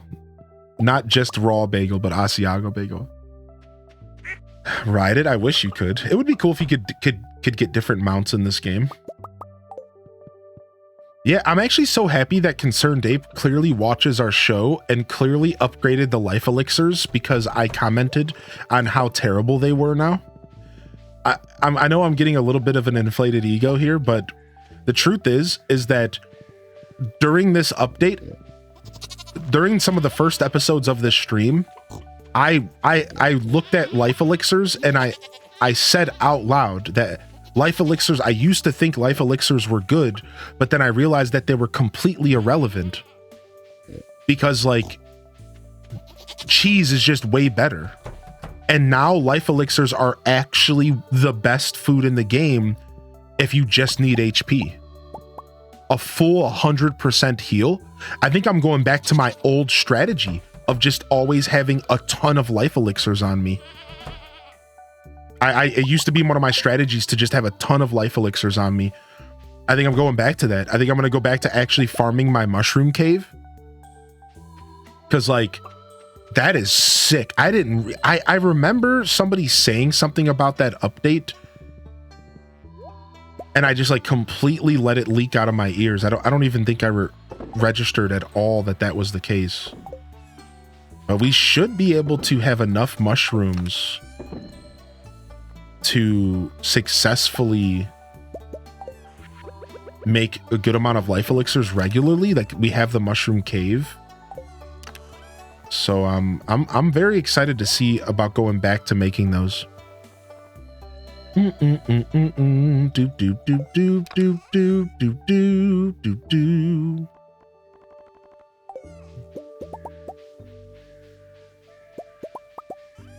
I always go fruit bats, so I never took advantage of it. Yeah, this my first ever Skull Cavern strategy involved life elixirs. And I slowly stepped away from it to salads. The problem is that salads only heal 50 HP. They cost money unless you make them. They only heal 50 HP. So they're not really that good. You end up having to eat like 2 salads to heal yourself up. So in the heat of combat and stuff, it doesn't really feel that good. So I've never really been that satisfied with salads in the game. Kind of like real life, I guess. Gotta be a hearty salad to get that true satisfaction. No, I actually really like my leafy greens. I could eat a salad for dinner and feel pretty satisfied. What about you, Chet? Do you need to have meat on your plate? Or can you get by without?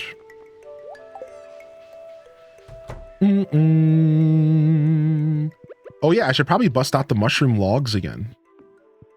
I had 2 mushroom logs on my farm. I should probably bust them out again, huh?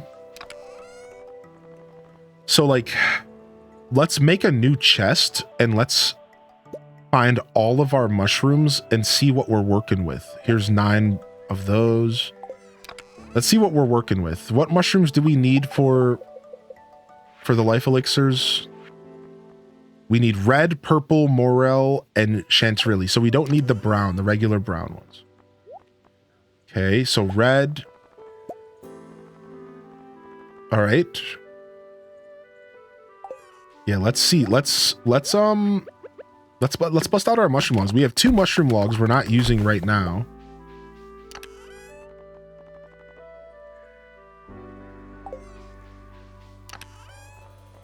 Here they are, and we could probably craft some more. The more trees, the better, right? Which is why my farm's pretty good for that. I've been a vegetarian for 13 years. Salad still needs to be hearty. Yeah, exactly. Need to have a nice hearty salad. All right, we'll take this stuff inside the house. Anything in here? We're done with the coconuts, so we can start putting these back in the fridge. Do.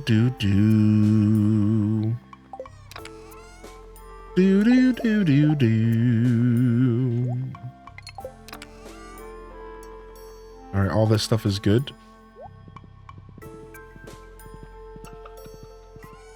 We'll make a new chest. Who your bachelorette shards stands in Stardew? What's up, Rena? So I usually go for Leia. Leia's always been my go-to choice. This time around, I decided to marry Emily, and so far I'm enjoying the Emily marriage. Oh, I should have made a stone chest.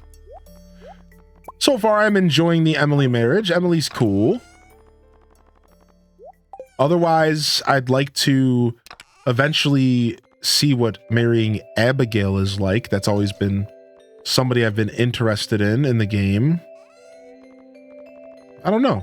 That's about it. I think that's all I have to say on that.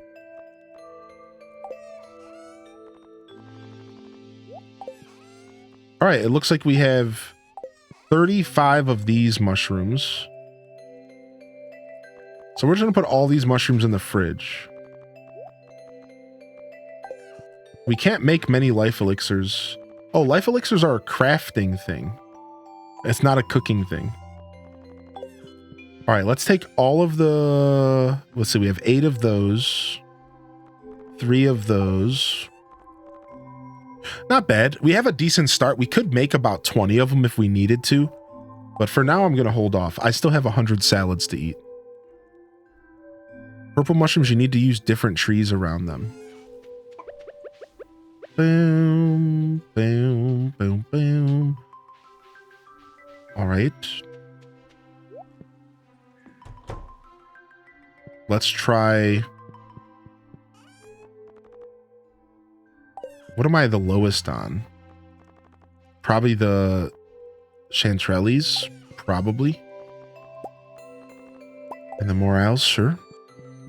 My name feels naked. Oh, yeah, no worries. No worries, foe. Don't worry about that stuff too much. You know, wait, do you not load up the mushroom logs with... Oh, you don't. No, I'm thinking of Coral Island. You just put them there and they just spawn mushrooms. And I guess depending on the trees that are around it will depend on what spawns. So yeah, you probably have to experiment. Like we have magical trees here. So maybe that'll make a difference. We're just gonna have to experiment. That's pretty cool. I like that. I'm sure the information's on the wiki at this point, but. You're a Sam stan, but I want to try Harvey. The spicy TikTok edits are getting to me. Has Harvey been having spicy TikTok edits? I don't know anything about that. I had a girl dinner last night. Yo, Rena, thank you for the gifted to foe. What the heck, dude? You didn't have to do that. Bringing them in, badging them up. Badging them up and bringing them in. Thank you. Thank you. That was very, very kind of you. That was very cool of you to do that. All right, let's go get our new quest from Ginger Island and the queue room and all that. Let's go get harvest all of our stuff. Another day of gifting around town as well. Just get that taken care of. Thank you. That was very, very kind of you. I appreciate that. Appreciate that. I respect that. I did not expect that. Good love. What are we doing in here? We got all this stuff. Let me feed a carrot to my horse. I keep forgetting to do that every day. Anonymous gifted a sub to Rena. Oh my gosh. What the heck? I didn't even notice Rena wasn't subbed. I didn't even notice that. When the unsubbed provide a sub, they too deserve a sub. Highly in Descent 2024.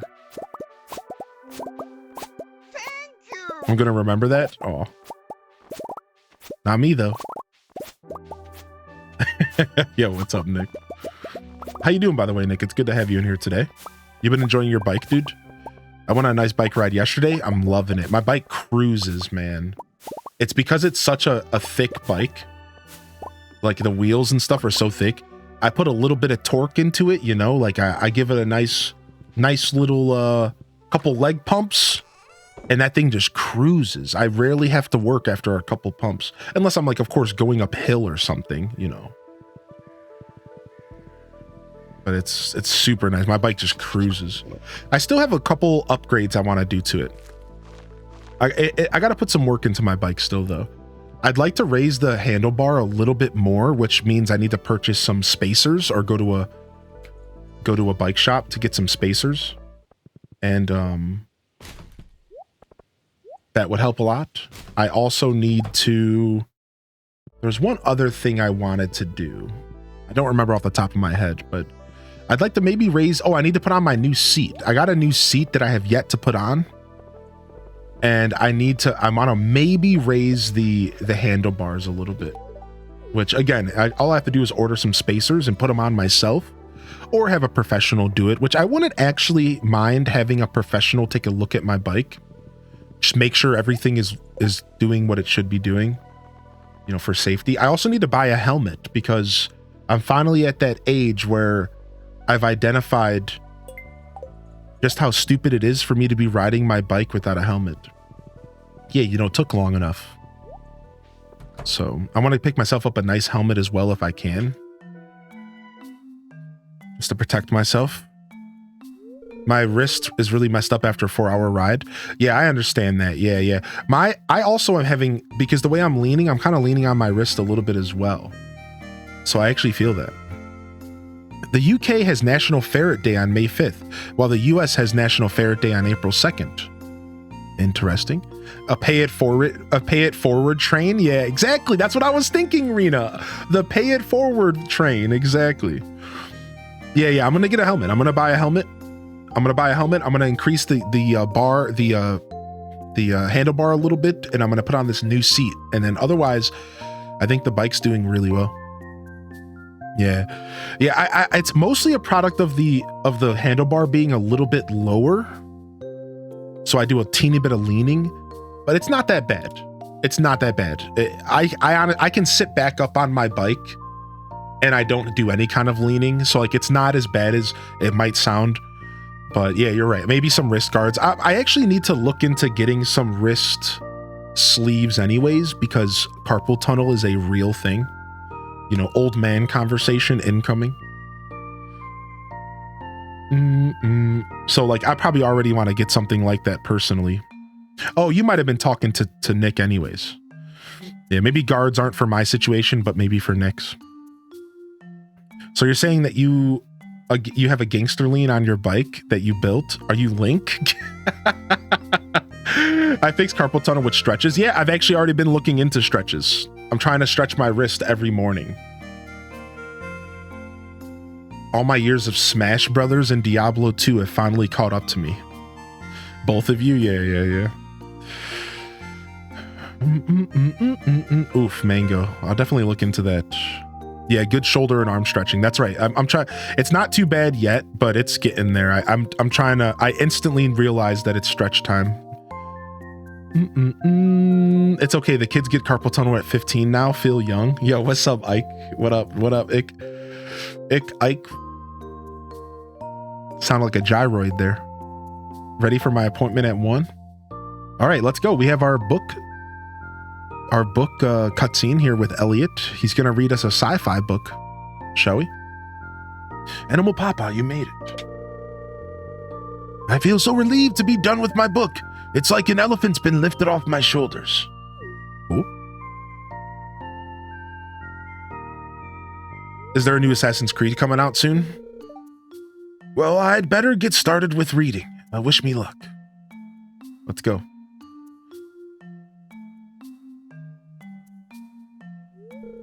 Good afternoon, everyone. Hi.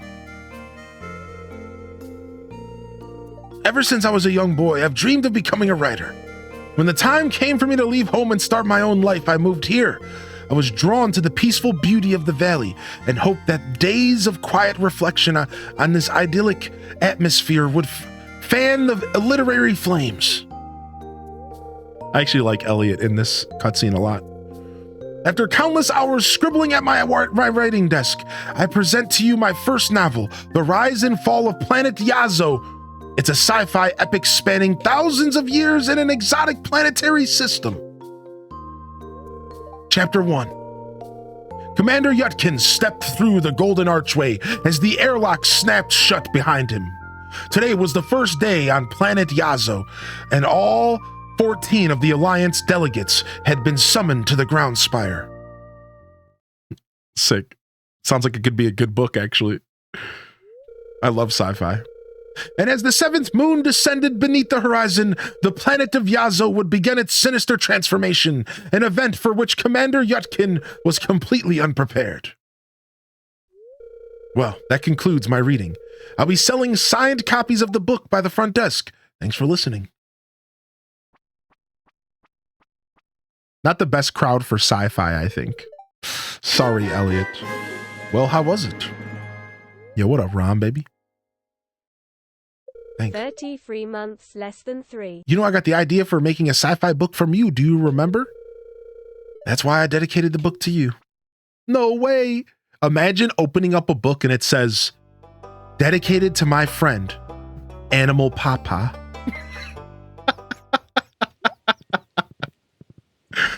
Dedicated to my friend, Animal Papa. Sick. Sick. We got the dedication, homies. We're in. We're in, dude. We got it, dude. Yeah.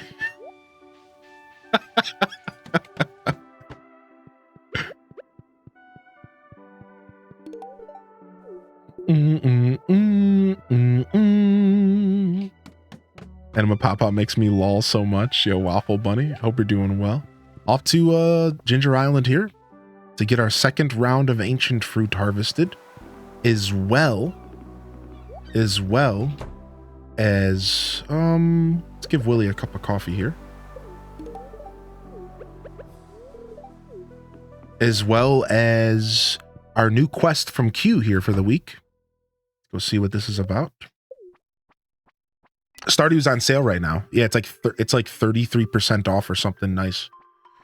Good pickup on Steam if you haven't already bought a copy. Yo, Ron, thank you for 33, my dude. Ron, my dude. Yo, thank you, Ron. How you doing, man? Yo, Elliot, I'm sure that's not the first time, and I'm sure it won't be the last, right? How are you today, bud? Do-do, do. Do do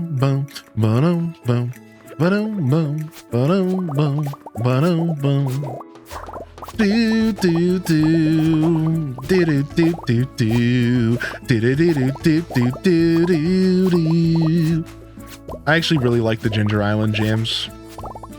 Clearly the Volcano has the best music though. I'm gonna go for it.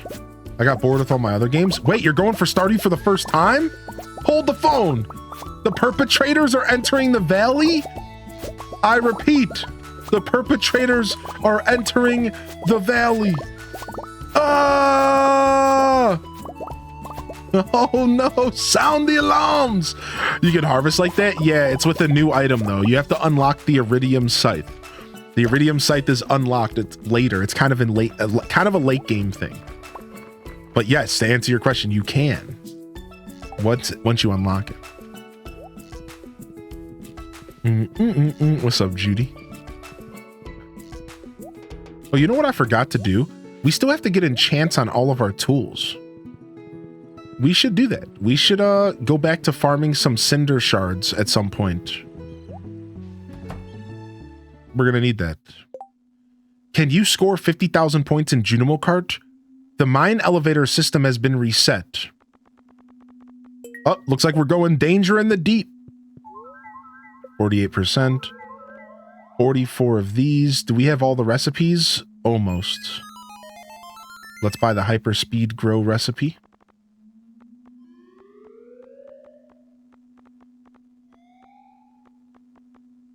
We're almost there. Yeah, what's up, Nisi? How are you today, Nisi Star?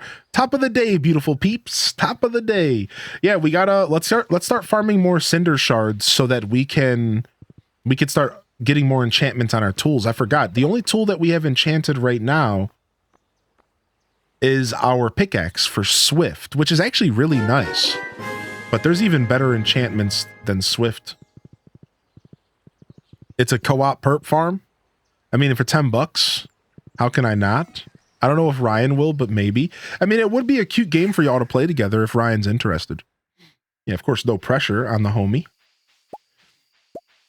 The sale lasts until May 6th. So if he does spark interest, it would be the time to pick up both copies, right? If you guys have 2 computers at home, now would for sure be the time because you can get both copies for $10. Yo, appreciate you, Viking. Thank you. First timer, said I had to. Said I had a little bit of extra, so I had to. Yo, thank you, dude. Thank you, Viking. You did not have to. That's the truth. But you did. And I appreciate that. Thank you. That you didn't have to, but you did. And that's super cool. That's very much appreciated. Thank you. Got mine before it was on sale. Yo, me too, Quinn. Yeah, I figured you had 2 computers at home. I figured. I didn't want to assume, but I figured, yeah. You're not good at sharing. I mean, I don't blame you there. I'm not much of a good sharer when it comes to video games either. I was definitely really bad about that growing up. I was definitely the kid who was really bad about sharing the controller. I'm not gonna front, y'all. I was bad about it. I was not really good with sharing the controller, dude. If I was playing games with my friends, we had to make systems, because if we didn't have a system in place, I wasn't sharing the controller. So we would have to like pass on lives or like on deaths. So like the standard system for gaming for us was this: you would pass the controller on deaths or on level completion. It was like, I think our system was like, depending on the game, our system was pretty much like you were allowed to play 1 full level, or you had to pass on like 2 or 3 deaths. It was like something like that. It was like every 2 or 3 deaths, or you got to play 1 full level, and then you had to pass regardless, because otherwise you would be a controller hog. we had systems in place because I was such a controller hog. Always good times here, always. Thank you, Viking. Welcome to the Deku Scrub Squad. I hope you enjoy the emotes. You got about 75, 80 emotes to choose from. Sipping this Hylian green tea and enjoying the VOD. Nice. What's up, Indie Sweets? Hope you're enjoying your tea. Sick.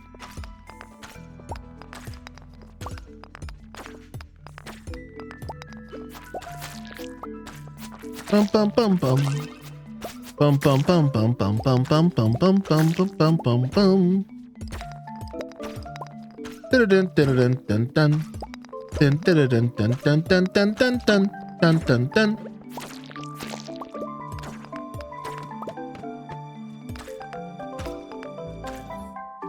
We have 3 TVs for that reason.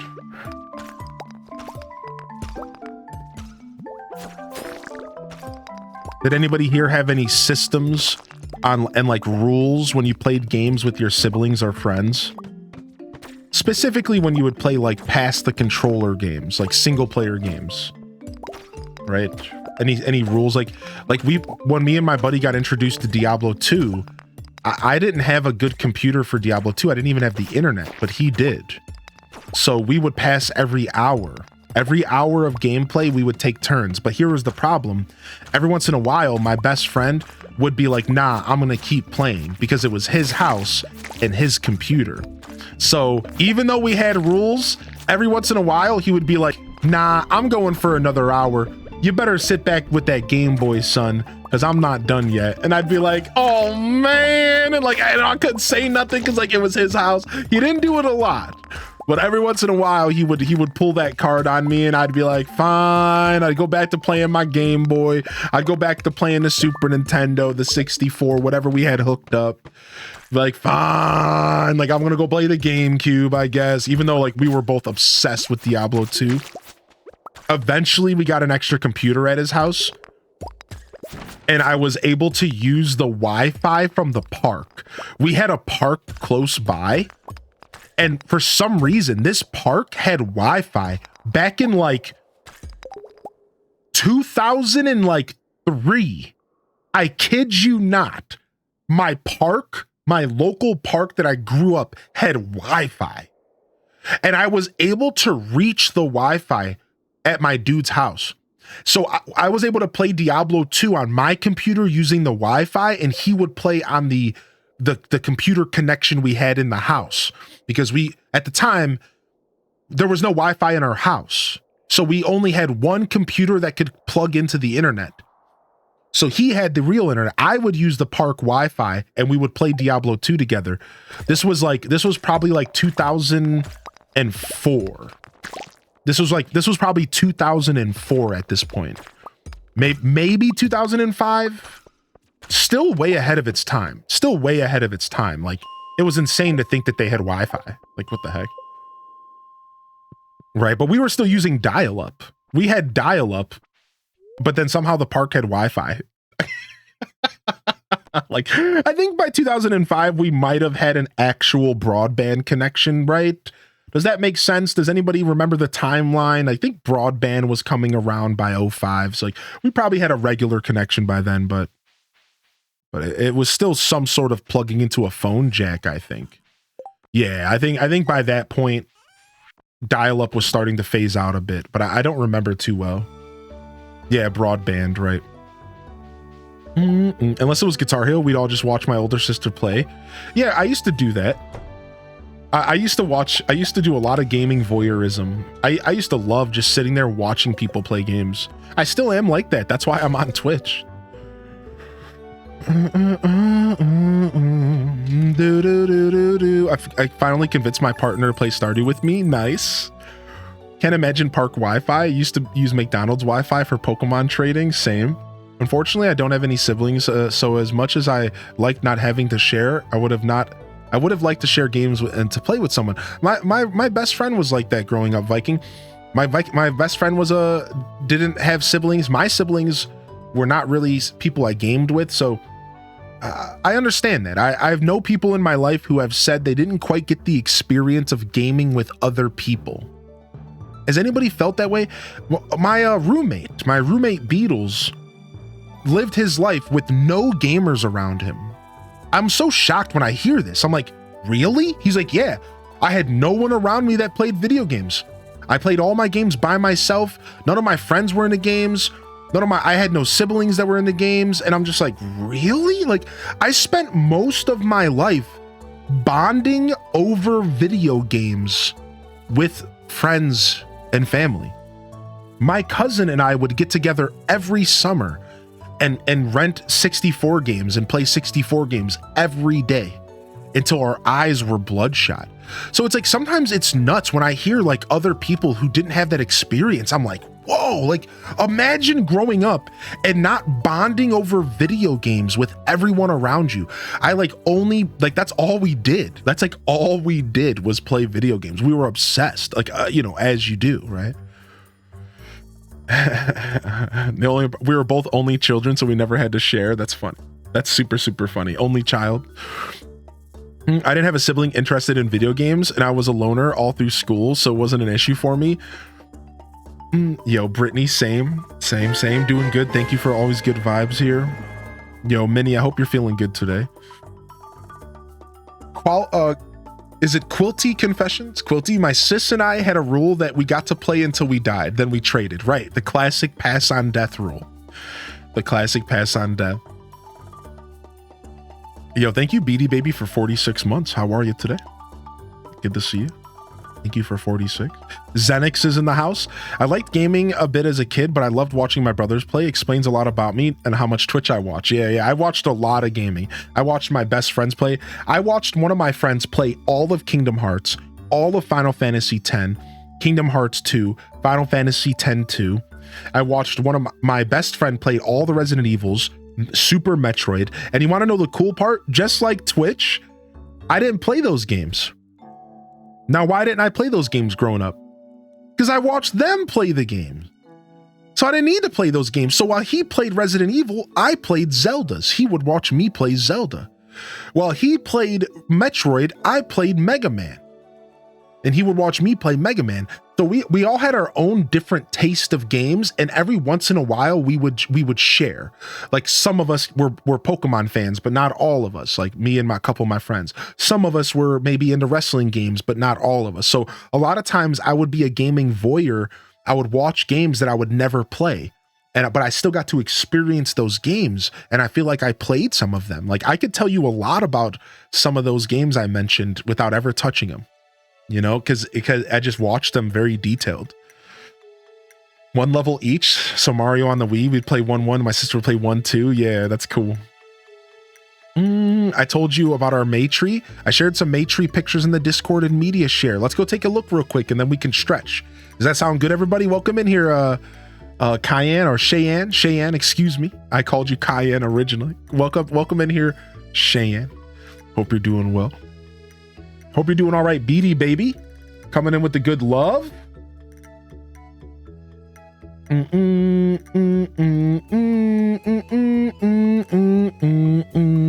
do do do do do. Do do do do do do do do. All right. Let's go to media share.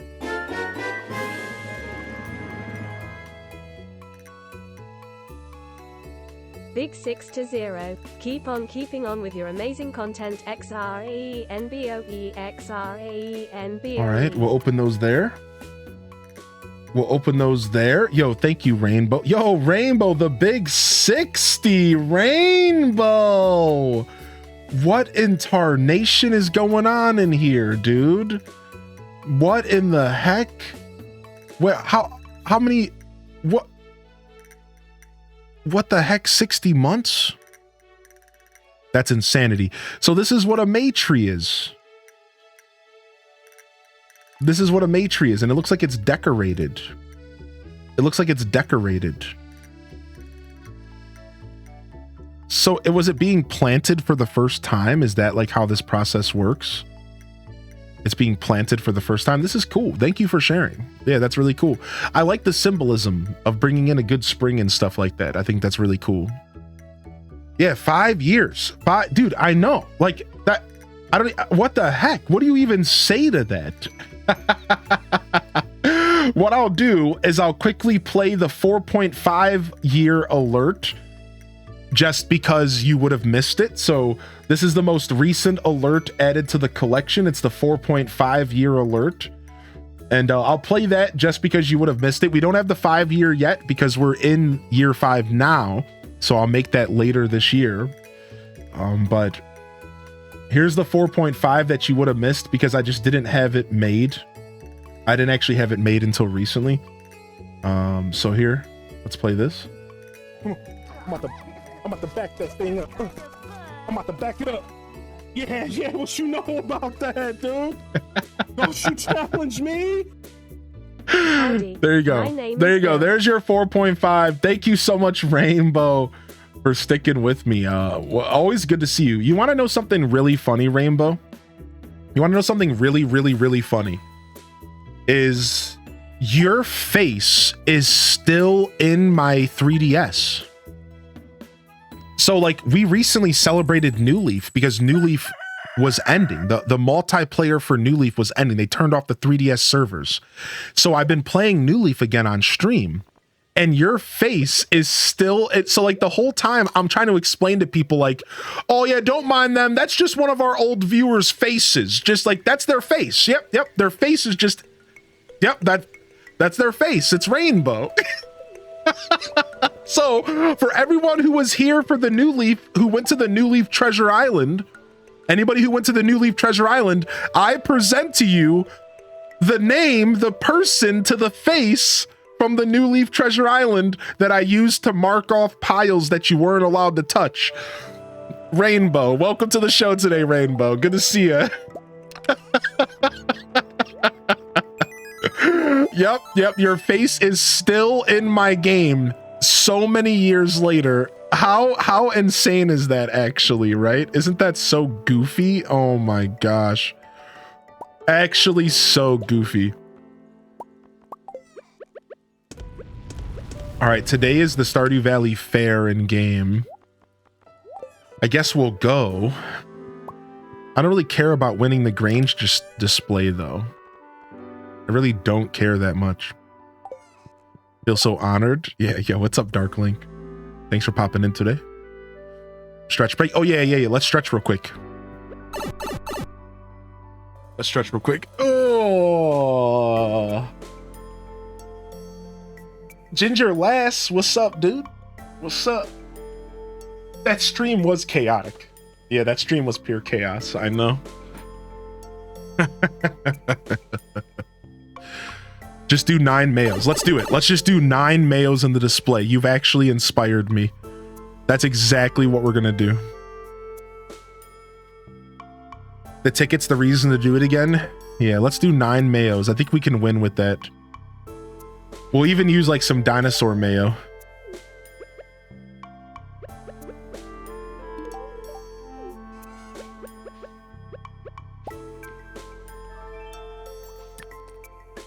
All right, bomb scan damages. Boom. Go take care of our mamminals.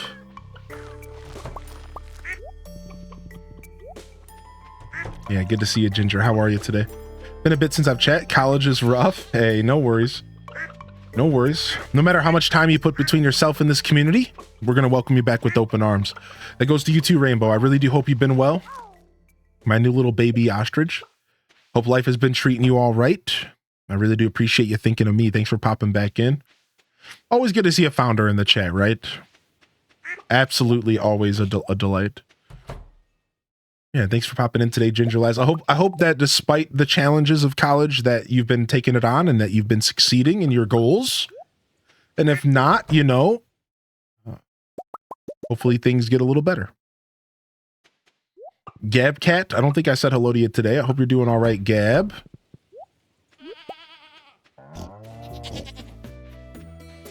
All right, let's get these truffles picked up. These loose truffles everywhere. Got some loose truffles out here. I've been ignoring some of them.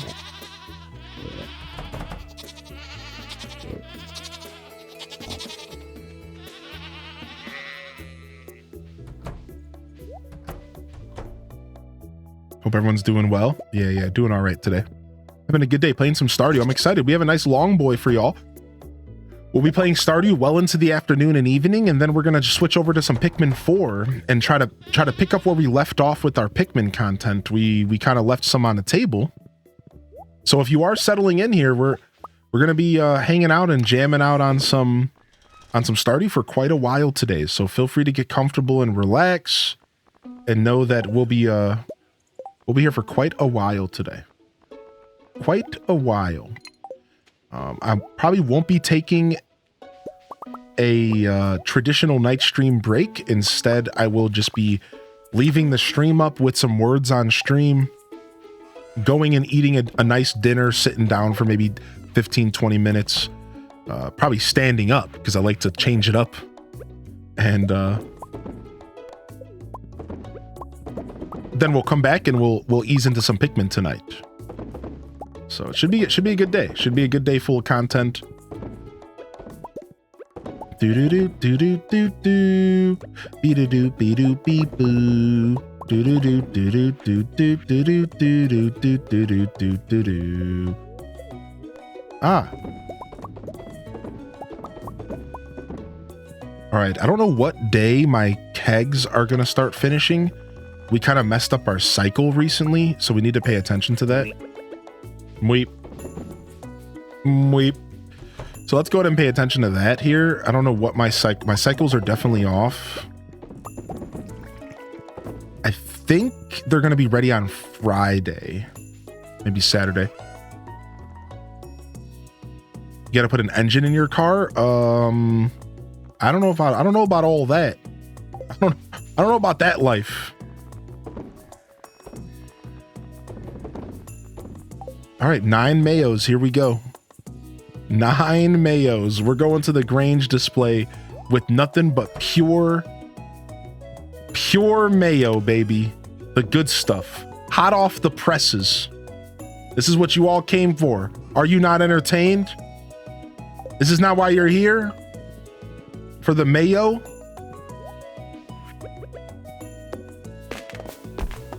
Nine mayos. Yeehaw. Yee freaking ha. Let's go. Ooh, let's put our blueberries in here real quick. Do your coffee beans magically double? I remember you having 418. So they were all stuck in the Junimo hut.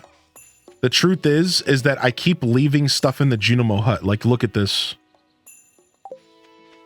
I keep leaving stuff in the Junimo huts and then finding it later, like undiscovered loot. Like, oh, wow.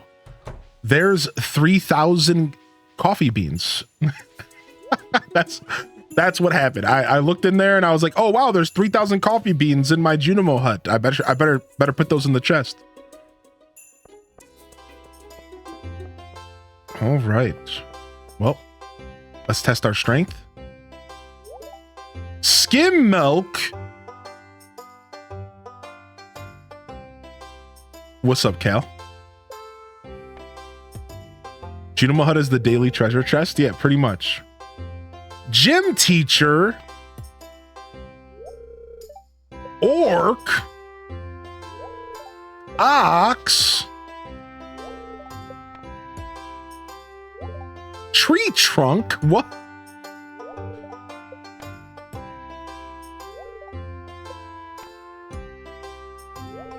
Watermilk lumberjack. Boom. There it is. The strength of a legend. Thank you. I'll be here all week. Boop, boop, boop, boop, boop, boop, boop, boop, boop.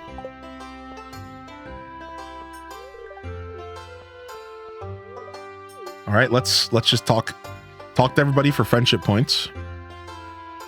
I try to find which vid had my face. I failed. Still laughing over it. It's a bunch of stuff from the New Leaf collection. I can pull it up for you in a little bit if you want, but regardless, it's very fun. So actually, no, you know what? I never streamed the Treasure Island we did. I just invited people to it while I was streaming. So it might not actually be on stream now that I think about it. It might be though, because I did show people my town. I did show them my patterns and stuff. But it's probably a short moment. Yeah. Yo, what's up, Snezzy? Glomps, everyone. Hey, always good to see you, Snezzy. Welcome back. Good to see you in the chat today. You know, I would have made a pretty good clown. I think I missed my calling. You think so, Emily? I'm waiting for this clown to start doing something funny. Okay, Ken, I don't think the clown's there to entertain a grown man. War veteran Guile. Calm yourself, buddy.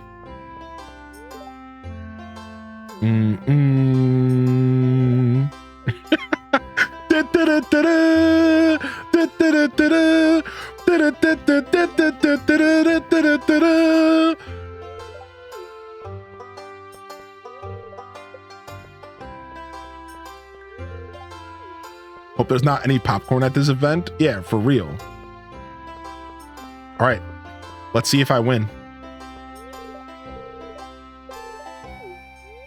Get the judging going. Let's see if I win, baby. How many times I gotta teach you to... how many times I gotta teach you this, old clown?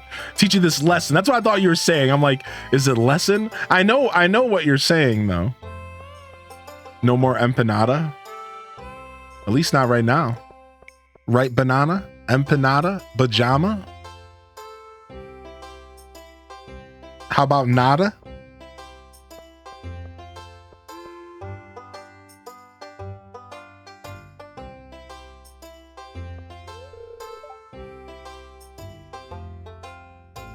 For my toilet, I have a pot of squatta. Let's go, Mayor. I got second place. What? I didn't get first place with my Mayo Glory? This is a sham. This is an actual sham. Oh my Lord.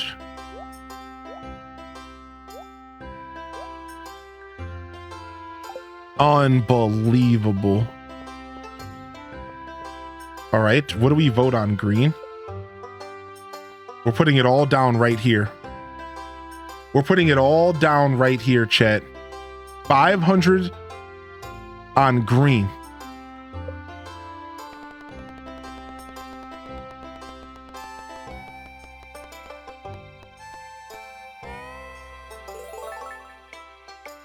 All right, we're back up to 1,000. All right. However, I think that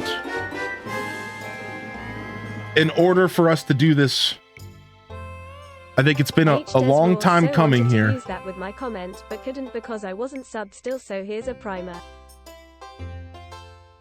Yo, thank you, Big Beat. Thank you, dude. But it's time to open up the tables. If I'm gonna gamba in game, there's no reason why we can't gamba out of the game. Orange.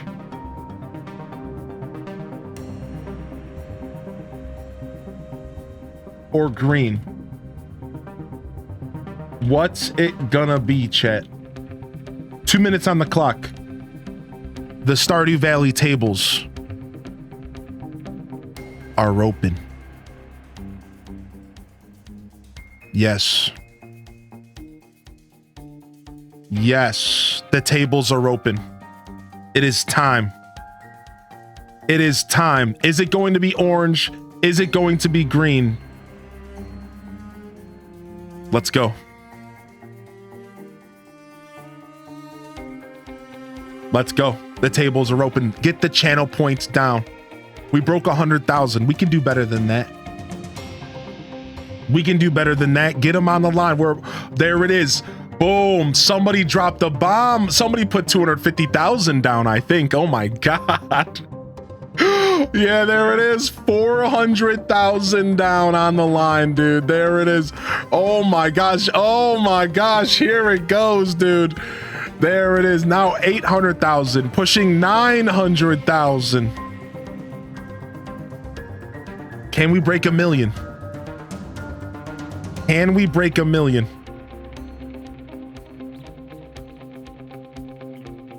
I should have mentioned that the odds are naturally in green's favor in the game. And if you didn't know that, you might have just gotten debated. My bad.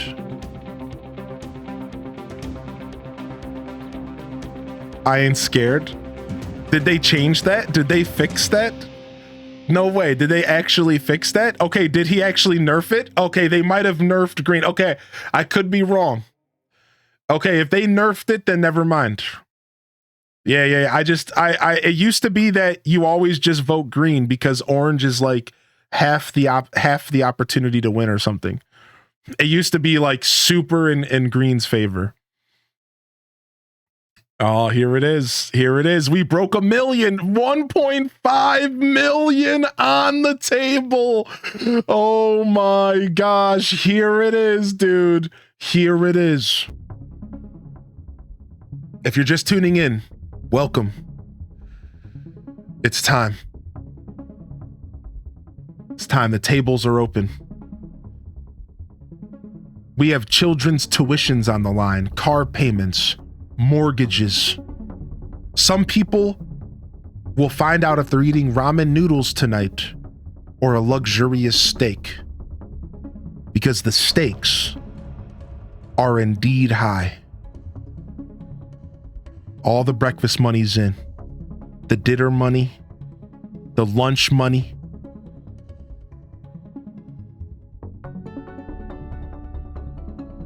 Here we go. Will we be sleeping on the cold floor tonight?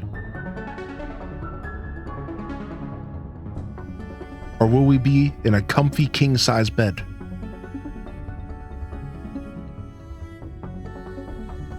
Here we go.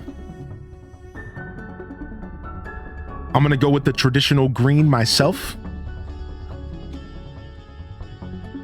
We're gonna put all 1,001 points down. All or nothing. All or nothing. Here we go. My palms are starting to get sweaty.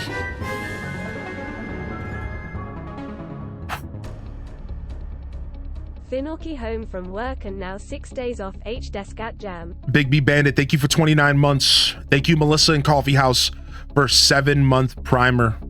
And welcome home. Here we go. This is nerve-wracking.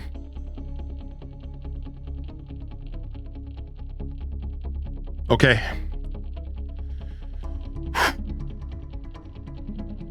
Green.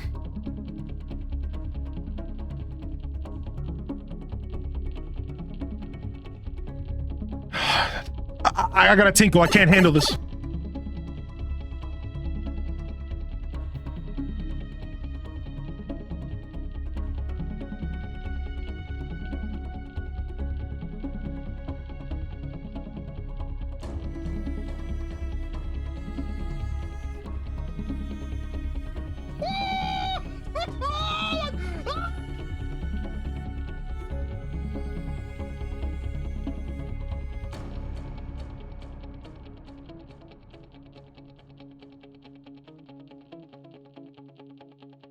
A baby's gotta do what a baby's gotta do.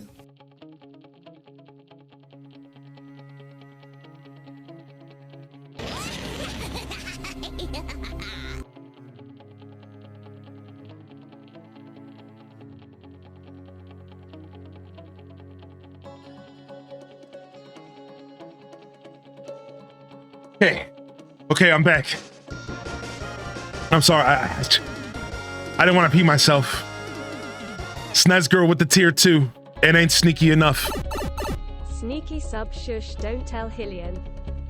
Thank you, Snezzy. Okay, I'm back. I'm sorry. I just it's so nerve-wracking. I'm so nervous. Okay, all right, we can do this. Okay.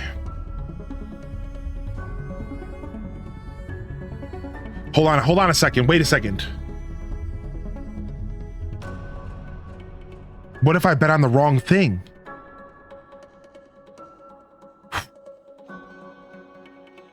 Okay.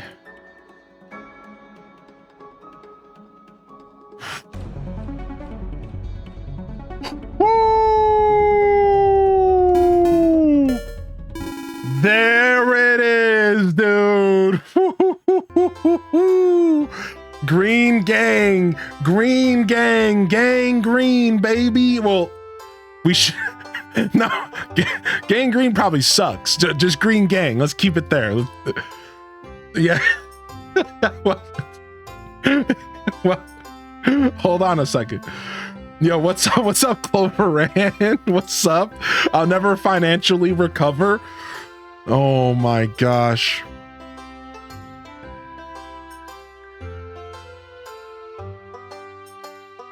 Best 2 out of 3. Check. Okay, that's all the time I've got. I gotta get back to playing Animal Crossing New Leaf on my Nintendo 3DS.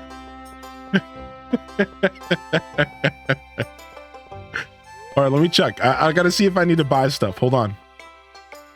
I think I have this rare crow.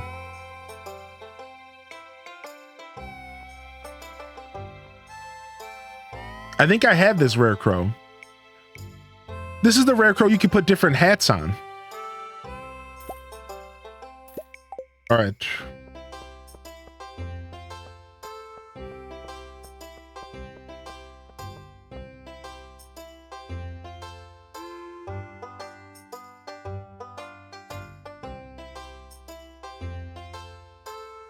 Oh, it's the alien one? Frick. Time to tell the kiddos they aren't going to college. Sorry, dude. It's okay, kids, you know. I'm sure Walmart has plenty of acceptable positions to fill. Yo, Bookworm, how are you today, Bookworm? What's up, Joe Bean Taco? Sorry, Mom, we had to sell the house. All right, I don't feel like doing another gamba. No, let's get out of here.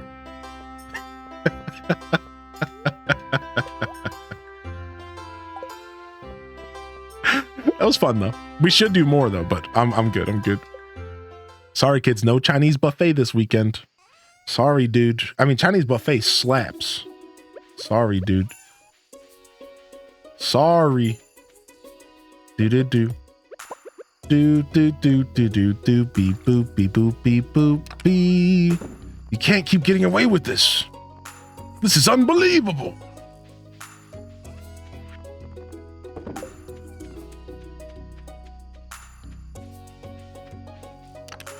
Do do do do do do. Boo beep boop beep boop beep bop beep boop beep boop beep boo.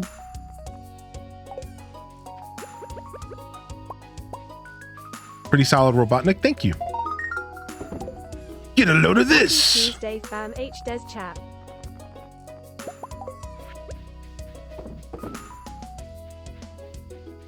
Yo, thank you for 19-month primer. What's up, Celestial? How you doing, dude? You just missed the gamble of the millennium. Could you imagine the upset if it did go orange, though? That would have actually been a pretty big upset. That would have been a pretty big upset.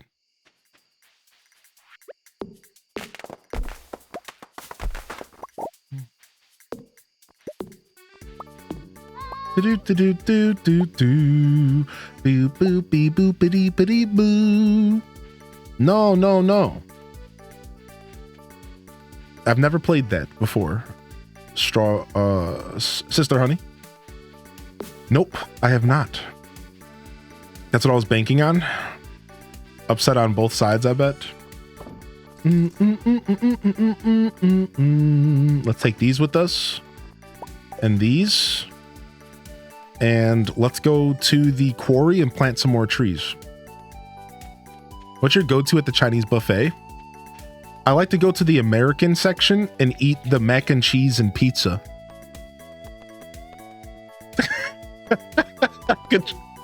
I always found it so funny that there was an American section there. I always found that so funny. Like, why? Why are you at the Chinese buffet, but you're here to eat pizza and mac and cheese? Like, what are you doing? What do you... I never understood that. I never understood that. I guess it's just for like family members who want to be there but don't like Chinese food. Like, I get it. I understand why it's like that, but I've always found it super silly. Yeah, like I've always found it like super silly. Like, why? Why is that even a thing? I don't know what my go-to is. Usually like some sort of lo mein. I like soup. I like soup, lo mein. Some sort of like sweet and sour chicken if it's available. I like sweet and sour chicken can do no wrong.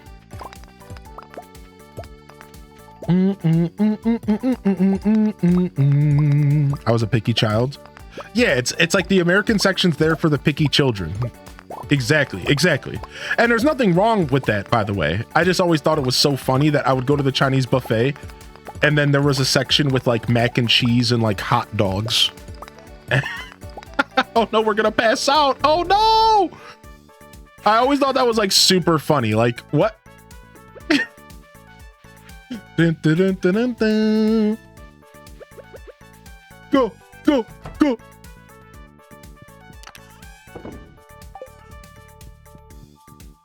No, we passed out in bed, but we didn't click the sleep button. We were close.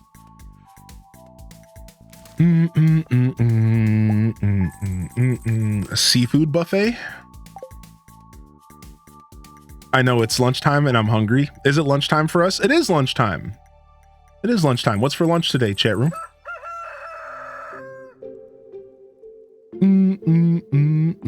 It had a different flavor than normal. I will agree with you that for some reason, mac and cheese and pizza at a Chinese buffet tasted different than anywhere else.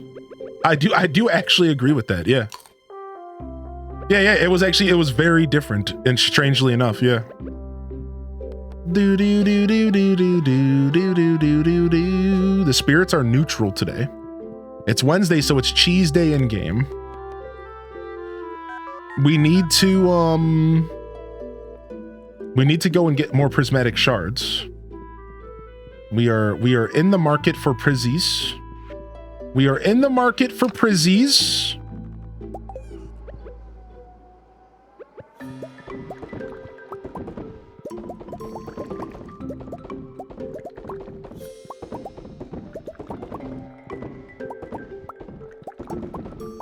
It's the MSG. They add it to everything. MSG. I love Metal Solid Gear. That's a great game. One of my favorites. Oh wait, what were we talking about? Uncle Roger's beet seasoning? Do do do do do do do. Doom doom doom doom doom doom. After the Galaxy Sword in the museum, what are prismatic shards used for? For enchanting. You're going to unlock a place called the Dwarf Forge, and you're going to enchant. You can enchant with prismatic shards. So it takes 1 prismatic shard and 20 of these things called cinder shards, which you might not have access to yet, to enchant a weapon or a tool. So that's the next major purpose of prismatic shards. That's the next thing you're going to be using them for, most likely, is enchantments. There's maybe something else I'm not thinking of, but I'm pretty sure that's the main use. Do do do do do do do do do.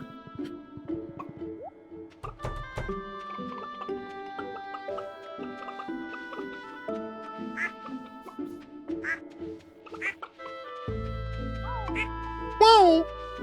Why are the ostriches so adorable? This is Stardew Valley music. We're currently listening to the winter theme. So what I do is I take the Stardew Valley music and I play it on Spotify when the music is off in the game. And I'm actually going to make a new playlist later tonight. I was thinking about how I want to make a playlist that's just every song, every banger. Right now I have a playlist of all the cave music, and I have a playlist of all of the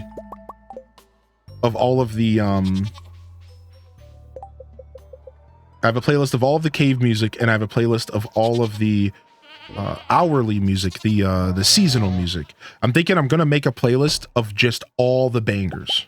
That's what I'm gonna do later. I'm gonna make one that's all the cave music, all the hourly music, and any of the songs that are actually like pretty good to listen to, like that are all kind of smooth. Like, let's be real, the whole Stardew Valley soundtrack is a banger.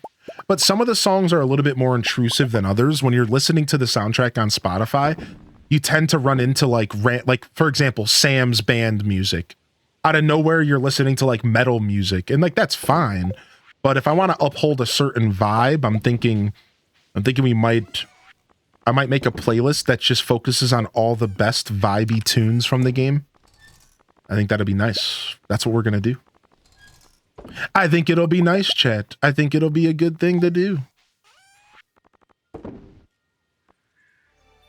Oh, excuse me. That was the in-game music just now. That was the fall music. Yeah, excuse me. I misspoke. What we were actually just listening to was the in-game fall music. But now that it's ended, I just put on Spotify. Excuse me. I was confused. Yo, what's up, Luminara? Yeah. I confused myself. My bad. Same idea. But that was the fall music, actually. Took me a second to register that. When is ACNH Day? I don't know when we'll do ACNH next. I thought about putting ACNH on the schedule this week, but Disney Dreamlight Valley took over for this week.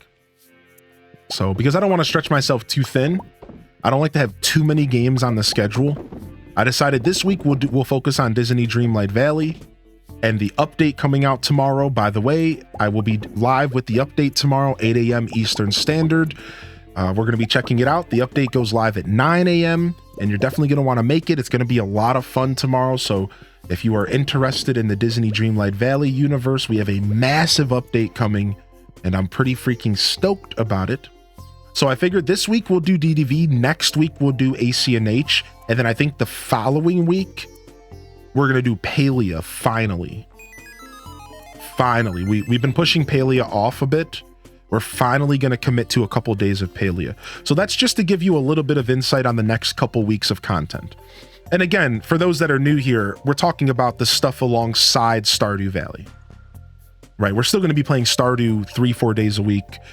This is our main game right now. We're talking about the variety on the channel, the stuff that I do outside of Stardew. So we always have a little bit of variety on the schedule. If you type !this week, you'll see what we have planned for this week. And you'll notice that I still do have Animal Crossing under the variety. Just in case I get in the mood to play it, I will play it, right? Sometimes I'm just in the mood. I wake up and I'm like, I want to do some AC today. So it's still on the variety schedule, but I'm likely ain't gonna play it this week. I'm probably gonna focus on some other stuff, right? So yeah, I'm way behind on Palia, yeah.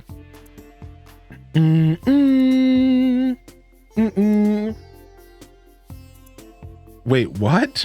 The hoodie says in fine print, MSG is the king of flavor.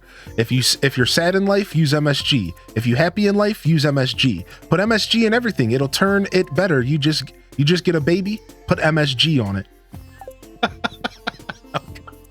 I want to take your word for it. I think I'll hold off on that. Ooh, phone's ringing. Sup? Oh, it's our homie! Yo, HDES Maypal! Oh, hey, oh, is that you? Oh, I have some of that good sauce still, friend. Oh, it's making me very happy. That's my dog, dude. I love this dude. I love him. We should make a new emote of this face. Should we upgrade HDES Maypal to this face instead?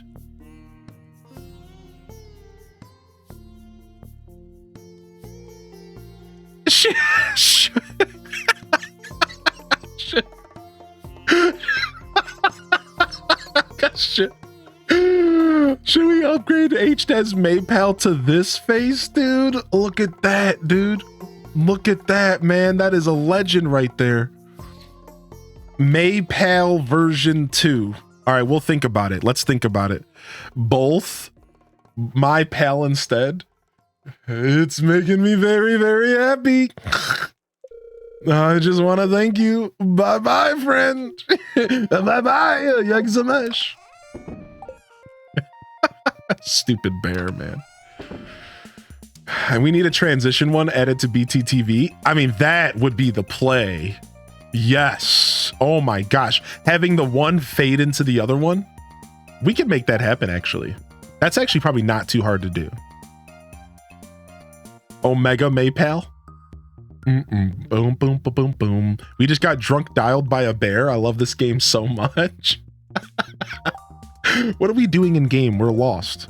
We have to go to the Skull Caverns at some point. Today's the day. Let's go to the Skull Caverns, sure. Oh no, we need to go to the dangerous mines as well. We have 5 days. What do we want to do first? We could just staircase through this if we have to. Let's hold out for another lucky day before we go to the Skull Caverns. Let's go do this quest. Let's go do this quest. Let's go. Bum, bum, bum. To the danger mines. I guess I'll just use my explosive ammo. That'll be fine. Ba-ba-da-da. Right banana. Empanada. My pajamas. Dun, dun, dun, dun. Caesar salad. Wait, I don't like that one. That doesn't make any sense, Cozy. What the heck? I tried it. It doesn't work. I'm crossing out that one. No Caesar salad lyrics. Yes, it do.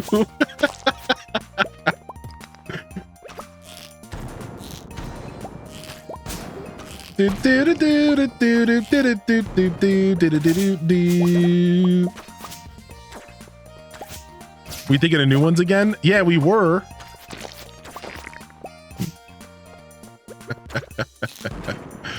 What the heck, man?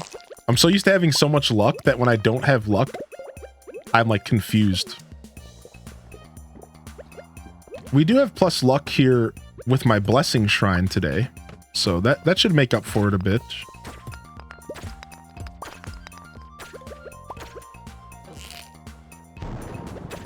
We could use this radioactive ore. Radioactive! Radioactive! Dude, how many of these skulls are there? Get these guys out of here, man.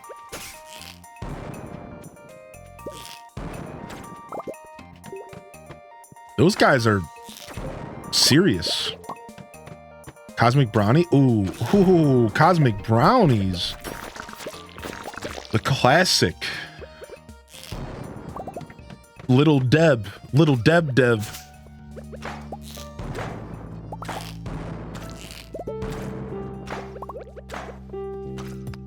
Little Debster. Crispy Bass goes right to my... Wait, what? Okay, all right. Fair. It goes to my thighs, personally. You know. That's always the first place where my weight shows. My muffin top and my thighs. Somehow, I've lucked out with my face not showing much of my weight. Thank goodness. My job just involves the top half of my torso. Thank goodness.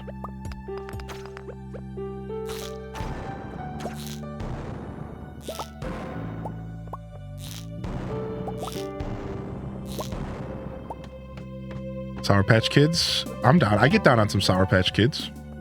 I don't really eat much candy nowadays, but Sour Patch Kids are definitely delicious. I don't know if I were to eat candy, I don't even know what I would go for, because I've kind of gotten over like commercialized chocolate over the past couple years. Like, it can be good sometimes, but it's not something I ever crave. I've like, when I crave sweets, I crave stuff like cheesecake. I've gotten past craving like Reese's bars. Not that I wouldn't eat a Reese's in a heartbeat. You know what I mean? It's not that they're bad. I'm just talking like if I could choose something sweet to eat right now, like I don't even know, like for candy, it might be something like Sweet Tarts. Like, yeah, a Twix sounds really good. Sure. A Twix sounds really good. Yeah.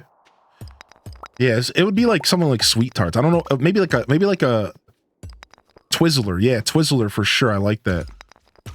Yeah, Warheads are dope. Yeah, something like Warheads is exactly what I'm kind of thinking, Module. Yeah, Sweetest Fish, right? Something maybe chewy like that. But yeah, I'm not I haven't been getting like, I don't crave sugar anymore, which is like probably pretty good for me and my health journey. And when I do crave sugar, like I said, it's always terrible like dairy stuff. It's always like cheesecake and ice cream, and I'm just like, oh man, like I can't be doing that really. I don't really want to be doing that. Jolly Ranchers. Whatchamacallits? I remember when those first came around. I'm that old. Twizzlers are red vines. I don't even know what a red vine is, so I'm going Twizzler. Oh, I do know what that is. I'll go Twizzlers all day. I like the Twizzlers that you can rip apart, though. Is that red vines? What about those ones that you can pull apart and you get those little strings? Those are the best. I like that you can pull them apart and you just get like one little Twizzler piece at a time. I think those are sick. Nerd clusters are what I crave.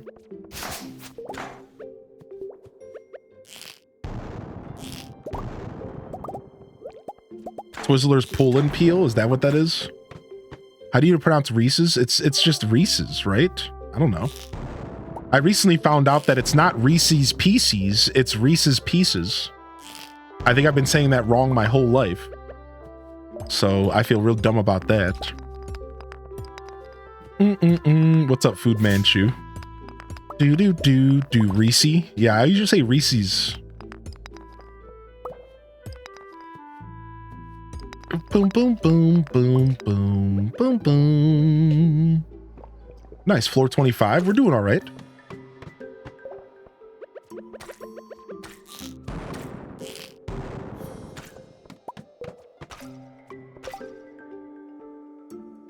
I don't know if I've ever heard that song, Sidey. Until Reese's decided to add caramel to peanut butter cups. Oh my gosh. I do like me some caramel. Give it a listen, great song.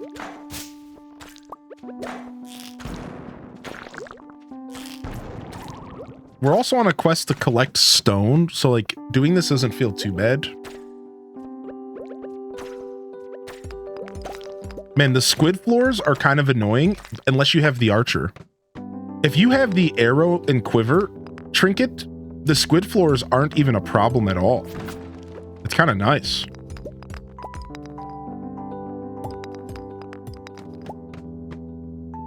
To be honest, candy's expensive for how fast I eat it. I mean, true, yeah. I just like chocolate. Yeah, like if I'm gonna go for chocolate, I'm just gonna go for like a nice, just solid piece of chocolate. Like something that's maybe even on the expensive side. Like a nice piece of just dark chocolate. Like I don't need caramel and nougat and nuts and peanuts and fluffy stuff. Like I don't need all that stuff. Like just give me a piece of chocolate. Yeah, I don't want like all the extra stuff. I'm like over that life. Now, peanut butter is the exception though for me because I'm kind of obsessed with peanut butter. So I can't think of a single situation in life that I would turn down peanut butter. Maybe right before I went to do some public speaking. That doesn't really sound like the best thing to do. You know, maybe not right before I go to a rally to talk to a bunch of people for an hour or something. Like maybe I could think of some scenarios where peanut butter wouldn't be the best choice. But at the end of the day, I'm obsessed with peanut butter.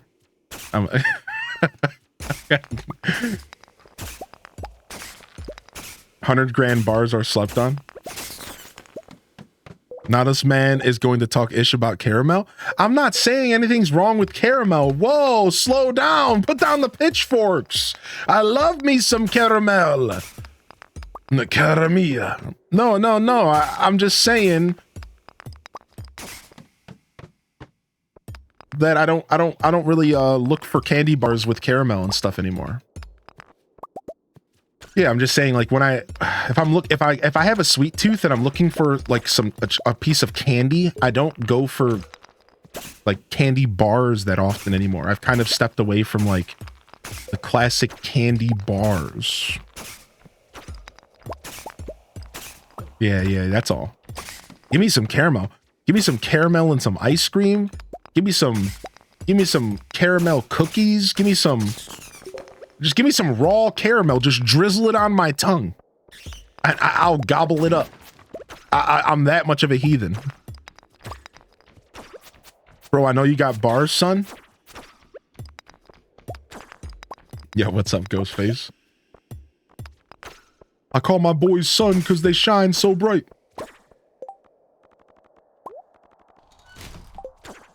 Ooh, yeah, give me some toffee.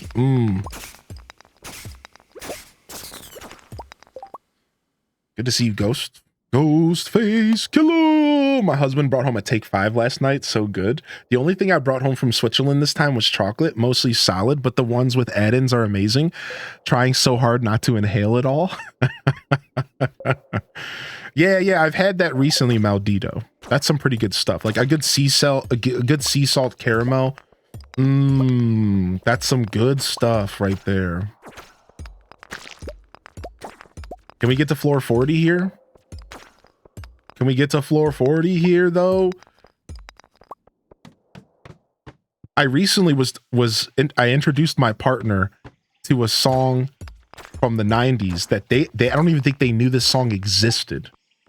So this is a super random thought from planet Mars. What I like to call a thought like that I'm about to share with you all is this is a sober thought from planet Mars. That's what this is right here. A sober thought from planet Mars. So I had introduced her to a song called Shaniqua. I don't know what the name of the song is, but the chorus was, Shaniqua don't live here no more. Shaniqua don't live here no more. Is Shaniqua there? Hell no. And like, she grew up, she's my age. And she grew up through my era of music and everything, but she somehow didn't know this song even existed. So like one day I started singing it and I like played it for her and she's like, what is this? And I'm like, how do you not know this song? Like this was like a jam. Like, how do you not know about Shaniqua? Like, what do you mean, dude? What do you mean? Like, how do you not? There was a music video and everything. Like, how do you not know this? You remember that song? That's so funny. Cereal cold soup? Nah, cereal's cereal. Oh my gosh. Which mastery is best to get first? Luckness monster? I recommend the farming mastery because of the iridium scythe. The iridium scythe will change your life. The iridium scythe, it'll change your life. It'll make you feel like a steel knife. There you go. There's some bars.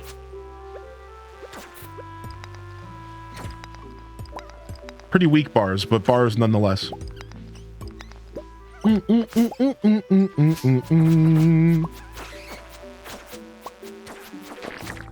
Yeah, I think the iridium scythe is 100% what you want to go for. All right, let me just quickly make a staircase and go to floor 45 and then go to bed here in game. Peace. Oh no, that was floor 44. Do it again, do it again. There we go. Got to get out of here. Highly in Descent mixtape dropping? I don't know. I'll throw it on Dat Piff.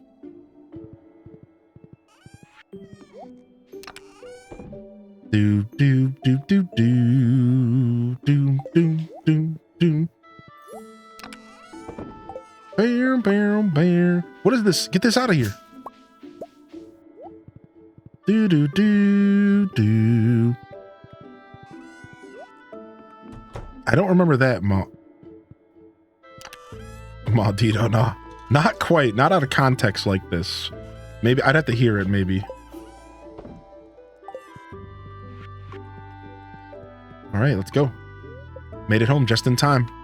Made it home just in time, dude. Dat Piff legendary. That's right, baby. I know at least 3 Shaniquas. Those must have been rough days when that song came out. Yeah, it probably was, dude. Now we all know how Annie feels and how often Annie has been asked if they're okay. Yeah, same vibe, right? Same vibe. Yo, focus on me play. Let's go. Raiders, that's HGG. What's up, baby? Yo, Viking, I hope everything's all right. Sorry to hear about the tire, dude. Yo, UFO. There it is. They're out there. I want to believe. Yeah, if y'all want a good time, go and YouTube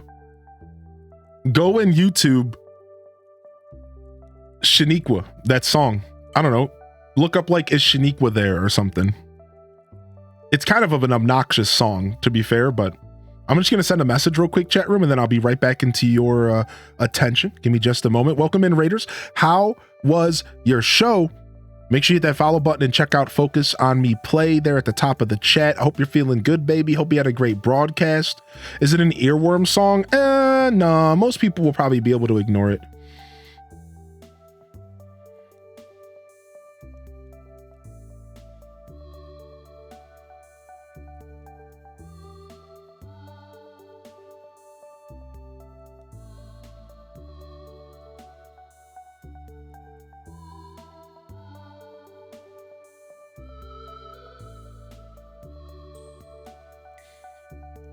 Cool. Do do do do do do do. Yeah, exactly. Kara knows. Yeah, Roxanne. Roxanne.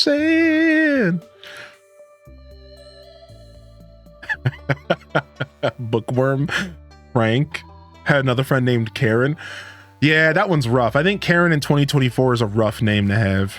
Not that it should be, because I think most people should be able to separate meme from reality. The key word is most people. You would hope most people can separate meme from reality, right? So here we are with 4 hearts left for Marnie. It's Marnie's birthday. What does Marnie love outside of pumpkin pie? Let's give her a pearl.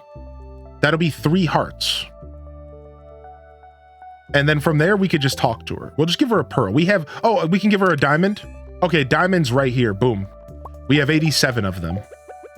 We have 87 of them. Not even breaking a sweat giving her this diamond. Not even breaking a sweat. Just don't tell the babe that I'm giving out diamonds to other chicks. All right? And that's all I ask, chat. Don't tell on me. You know what I'm saying? Got to keep it on the hush.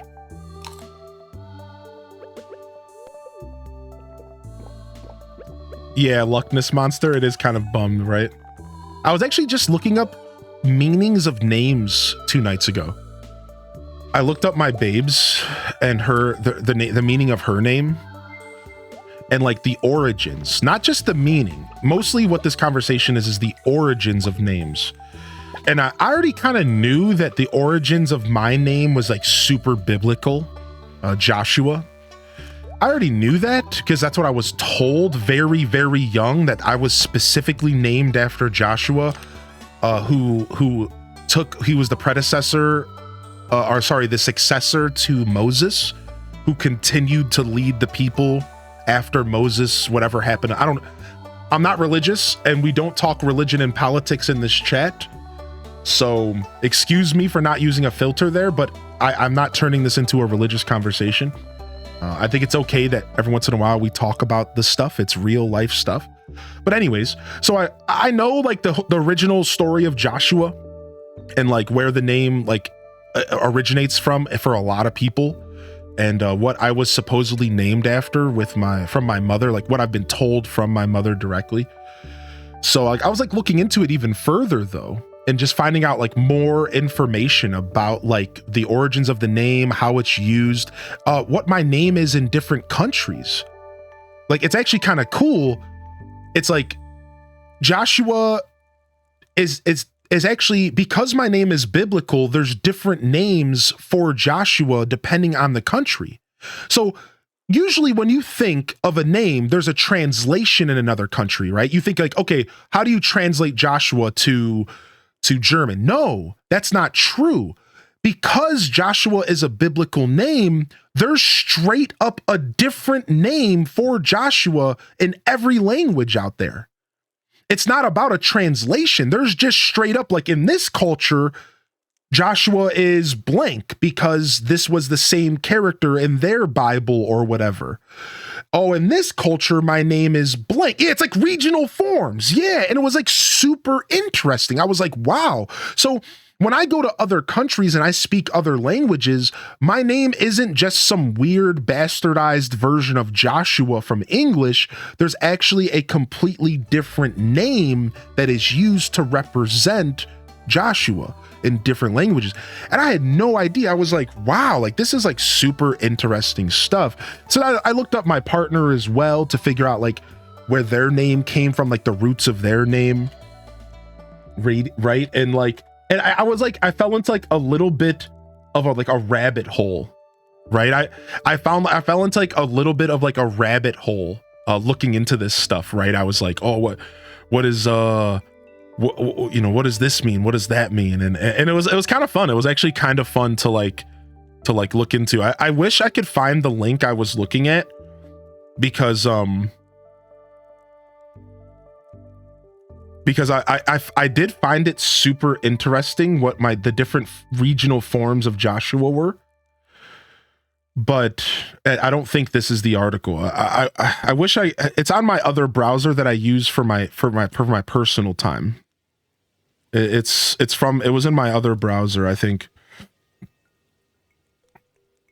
Yeah, here it is. Look, so in Italian, I'm actually Giosu. So Giosue. In Hawaiian, I'm Iokua. In Romanian, I'm like Ioshua. Right? Isn't that like really cool? Like it's not just translation. These are like actual like equivalents in every known Joshua is a biblical name, so it has an equivalent in virtually every known language.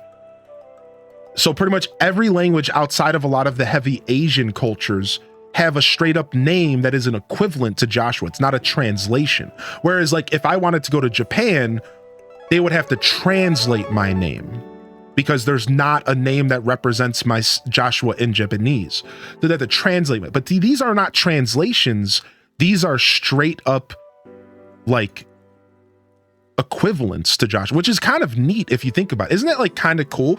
If you guys are ever bored, I encourage you to look up your name and find if you have any regional forms or like maybe where your name originated from. It's kind of cool. It's kind of interesting stuff. I was just bored one night looking it up before bed on my phone. Yeah, I just thought it was like really, really cool. Yeah.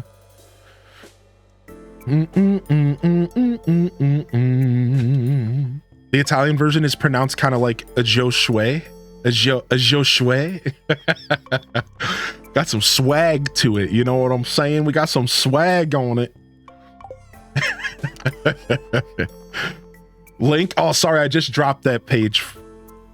I keep finding a baby site. The site that I was on is called Very Well Family. Here, 1 second. I'll link you real quick. It's called verywellfamily.com. And you might be able to type other names in. I'm not sure. It was just on the Google. What's up, Deemer, by the way? Welcome to the show. Yeah, I think that in the modern culture, a lot of the names that are equivalents probably have fallen away. Wouldn't that make sense, Deemer? Like people probably stick to like the Joshua. It's just very common.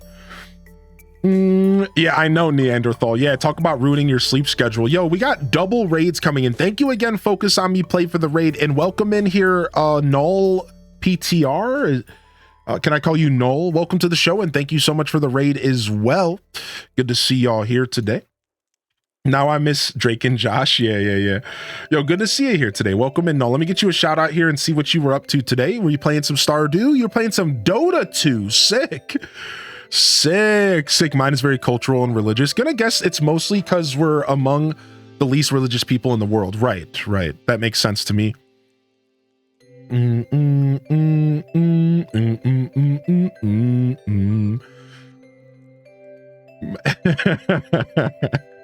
I know, Kaisuke. Isn't that cool though? I don't know. I just randomly felt like sharing that with y'all. I was playing Paleo last night. I found someone named Glizzy Annihilator, and the person was dressed as a sweet version of the hot dog suit. The Glizzy Annihilator.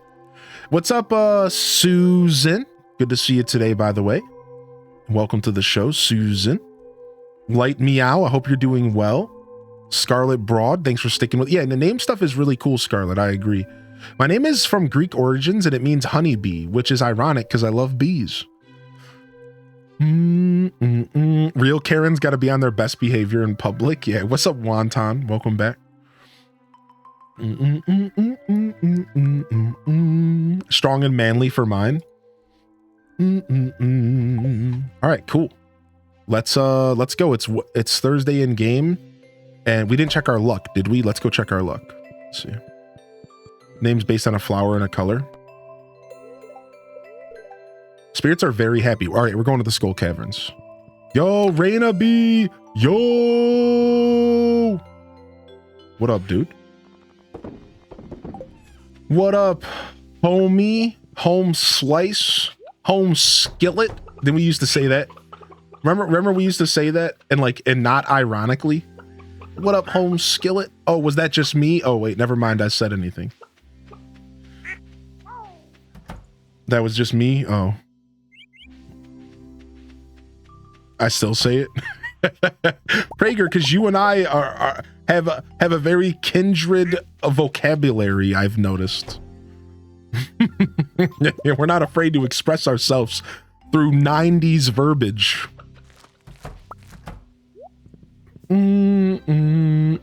Yo, we'll see you later, Ruby. We'll be around pretty much all day today, so you take it easy, all right? I can't tell you how many times I've said Zilla lately. Dude, it's all about Zilla. Zilla levels of content. Welcome to the stream. Homeboy. I say homeboy a lot. I say homie a lot.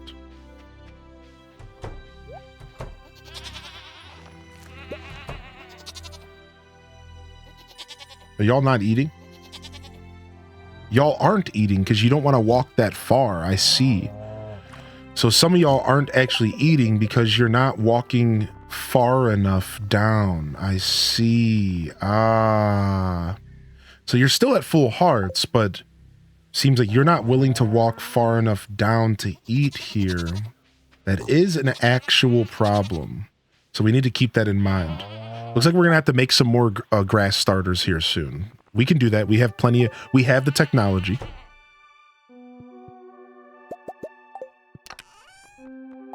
So what I want to do is I think I'm gonna close this and I'm gonna put some fence here.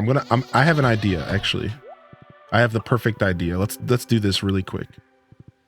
We're gonna go ahead and put a temporary fence between them. We're gonna go ahead and put a temporary fence between them to help them just go to the south here.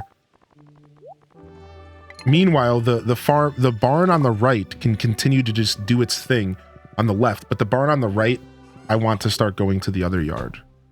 Yeah, I know. I'm kind of hesitating on doing paths because I would like to unlock more stuff first. Like, I still have a couple more buildings I might need to build. So, and like, I know I have to build another silo and whatnot. So like, part of me is like, I'm ready for pathing. I want to start pathing, but like, I want to make sure my farm is the layout that it's going to be, right? I don't want to have to like repath. I want to make sure that this is the layout we're going to stick with. And then I'll start worrying about pathing. That's the only thing that's holding me back right now. Everyone Googling the meaning of their names. What's the deal with broken fences? So the best way to deal with broken fences would be upgrading to a better tier fence. You're correct. You're thinking correctly. Hardwood fences last a really long time and you barely have to replace them. So I do recommend those. But the truth is that broken fences are just always going to be a bit of a nuisance and you can't really avoid that. Even if you end up using hardwood, you're going to eventually have to replace them until you can get an item called a golden clock. Once you unlock the golden clock on your farm, fences no longer break and deteriorate. So there is an end game solution to fences that you can look forward to, but it's end game. And maybe that's not something you're too keen on waiting for. So I do recommend hardwood fences. I recommend the hardwood. You know, you can't go wrong. You can't go wrong. Train is passing through Stardew. Can we make it? Train! Train! Train! I used to actually do this in real life because I love the graffiti. When I was really into graffiti art, anytime a train ran through our city, I would run outside to look at all the graffiti because it was always so good. Let's go! If you bash on their doors, they have to give you stuff. Open up! Pull out my axe. Ha ha ha ha! I've been watching too much Fallout! Give me your loot! Ah! Ugh, gross. Look at that. Let me in. We're going raider. We're going raider mode.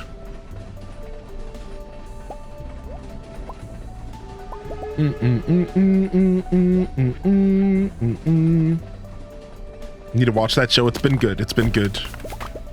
I finished it up and I'm excited for the announcement of season 2. Can we crack this open? This one's cracked. Can we put a bomb there? Dang! There's a moon there? Creepy clown at the end? Do do do do do do do do do do do. What site did you use to check your name? Here, one sec. I think it's still on my copy paste. There you go. I don't even know if that's the best option out there, but it was the one that felt the best to me.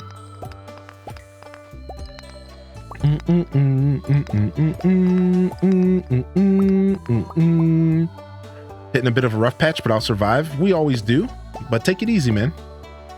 The struggle can be real sometimes, and it's okay to acknowledge the struggle, but take it easy, dude. Blows my mind you wait so long for pathing. I put him as early as possible for a speed boost. Yeah, I don't know. I've never really been into the pathing system in the game that hardcore, unless I use it for decorating. In fact, it wasn't even until our last playthrough that... Get out of here. It wasn't even until my last playthrough that I even learned that there was a speed boost with pathing. Now, I might have known that back in 2017 or whatever and just completely forgot over the years. But yeah, like that was like something that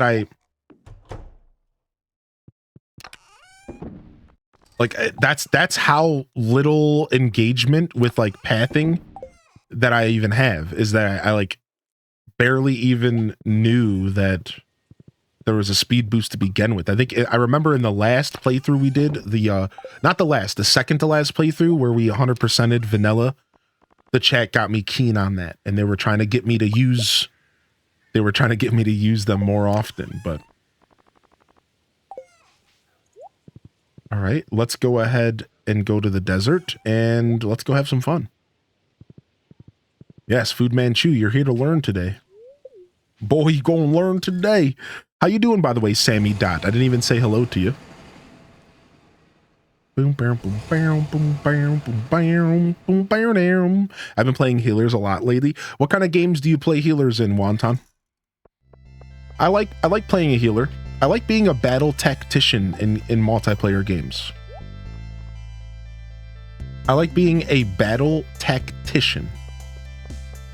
That's one of my favorite roles to play in multiplayer, where I do like buffs, or I debuff the enemy, or I focus on healing, or I focus on like healing poisons and diseases and stuff that's like a nuisance that becomes a problem over time. Formerly Overwatch.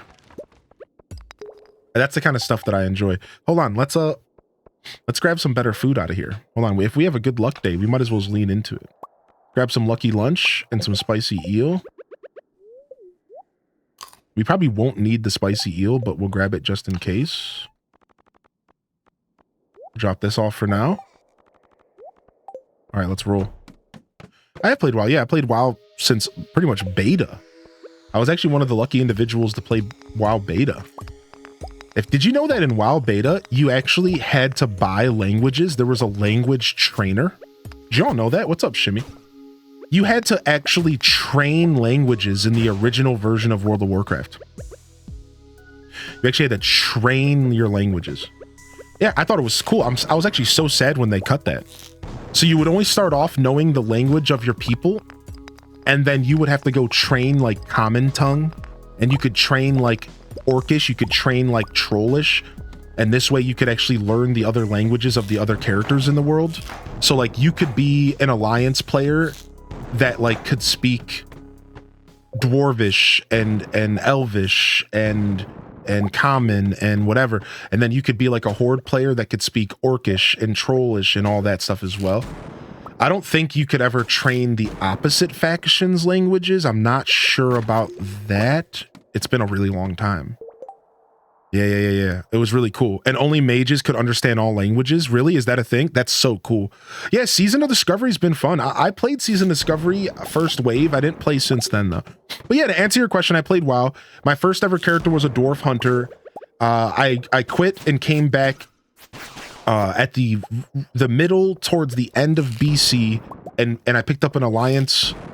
So I was a Dwarf Hunter, then I did a Night Elf Rogue.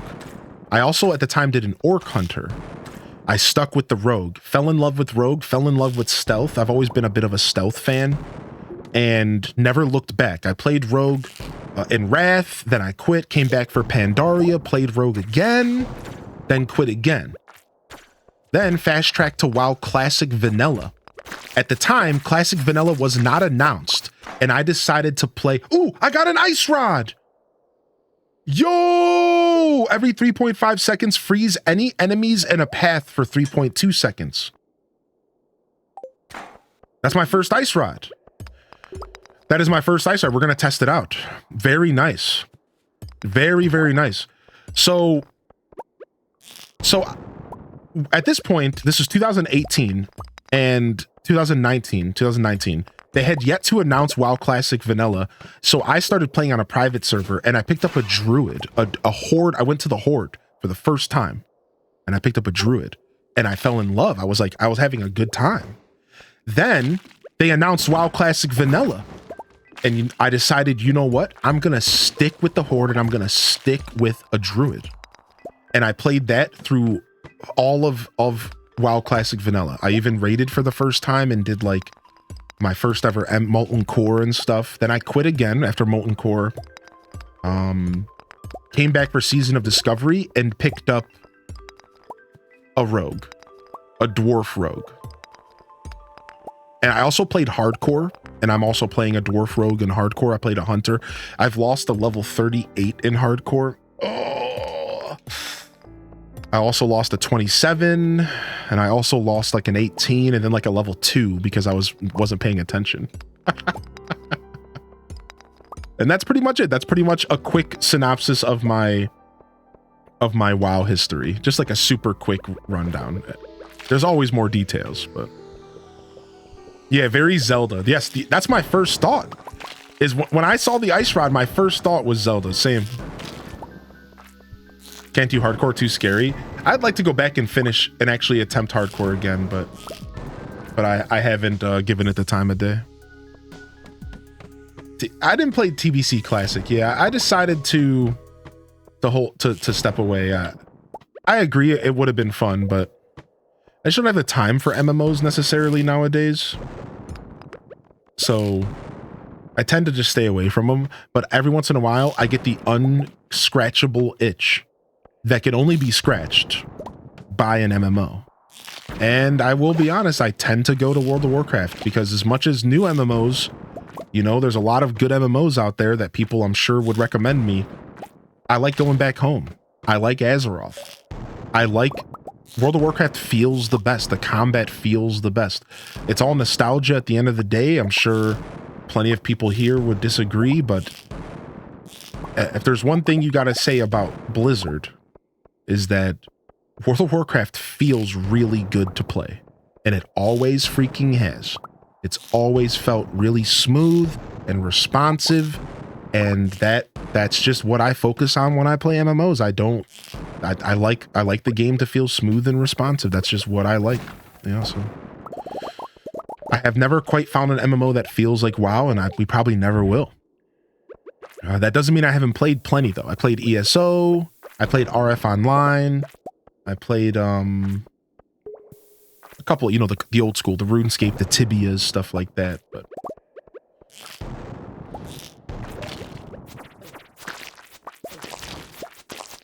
the word Blizzard gives me goosebumps and not in a good way. I mean, yeah, at this point. Yeah, I don't blame you for that.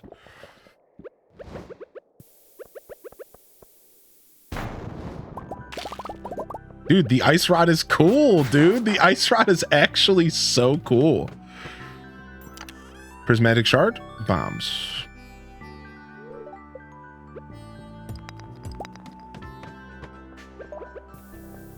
You share your name with actor David Harbour. My middle name, while translated from French, also means David.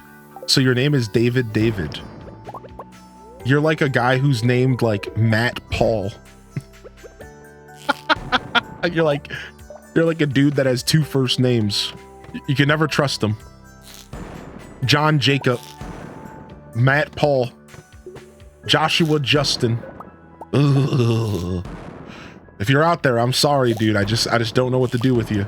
I just don't know how to feel about you. I'm sorry. I'm no hard feelings. Yeah, Matthew Patrick. I'm sorry, dude. I don't know, man. You gotta don't blame me, dude. Strato. All right, don't blame me, man. Moon the Husky. Been on a work lurk, enjoying the vibes per usual. Thank you, Kaiser. How are you, dude? Hope you're having a great day today. Thanks for hanging out, and thank you for popping in the chat and letting me know you're enjoying the show. That means a lot to me. Thank you. Thank you so much. Health. Oh my gosh. I haven't zoned out like that in a while on my health. Oh my God. Thank you, Flip. I have not zoned out on my health like that in a long time. We've been doing some pretty attentive Skull Cavern runs, but I was big chilling. I was just sitting here yapping. I know when I said Jacob, that was the first thing I thought of. Bookworm. You and me both. That was the first thing I thought of. John Jacob Jingleheimer Schmidt. His name was my name too. What's up, Amanda? I love Stardew so much it makes me happy to see you play it. I love playing this game. That's what you thought of as well. We've been got.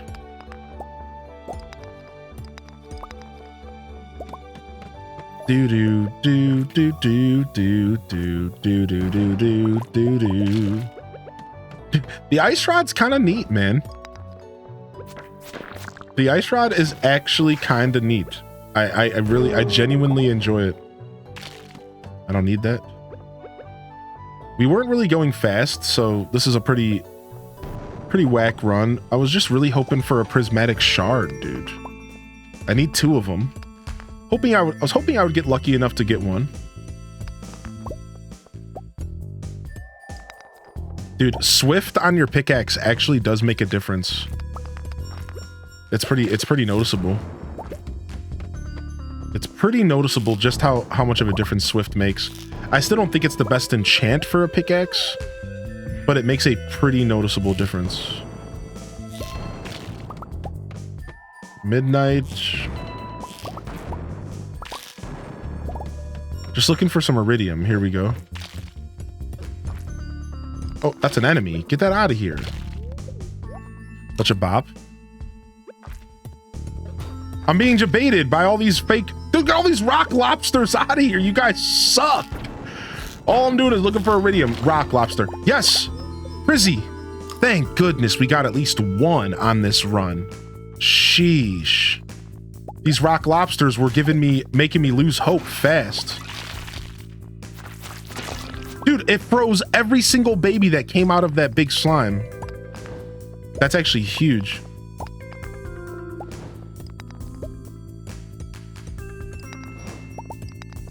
All right, I guess we leave soon.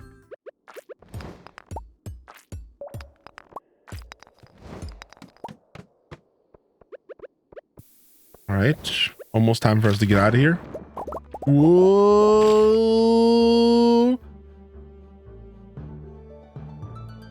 Almost smacked him in his Gen Z butt. Oh my gosh. Yeah, I hope you're doing well, Amanda. Thanks for popping in today.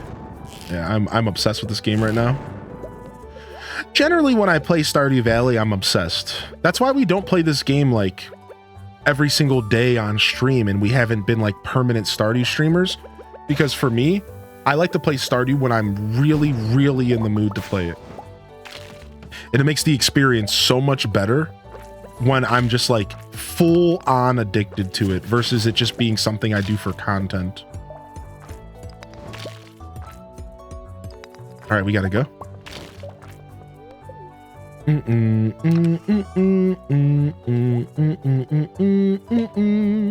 Nice, we're bringing home a Prizzy. We're bringing home a Prizzy. Do do do do do do do. Yeah, exactly, Wonton. It doesn't hit the same when I'm not in a mood. It's not a game that I like to just pick up just like out of boredom. There are some games that are good to pick up out of boredom. Like a good one I think is like Zelda. Tears of the Kingdom and Breath of the Wild specifically. These are okay games to just pick up out of boredom because it's like you can just like run around for 15-20 minutes, maybe even an hour aimlessly, right? Not really paying attention to what you're doing. Doesn't really matter. It's not a commitment. But like Stardew, I don't really like to pick this game up out of boredom. I wanna pick it up with a purpose. And we're out. And we're out. Yo, Amanda, I'm sorry to hear that. That's a little bit rough, but take it easy. Take it easy. Yo, if I missed anybody rolling into the stream, jump in the chat and let me know you're out there, baby. You got 100 million gold. What the heck? Yo, Akil, you've been playing WoW for a while. Anybody here been playing World of Warcraft for quite a while? Is it a game that you've been acquainted with for a while? Is there an MMO that you prefer over WoW or that you play outside of WoW? I see Guild Wars 2 in the chat. What's up, Miguel? Never ended up playing Guild Wars. Not quite my style. I played so much WoW that I had 3 mains and 2 entire accounts worth of alts. Oh my god. I was never an alt guy. I always just had one character. Yo, Mary948 still with us. Yo, Shimmy still with us. Just catching up on chat. I might have missed some stuff. All right, I guess we'll do a quick stretch. Guess we'll do a quick stretch. And then we'll get back into our Stardew here. But welcome to the show, everybody. We've been going for about 5 hours and we're cruising along here today. Relaxing, maxing, chilling out, playing some Stardew Valley, and loving every second of it.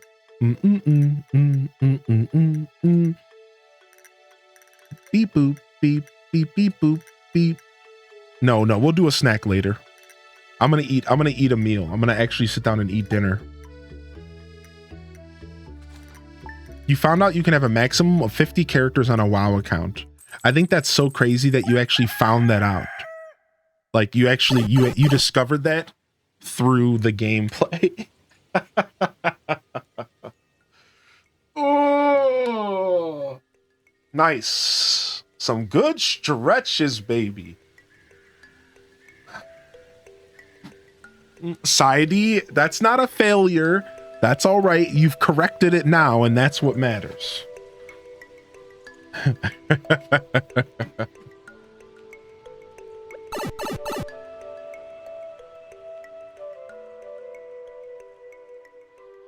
Stay in the middle. Like you a little. Don't want a riddle. Something. Say it back.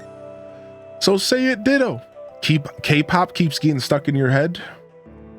I haven't done any K-pop in my day.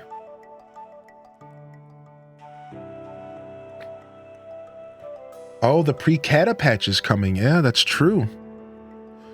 I forgot it was that time. Because they're going back and forth, right? So now they're going to focus on Cata. Then they'll come back and do level 60 SOD. Probably, right? So it'll be a little while till level 60 releases. WoW Legion. Ooh, I mean, WoW Legion was probably a great time to pick up WoW, though. From what I've heard, I didn't play Legion, but I've heard it's one of the best.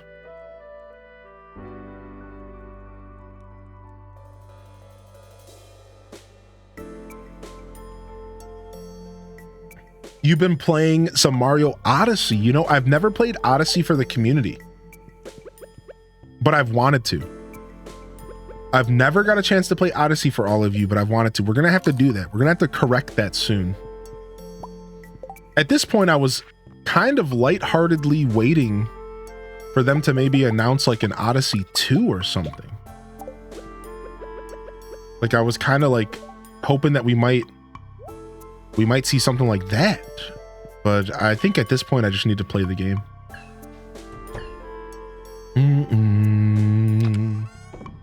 All right, let's rock the ice rod. Now the ice rod probably can get better. Right? We can probably rotate the ice rod out.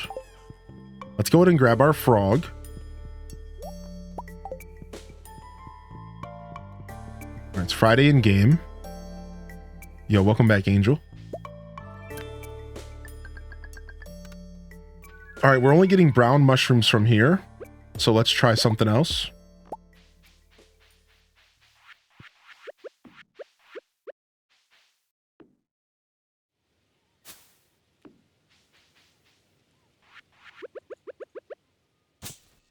Here we go. Look at all this.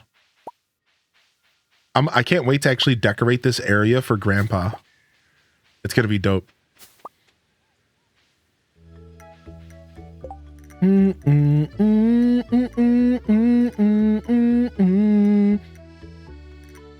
Got into games like Empire Earth instead. That's cool, yeah. I got introduced to MMOs super young in life, so it was a very easy thing for me to dive into. The Mystic Tree gives Mystic Syrup, and Mystic Syrup is used in some of the more endgame recipes. So just like classic Stardew stuff, everything seems to be working within itself. Everything is kind of worked within itself. This game is very intuitively designed in that sense, where like even when he adds new content, you end up having lots of uses for that new content, and I really love that. No, I've never played a Monster Hunter game. I played a demo for Monster Hunter on Switch at one point and wasn't really that impressed, but it wasn't that the game was bad. I just don't know if the game was for me. I think that's what it came down to, but I would like to give the game another try in the future. I would like to do that. I would like to give the game another try. They seem like fun games. They're just not really my style. Green frog?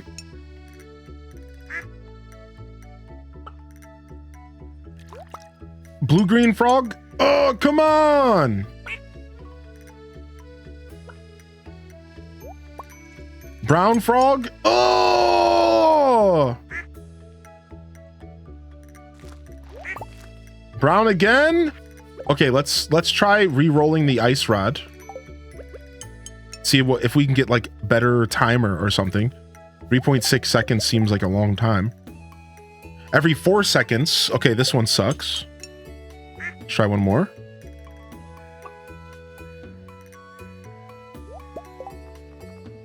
Every 3.4 seconds. I wonder what the best is for the ice rod.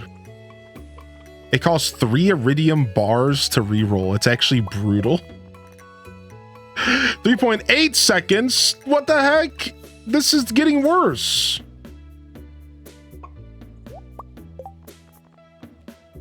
.9 seconds? Okay, I should have went with the 3.8. All my fairies are the same color. I haven't figured out how to get different color ones. 4.4 seconds. Dude, I don't want to keep wasting iridium, but I can't. I want to be under 4 seconds at least. Oh, it's locked to a save. 4.6? Come on. I'm actually being played right now. The green bars are radioactive ore, and it's used for endgame recipes. Yeah, Anzi Twitch, the crane game. Yeah, the green bars are radioactive ore bars. 4.7? What is going on, dude? Perfect is 3? I got it. Perfect ice rod. Let's go. It even says perfect in the name. Whew. All right, let's go for one more frog egg and we're done with the frog. That's my second perfect trinket. Okay, blue-green, we're done with the frog for now. Sorry, Froggy. We'll go back for void and prismatic later. So let's take a look at all of our trinkets and see what we have. So right now we have fairy spur quiver 3, basilisk paw 4, parrot egg 5, frog egg 6, and ice rod 7. So I still don't know what the 8th trinket is. I've never seen it. Apparently it's like unlocked. You don't find it as a drop. It's like an unlockable or something. So I do have a perfect magic quiver, and now I have a perfect ice rod, but I don't have any other perfects. I do have a level 5 fairy, which I think is perfect for fairy, so never mind. I have a level 5 fairy. I believe the highest level parrot is level 4. So I have the best parrot, the best fairy, the best quiver, and the best ice rod. But look at this. There's different types of quivers. Look at this. I have the rapid quiver. That's 0.6 with 10 to 15 damage, but then perfect is not as fast, but more damage. So I wonder if there's other versions of like the ice rod. Maybe there's like the rapid ice rod or something. I don't know.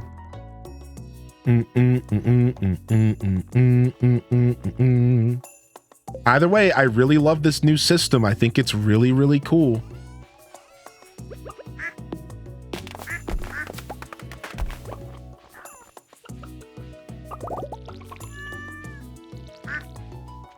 Do do do do do do do do do do do do do.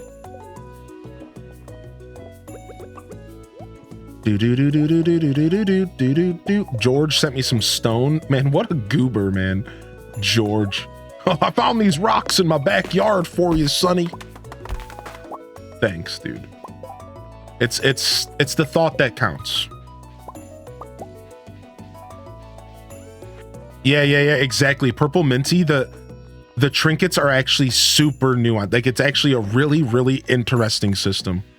The golden spur is every time you get a crit, you get a speed boost for a certain amount of time. It sounds super cool, and it's something that I want to pursue at some point. Because it's like, basically, you could go a crit build. You could go crit build with your skills, right? You could go dagger. You could do plus crit gems in the forge. And you could just be the fastest thing alive. The fastest thing alive. Blue streak. Speed of light. Sonic the Hedgehog. Too fast for the naked eye. Sonic the Hedgehog. Sonic, he could really move. Sonic, he's got an attitude.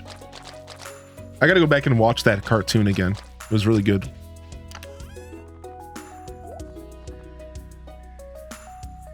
Oh, where's my coffee beans? I have not watched it. Should I watch Knuckles? Is it good? It was just thrown in my face with as an advertisement earlier yesterday or something, and I thought to myself, am I sleeping on that? Is that something I should be investigating? I don't really know, to be honest. I'm not really much of a TV guy, so like, even if it is a TV show that from a fandom that I normally engage with, I don't tend to care that much. I usually just avoid it anyways. Fallout was a pretty big exception to like actually sit down and watch that, and I'm really happy I did.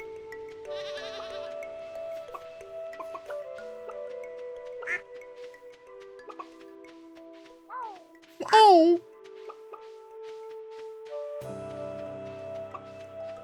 All right, we should give the ostrich a golden animal cracker here soon. Can we do it when they're a baby? I don't know.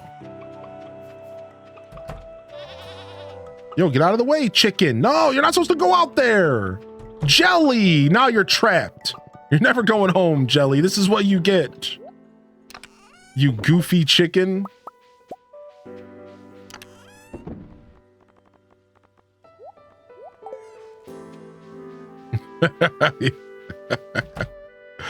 What the heck, man?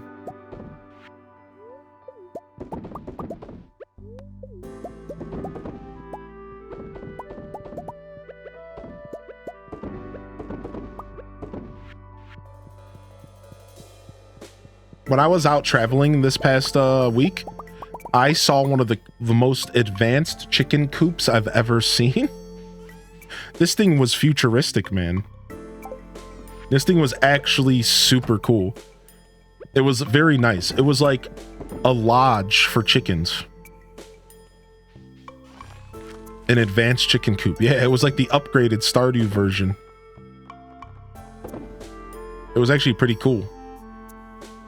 Now, maybe I'm just like inexperienced in chicken coopology or whatever, but it felt extra fancy to me, okay?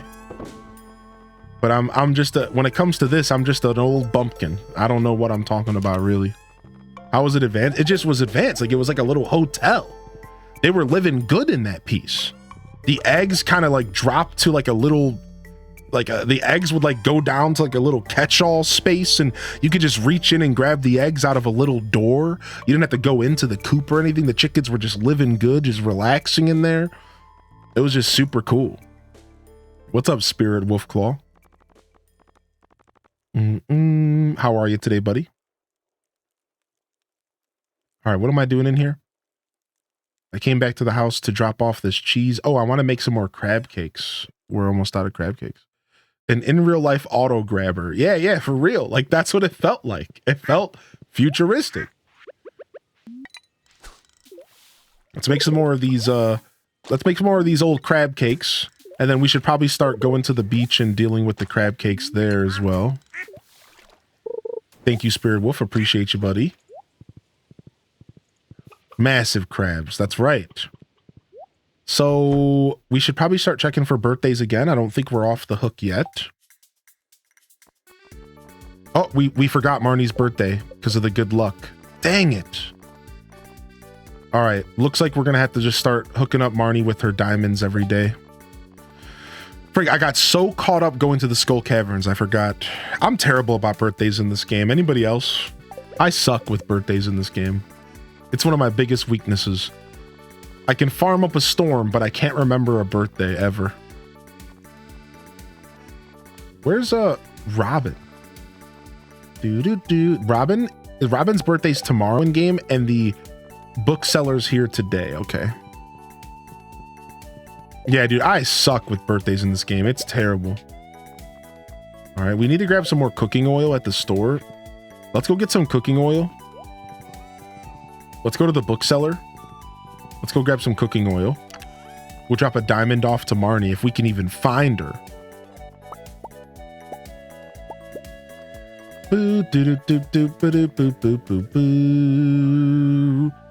We'll stop and drop off the Pierre's missing stock list. Sure, why not? And we gotta grab a couple diamonds out of here for Marnie. UI info suite, yeah, it's a nice mod. Truthfully, if I would have just pulled the diamonds out of the house and had them in my inventory, I would have remembered. That's usually how I remember birthdays, is I put their present in my inventory the day before. That's usually how I handle it. I'll put them in the day before. I put it in my inventory, so I wake up the next day and I remember. What's up, White-Eyed Demon? Good to see you today. I have to write a separate list for B-days. Yeah. I need to start writing this stuff down. I'm lazy, I guess. The laziest gamer.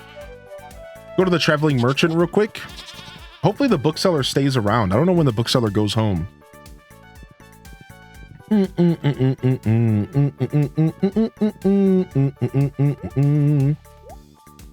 Dish of the Sea. Ooh, the retro catalog. That's so expensive. I don't got that kind of dough yet. Do I have the I think I have the Snowman Rare Crow. I think I for sure do. Okay, let's go.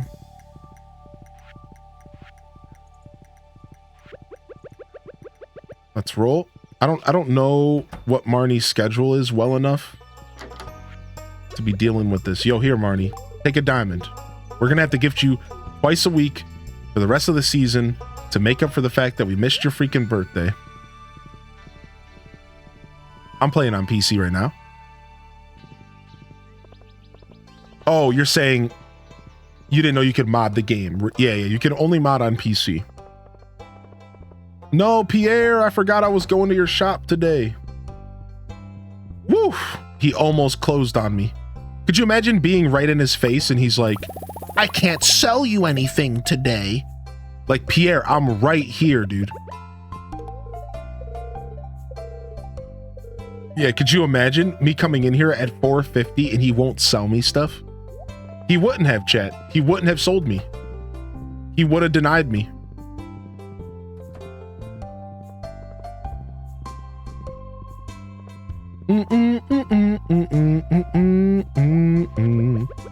Dang, interesting. This tells you how the last time we came to the bookseller. Look at that.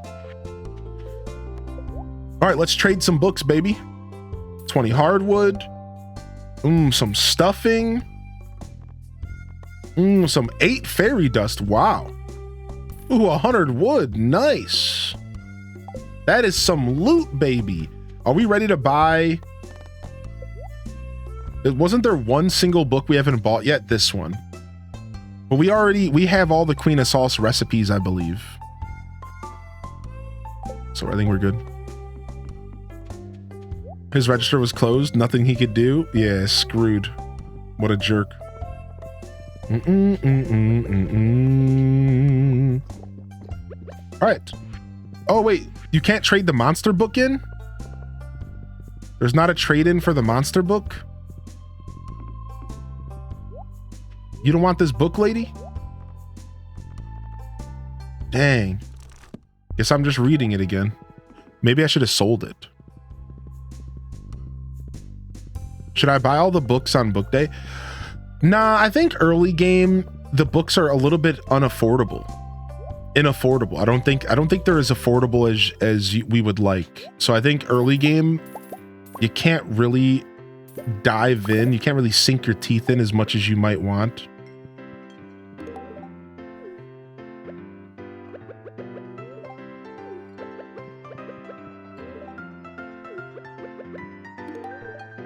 But I do recommend you get those books eventually because they're all really good.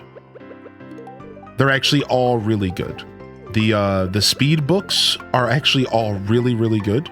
The ones that increase your movement speed are really nice. The horse movement speed one, they're all actually really good. So at some point you are going to want to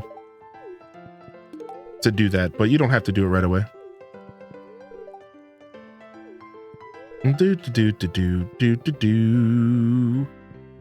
What's up, Sabby? Have a cup of coffee on me.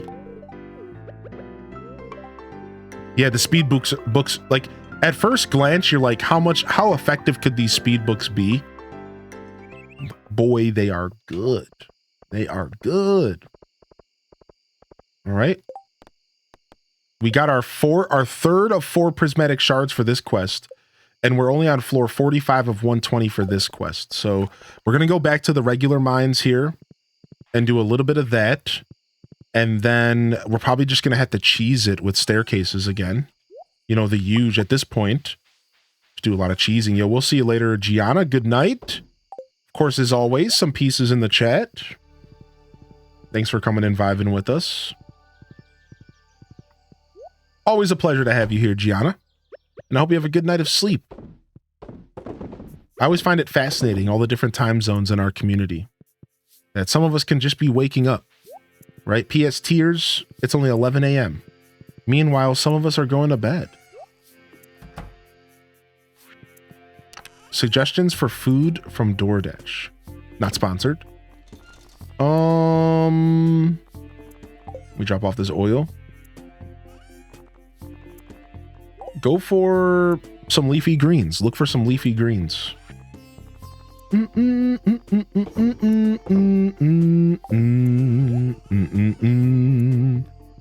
do have to finish taking care of my farm kind of here, so maybe we just will spend most of the night here.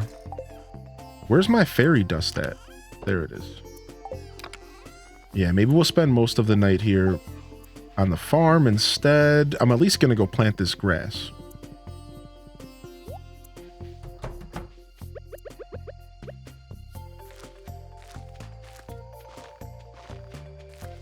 All right, get all that stuff going.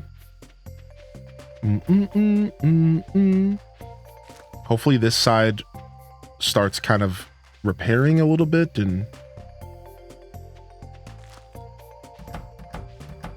that's not as bad. They've been eating through all the grass. These animals, they be hungry out here. Cincinnati, same time zone. It's nice having the clock up while watching sometimes. Is it? Nice. I like it. I think it's a nice little touch for the show, Sarah. I'm glad you said that. I think it is. I think it's a nice little touch. I wish fairy dust worked on crops. I had one taro I needed to harvest. That would be nice, yeah. A way to instantly make crops grow would actually be cool.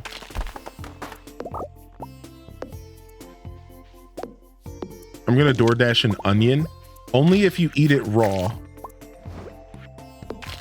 Otherwise, it's unacceptable. Unacceptable!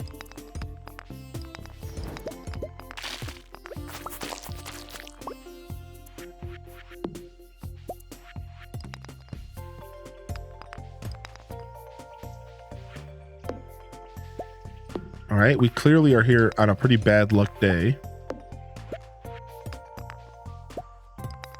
Clearly. All right, let's see if we can get at least 5 floors. That would be nice. Nice. Sadly, these floors don't have a lot of rocks. So these floors are kind of weird. They don't have a ton of rocks. And you have to kind of fight your way through these floors. Because a lot of times it takes killing an enemy to get a staircase to spawn. All right, we can keep going. All right, maybe our luck's actually better than we thought it was. We were just having an issue there. Here come the spider floors. The spider floors are so brutal. There's so many spiders. Oh, I didn't bring any ginger with me. Uh-oh. If we get hemmed up by the freaking ghost, we're gonna be screwed here. Gotta have that ginger.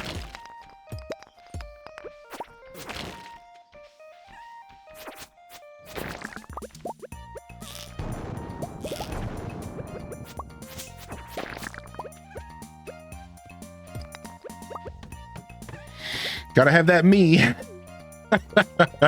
This is the dangerous version of the local mines. This is the dangerous version of the local mines you're looking at. Oh, these 8-legged freaks.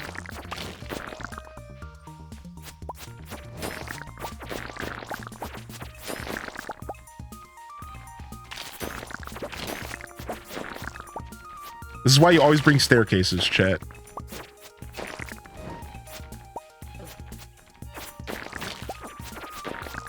Where's the fire scepter? I know. All right, we gotta go. We can't do this. This is why you bring staircases.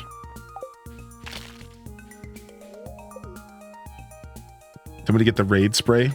You know, but if you don't have staircases, what you could use instead is some empanadas. Empanada. But that's up to you. You know, that's your choice. Everyone has their own style. Terrified of spiders in real life. I've sort of grown out of any kind of phobia I've had with spiders, but if they invade my space, I still get super jumpy. I wouldn't say it's a fear at this point. It's more of a concern. Is that like fair? It's just like a very, very, very heavy concern. If they get too close to me, then that's where I have a problem. But like, I'm okay with them existing. They can hang out in the house. Like if there was one hanging out right here next to me, I'd be fine. I wouldn't be upset if he was near me on the corner of the wall or something, but don't get too near me. Exactly, L-Rob. Yeah. They get murked. I love that. I love that you decided to use that word. They about to get murked. Where's the clip of the spider on Hylian's desk? Hey, listen. That thing came running at me. You had to have been there. It came running directly at me, dude. It was terrifying. He was looking for breakfast. Yo, Blue Stingray, you remember. Good to see you, buddy. Lunacy, I hope you're doing well. Thanks for the follows, by the way. If you are enjoying the broadcast and you are new here, please consider hitting the follow button. It is a free way to support the channel. It is a free way to engage with the content, a zero cost way to enjoy the show. So thank you so much if you do consider hitting the follow button. And of course, more importantly, welcome to the broadcast. Welcome in here. We're just chilling out playing some Stardew today.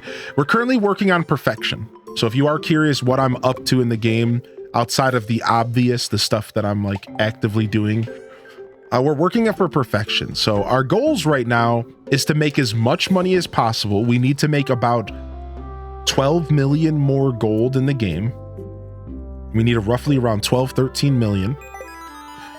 We're also working towards getting our relationships up with characters, because that's a big part of the 100%. We are also working on let's see, we finished the fishing. So we're working on crafting all the recipes in the game, cooking all the recipes in the game, getting relationships up, shipping one of every item, and making as much money as possible, right? All done in a very casual way. I'm taking my time. I'm enjoying my playthrough. All very casual, but it's good. It's been fun. Yeah, despite it being casual, I know this game well enough that it's still pretty efficient. I'm still a pretty efficient gamer, despite the casual approach towards how I play, or have been playing during 1.6. But it's fun. It's been a lot of fun. I'm enjoying the heck out of it. The community's been enjoying it as well. And our smaller goals, the more, obtainable goals here, are most of what we're working on here on the farm is we're trying to become an ostrich farmer. And I got my first ostrich today. And I'm pretty freaking proud. We're going to have a full barn of 12 ostriches is the play. Because this is our first ever animal focused playthrough. We named our first ostrich Scrambled. We stuck with the breakfast themed names. Scrambled. So we're having a lot of fun. We're going to be focusing on getting a bunch of ostriches. I firmly believe ostrich money is going to be the best money in the game potentially. Outside of goats. Like right now I'm focusing on goats and goat cheese, but I think ostriches is going to be even better. So we're going to have a full barn of ostriches, a full barn of goats, and then a full barn of a mixed, pigs, cows, and sheep. Meanwhile, we have 2 full chicken coops as well, and we're focusing our whole playthrough on animals. So I'm working on getting more ostriches, kind of just waiting on them to grow at this point and start producing eggs for us. So yeah, it's been good overall. Otherwise, my more immediate goals are getting Q gems. And in order to get Q gems, you have to do Q quest. So that's a Ginger Island thing. So we've been doing a lot of the Q quest as well. Chill. I can't get through the door. You bunch of loud goats and sheep. I feel like the sheep's, I only have one single sheep and they're the loudest animal in the pen. Oh my gosh. You loud mouths. Calm yourselves.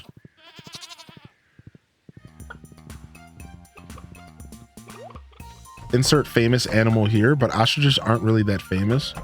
Yeah, we're sticking with our animal theme, our breakfast theme. Let's go through our list of animal names here in a little bit. Oh. We have quite the collection.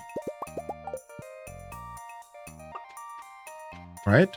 We do have some more seeds to plant. Looks like the beets came up. And now we need to plant some more seeds. So what are we going to plant? More beets? No. We can't do pumpkin seeds because we're out of time for that. Yo, Indie Sweets.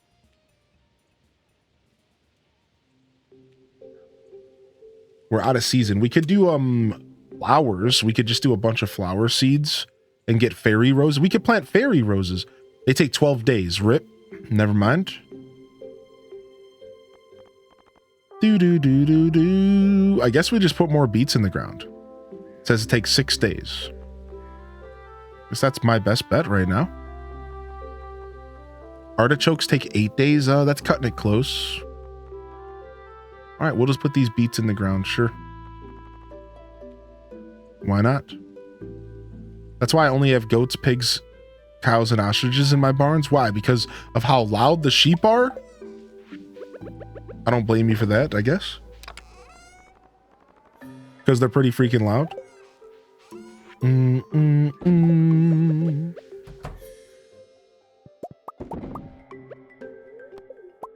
We're out here farming up mayo for days. We're supplying mayo to the whole world. This is an international mayo operation.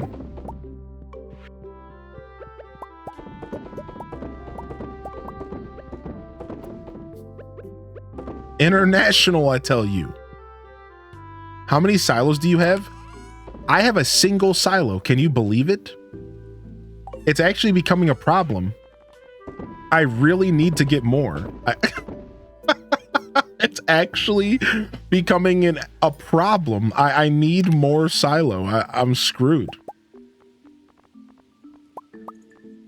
Yeah, I have a single silo. It's pretty nuts. It's pretty nuts how I've survived with a single silo this whole playthrough. I really need to fix that problem. Let's go drop off this diamond to Marnie. Now here's, what do we want to do here?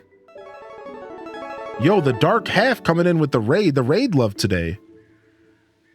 What's up? How do you make a silo? It's, clay. You need clay. I think that's it. Clay and stone. Yeah, you go to Robin. Go to the carpenter. Go to Robin. What's up, Raiders? What's up, Dark Half? How was the show today? If you give a sheep a golden animal cracker, the wool turns into artisan, or the cloth.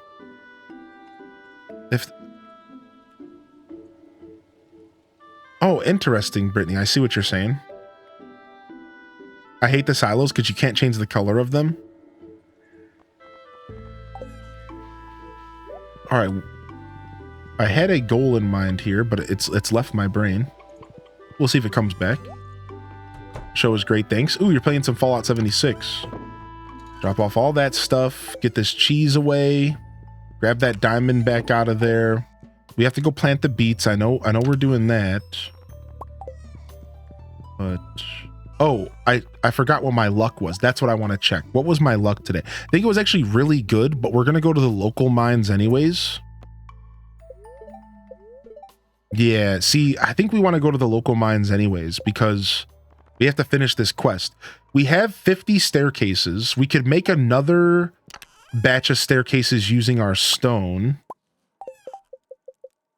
So we have that up. Let's go ahead and make another 10.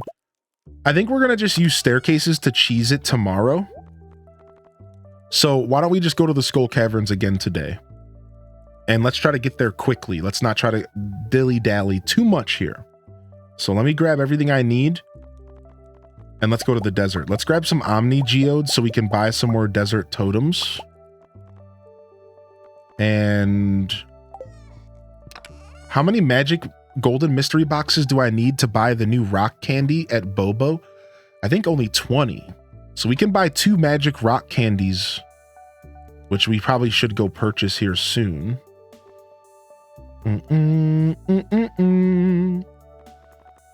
We'll do that tomorrow though, because we're going to go down there to go to the traveling merchant anyways.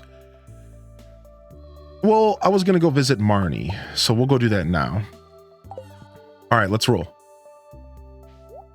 We just got to go plant these beets. I do have the recipe for the desert totem, but I just don't know what it takes. Hardwood, coconut, iridium. Oh, that's not too bad. I did have it. I forgot about that. That's not too bad. We could definitely do that. Do do do do do do do do do do do. 20 golden boxes for the rock candy.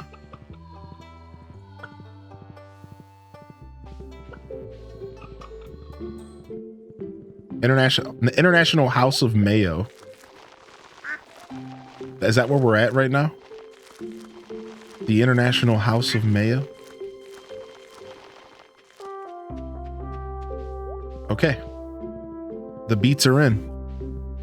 Save on the geodes. I've been like sitting on a ton of geodes. I would like to purchase the magical turban with the geodes. It's always one of my favorite things to purchase in the game.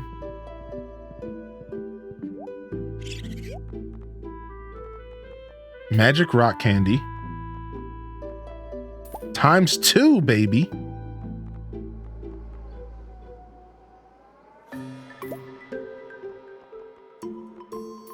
We'll trade these in for golden mystery boxes. All right, do you need anything else? You want 5 pieces of trash and a ghost fish. Actually living up to your nickname, the Trash Panda. What? Why do you want that? 3 ghost fish? Is that what he said? And 5 pieces of trash. That's an easy one. I like it when they're nice and easy. That's pretty cool.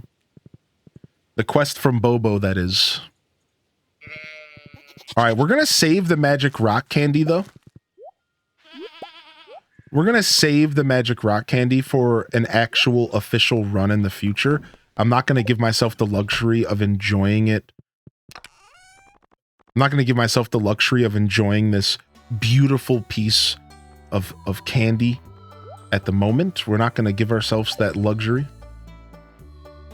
You've been putting some in the geode crusher? Yeah, a little bit here and there. I'll do that. Samesies. Drop off these seeds. Get our bombs equipped. Get these bad boys here. Drop off the crab cakes at home for now. That's fine. No, we'll just take them with us. All right, let's roll. 130 is not terrible to be heading to the desert. Not bad. Could be better, but whatever. We should be able to get one more prismatic shard, hopefully. That's our goal. One more Prizzy, baby. Also, how far along are we on Robin's stone quest? That's probably something we should look at real quick. Yeah, thanks again for the raid. I appreciate you, raiders. Welcome to the show. Let's see here. Oh, we're almost done. We could actually probably finish up Robin's stone quest today. And then we'll drop the stone in our box. We'll get ourselves some extra cash. Would you look at that? Grab 5 of those. Oh, I should probably bring some diamonds to get myself some triple shot espresso from here. Man, I really want this dark piano. 999 coal for a piano. Pretty interesting proposition. What are some good food items for mining speed since I can't get enchants yet? You know, I've never done much with mining speed. I'm gonna be real, I actually don't have a good answer to that. I usually just go for upgrading my pickaxe and just dealing with whatever level my pickaxe is. That is a good question, though. I'm very curious if there's something that's like nice and accessible that also involves mining speed. I prefer like luck over anything else in this game usually. Shall we? Ah, we're already starting off blocked in. I hate when they block you in when you enter the floor. It's my least favorite thing. All right. After eating a lucky lunch, this feels pretty unlucky. There we go. Ah, what is that? Some kind of mosquito in my house? You better get out of here, dude. Get out of here. Get out of here. Go somewhere. Oh, it's a moth. How did you get in here? I guess I did have the door open a little bit extra yesterday while doing the lawn. Going in and out of the house. having the serpents just get frozen is so convenient. Lucky lunch is what I need today. Thank you. It's actually so convenient, dude. All right, can we get some better staircase spawns? No, we can't? Oh, okay, cool. Good talk, game. We'll go here. Boo, boo, boo. There we go. Do, do, do, do. We gotta remember, we gotta kill serpents and pepper rexes and mummies. We're still pretty behind on that stuff. So any opportunity we get to slay some mummies, we gotta. Honestly, mummies feel like they drop golden boxes often. Mummies have a pretty good drop table. Ooh, 8 floors. Yeah, it feels like mummies actually have a pretty good drop table.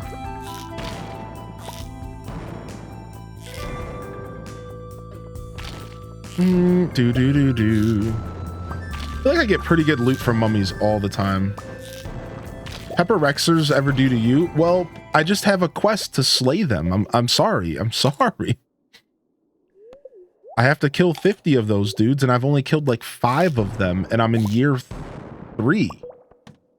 So it's becoming a problem, actually.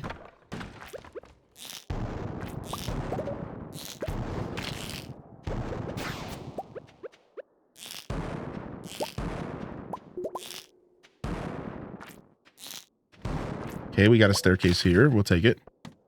What's up, Amy? Welcome back. Yo, good to see you today. What up, Deza? Dang, we're having terrible luck even with all of our luck. We've been having terrible luck even with all of our luck. Yeah, we're actually being played. Wow. Wow. You're really about to do me like this? The doobie ashtray?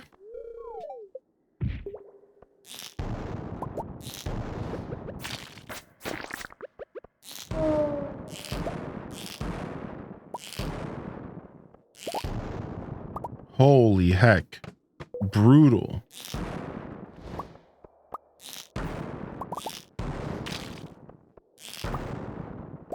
Take this.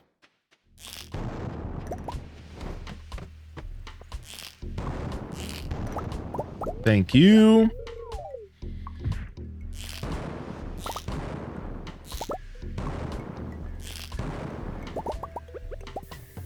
All right. Oh, we missed a shaft there. That's my bad. What? I don't ever see enemies in here, and every once in a while they throw an enemy in here, and it's so confusing. How often can enemies spawn in these treasure rooms? I feel like they're supposed to be safe. Oh, we found a Pepper Rex floor. Nice. We need this. Sorry, close your eyes, Sunrider. This is my new ice rod. I finally got an ice rod, and we spent like 60 iridium turning it into a perfect ice rod. I didn't do that on purpose, by the way. I went to roll it a little bit for some fun. And then all of a sudden, I was getting like these 4.8 second ones, and it was so bad. I was like, dude, oh, like I got to go back down to at least below 4 seconds. And then before I know it, I'm like 60 iridium deep. And it's like, please just give me something good. And then boom, it rolls a perfect. So I went from like being very concerned to making it happen. Wait, what quest did I finish? The stone quest. Okay. Wait, do we not have to turn the stone in? Oh, nice. We just get a free 2 Gs.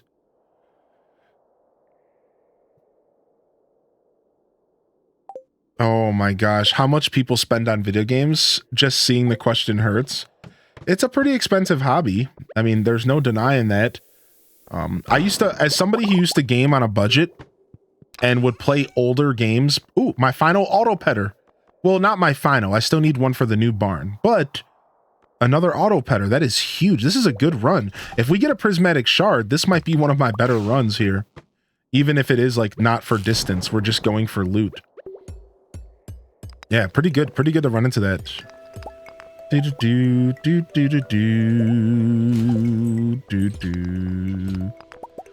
Very nice. Very nice. How many is that now? I don't know. I don't know. 4. So all my coops and my barns are covered, but the new ostrich barn is not. But see, that's okay because I want to be petting the ostrich anyways because I'm trying to increase its relationship faster. All right, 7 p.m. Boom, get out of here.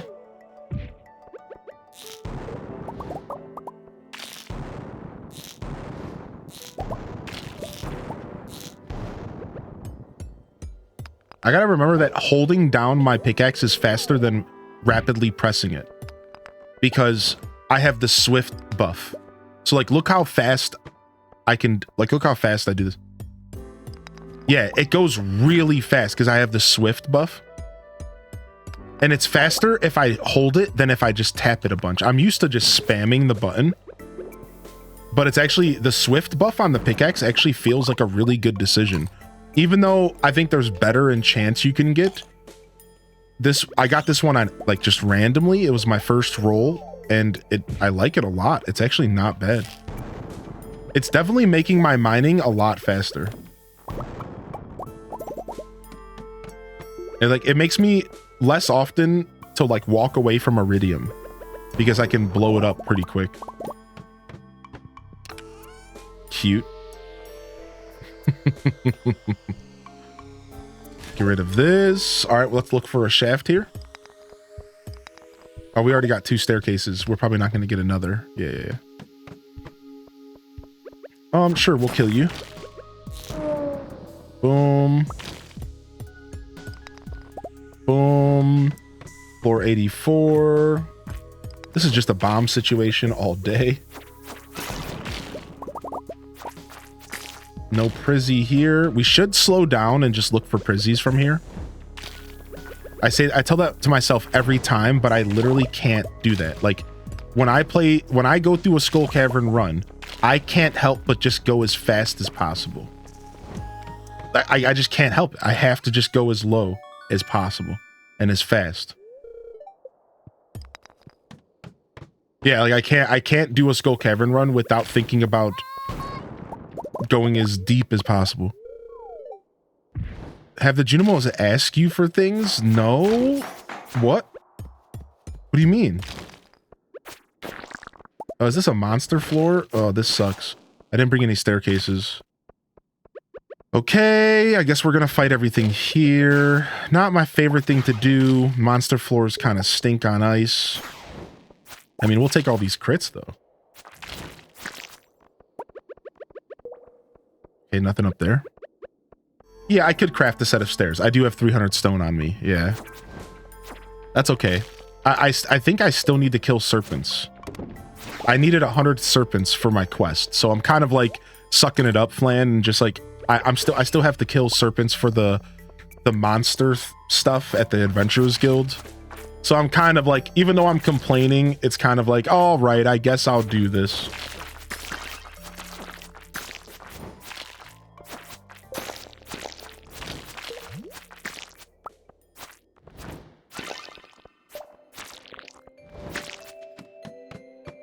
Boom, boom, boom, boom, boom, boom, boom, boom.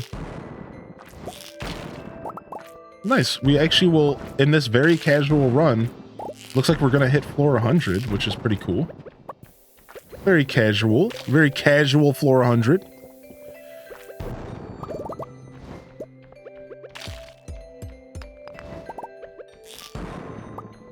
Yo, come on. What's this very luck day with lucky lunch and a lucky ring? Let's go, staircases. Stop playing me. Thank you. Going down 5 floors. An iridium bar. We need that after everything we spent on this staff. Not gonna lie though, this staff is super sick. Like, you see this thing putting in work? It's actually so good, dude. I think the ice rod might be my new favorite. The ice rod might be my new favorite. It's actually really, really good.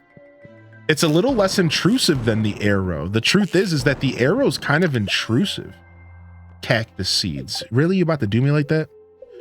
The arrow's kind of intrusive. In a way, it's nice because it kind of pushes enemies away from you. But like, in a lot of other ways, like it's pushing enemies away. I'm trying to hit an enemy with my sword, and then the enemy's getting knocked away from me. I don't actually like that because my sword does a ton of damage. I wouldn't want the enemies to be pushed away from me. So like, that's like, I actually am liking the ice rod more than the magic quiver at this point, because it just feels like it's less intrusive to my overall flow. Now, after I could get used to it though, right? I could get used to the magic quiver if I used it enough. It's kind of nice for just running past stuff and ignoring stuff. But if you're actively trying to kill stuff, the quiver seems to be a debuff. But if you're just trying to ignore stuff, the quiver actually does have a lot of potential. And like a lot of times when I do these Skull Cavern runs, I am actively trying to ignore everything. That is like something I do very often. I just run past enemies, right? So in some ways, I think there is a lot of value with the quiver.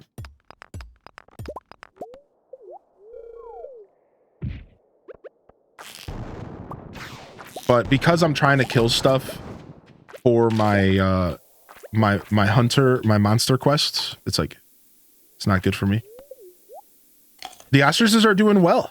We're finally about to have a fully grown ostrich. It seems like we're right on the horizon of a fully grown ostrich here. So then we can give it an animal cracker. I don't know if we can give it an animal cracker when it's a baby. Ooh, more pepper rexes.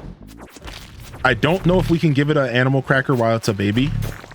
So as soon as it becomes an adult, we're going to give it an animal cracker and we could start getting double the eggs. So the first egg will go into the incubator for a second ostrich, but the second egg will go into our profit and we're going to start profiting. Now I could make a second ostrich incubator. Could I not? Could I not craft a second one of those and just have multiple going at the same time? I don't see why I couldn't do that. I would cracker it before it matures. I don't even know if you could cracker it before it matures. Like, I wasn't sure. Wait, why did I drink that? I didn't need to drink that. Oops. Yeah, I wasn't sure. I just didn't even give it a try yet. But I assume you probably can. That was what I was thinking as well. That was what I was thinking as well. Come on, no prizzy, dude. What the heck on such a good luck day? This is it. This is my prizzy right here. No prizzy. Fine. Fine, I see how you are, game. You don't want to hook me up with the good stuff. We're going camping tonight.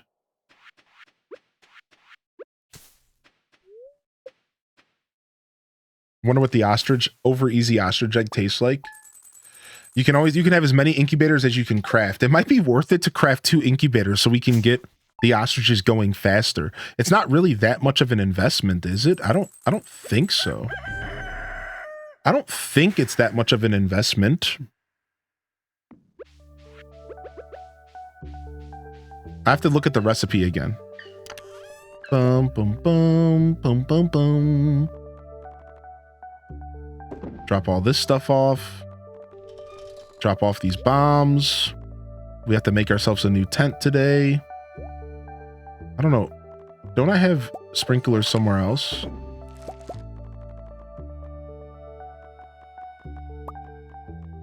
Oh, they're in the farming chest.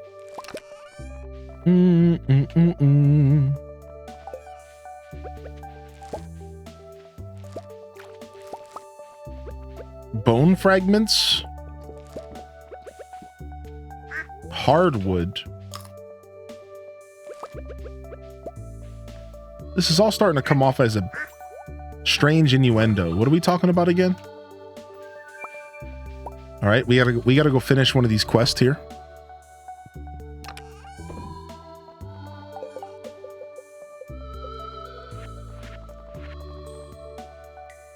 I'm short 4 cinder shards. Frick! That's fine. That is fine. All right, let's make another tent. I like to have a tent on me always,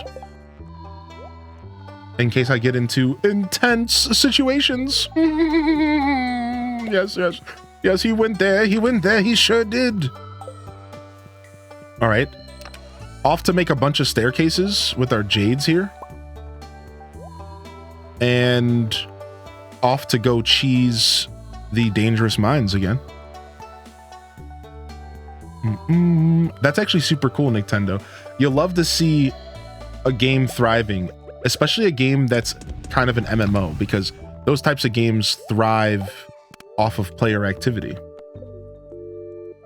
Ken sent me a bomb and I accidentally laid it down trying to quickly get through the Stardew chores. So Sarah, was that your first time ever bombing your own farm? Because I'm going to be honest with you.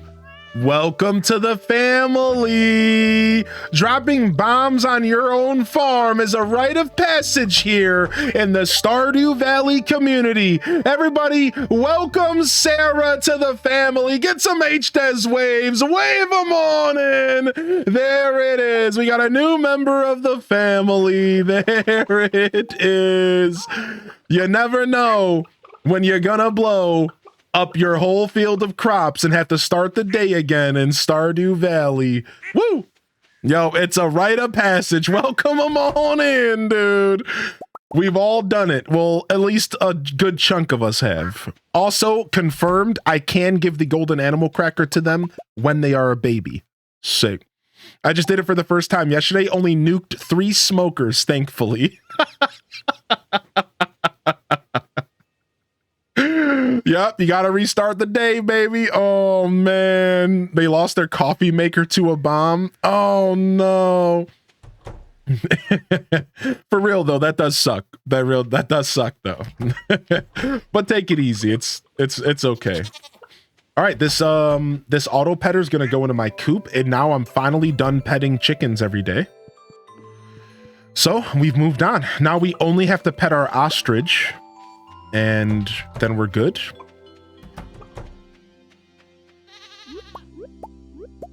So we have full automation. Feeling really good about full automation here. Feeling rather good about that. And once the ostriches get going, hopefully we get another auto petter for that. Hopefully we can make that happen. Kent sending you bombs? Yeah, you would think this was on purpose. You would think that there was some kind of sleazy plan behind the bombs getting mailed to you. With how many of us have probably done that exact thing? Let's be honest. You pick up your mail, you get a bomb in your hand, it goes into your inventory bar, and you just don't think about it. You're like, all right, whatever. So you go around doing your chores. The whole time the bomb is still in your inventory, right? You're just not really thinking about it. You're not really stressed out about it. You're like, well, whatever, I'll put this away eventually. And before you know it, that bad boy hits the ground. Boom shakalaka. Right? Yeah, it's honestly a setup. It honestly just feels like a setup. Like you get sent this bomb in the mail and you end up using it on your own farm. It's just like, frick, dude. Like, was this planned? Kent's trying to get us back because he knows that we were talking to Jody when he was overseas. He knows we were eyeballing Jody. You see those hips? One day I walked in Jody's house and she had a pair of jogging pants on, and on the back it said Dad's Trophy. Yeah.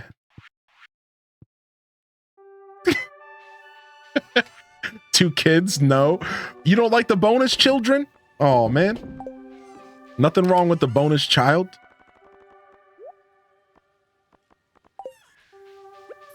Shake my head. What, dude? It's a Dexter's Laboratory reference. All right, calm down. It was a Dexter's Lab reference. Listen, this wasn't a children's cartoon. Or I watched cartoon. This was a children's cartoon taught me that little joke. All right, so hold on a second. All right, just because I was raised in the 90s and 2000s, I'm just built different. My jokes were built different, you know.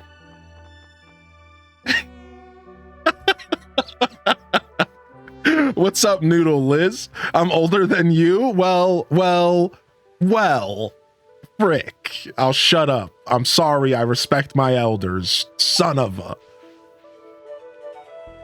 right, let's go to the traveling merchant, and then let's head to the desert, and then let's head back home and finish this Danger in the Deep quest real quick. Our generation's cartoons were not appropriate, not at all. Yeah, not even a little bit. Not enough to be an elder. Fair.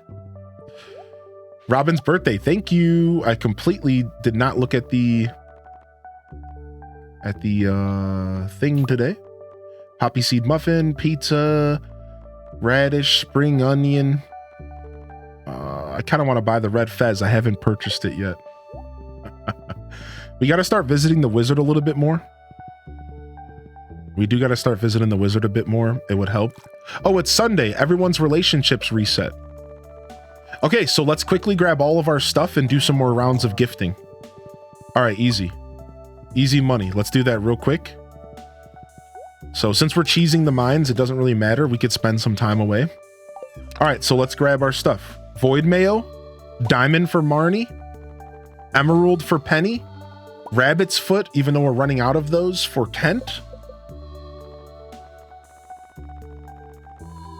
And let's just, the wizard's birthday's coming up. He's at 3 hearts. We don't have to worry about him.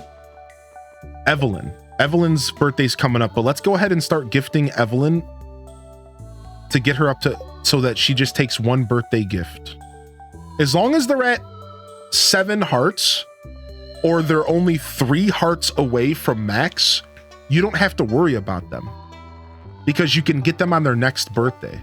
The only people that I am worried about is people who I skipped their birthday on accident. Right? So what is Robin? What's a thing that Robin loves besides for the good old fashioned hardwood? I couldn't resist. I'm sorry.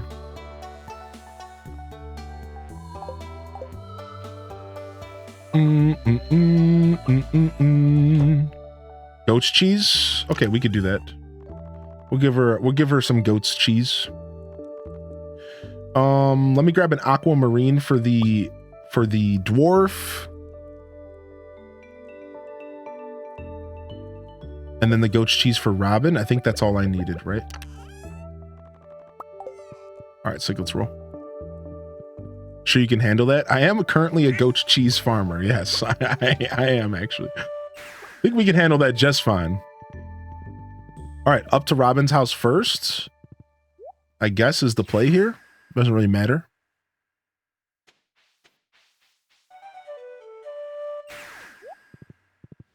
Do-do-do-do-do-do. What have they been feeding Hylian? How much for a silo? Just 1,000 gold. The silo's pretty affordable. You remembered my birthday. I sure did. And I totally didn't have the chat tell me. I remembered all by myself, Robin. My first love in Stardew Valley. Evelyn. Ah, we forgot Evelyn's tulip. Well, that's fine. Let's take a farm totem back home. We'll grab a tulip and we'll head to that side of town. Because we were still sitting on a bunch of extra farm totems. We kept getting extra farm totems from the Skull Caverns, so. All right, purple tulip it is. All right, let's roll. Yeah, 1,000 gold for a silo, 10 clay, and some stone or something like that. What is the recipe? Now, I will tell you, clay is a problem early game. So if you're struggling with clay, we found that digging in the mines is the best place to get clay. Dig in the mines. Now, they changed the game. If you played this game in the past, you might not understand that they really changed how clay works. In my humble opinion, clay is way harder to get access to. So you wanna farm up clay in the mines. You also want to consider farming up clay outside of Elliot's house. Apparently, Elliot's house on the beach, right outside of Elliot's house, has a ton of clay. Oh, it's only 100 gold. Thank you. 5 copper bars. That's the hard part's the copper bars. So if you go outside of Elliot's house on the beach, you can get your hands on some decent clay. All right. That's a don't sleep on that. Don't sleep on that. Where you at? Is that you, Penny? Thank you.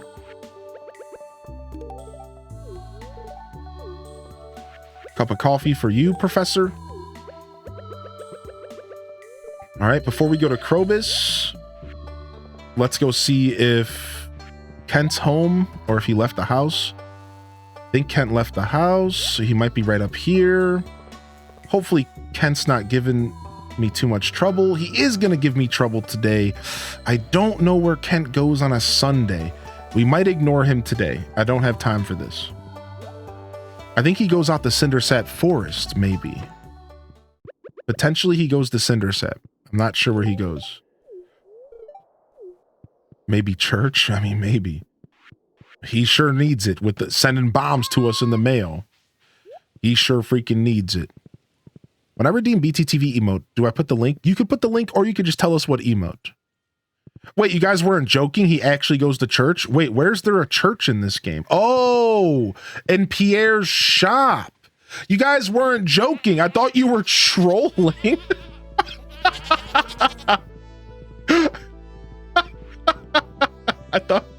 I actually thought you were just straight trolling me. Yeah, he went to church, Hylian.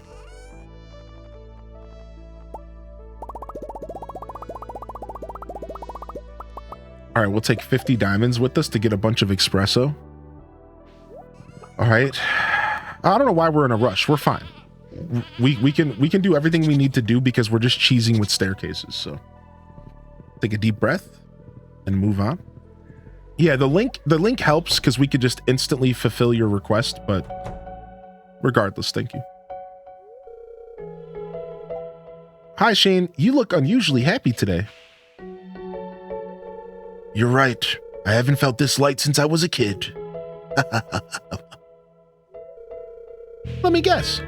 Gus had a clearance sale on canned beer? Wow, Marnie. Good one. No, actually, I've been drinking sparkling water instead of beer, and I feel great. Talk about a snarky comment, dude. Chill, Marnie. You know, I sometimes forget that I really do have friends, people that care about me, and it's okay for me to rely on them. Doesn't make me weak. I mean, true. He looks sharp. Way to go, young blood. Getting paid, getting paid. My man. Hey, Yas, I got something for you.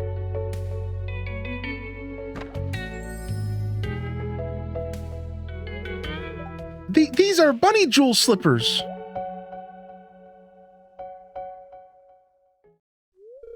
But these are so expensive. How could you afford them? Don't worry about it. I've cut back on my expensive habit. I have a lot more spending money now. Or that's a nicer way to say that. Oh, another cutscene back to back.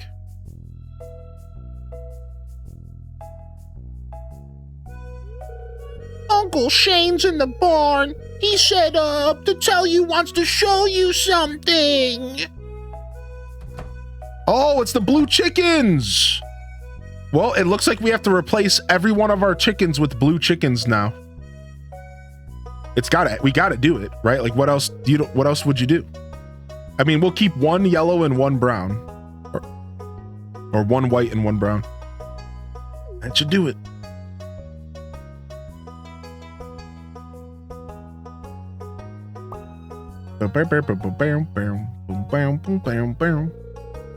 It's the perfect home for the hens. We'll have the best eggs in the whole valley. Krobus has been added to chat. Oh, sick. We'll have the best eggs in the whole valley. Fresh and healthy with rich golden yolks. Not like those pale, sickly Joja eggs. What are you trying to say about my eggs, dude?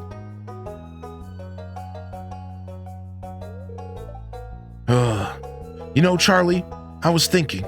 A guy like me is always teetering on the edge of despair. Know what I mean? But you and the other hens are going to keep me upright from now on. I know it. Look at this chicken's face. This chicken's looking at him like, what are you talking about, homie? I ain't helping you with shit. What's wrong? Too much pressure?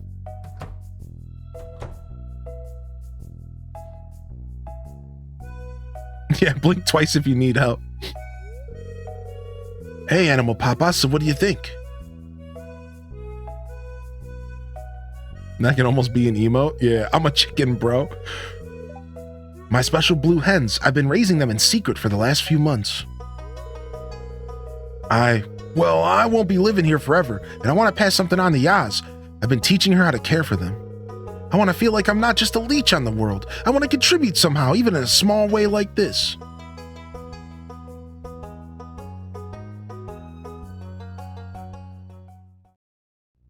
Dang.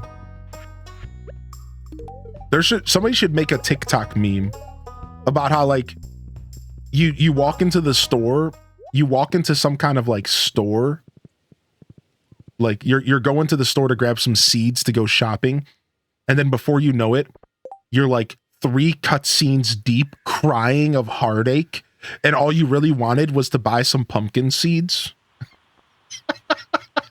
You're like, like all you were trying to do was like go buy some hay for your cows, and you come out 3 cutscenes deep later, confused and tired. Like, what is happening? What is going on? Yo, get out of the way, Caroline. Bet you think your ish don't stink, but lean a little bit closer. All right, freaking Caroline. She thinks she is, chat room. That's deep. And sucks. I don't know, man. Anybody who sends me bombs in the mail has got my number. I'm down for that, dude. Because I'd rather be on his friend's side than his enemy's side. So you could say Kent sucks, but I'm gonna suck up to Ken. Because I don't know what he's gonna send in the mail next. Clearly there are no police around here, so we gotta hold out for our own in this place.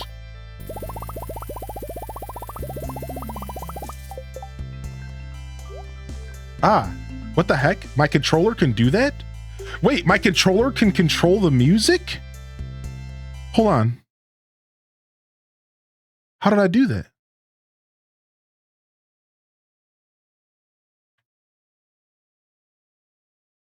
What? How did my controller just play the music? Anyways. I swear that just happened.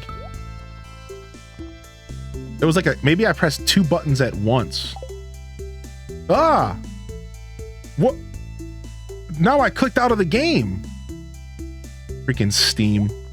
Anytime Steam has like a foreign controller hooked up to it, it treats the controller like a Steam controller, where like it controls your computer. It's not just like a controller in the game. It's really weird.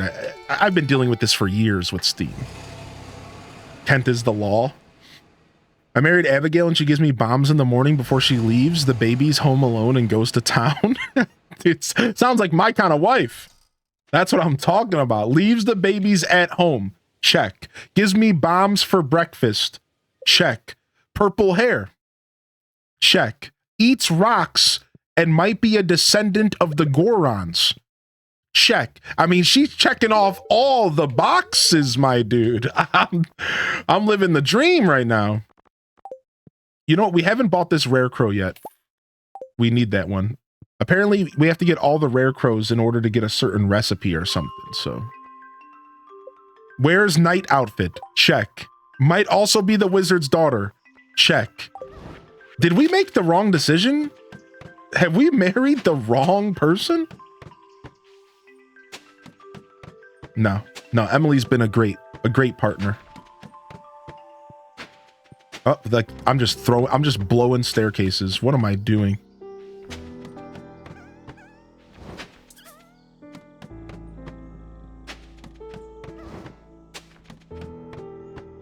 That hurt my soul to do. Ah, stop. Abby is mine. You keep your Emily. Yeah.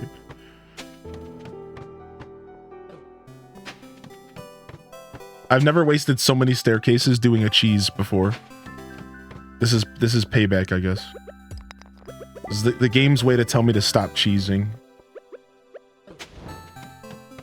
Dude, will you please chill? That's the problem with doing keyboard and mouse, right? Like if I were to use keyboard and mouse, I would stop. This would not be as nearly as bad. Here, I'm actually switching to keyboard and mouse just for this. Because the controller makes this really awkward. But with the mouse, it's not bad.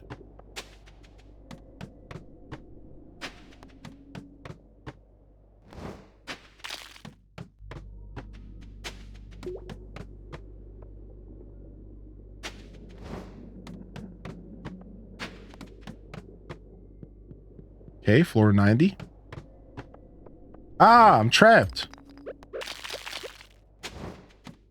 Dude, I love the ice rod. It's actually so dope.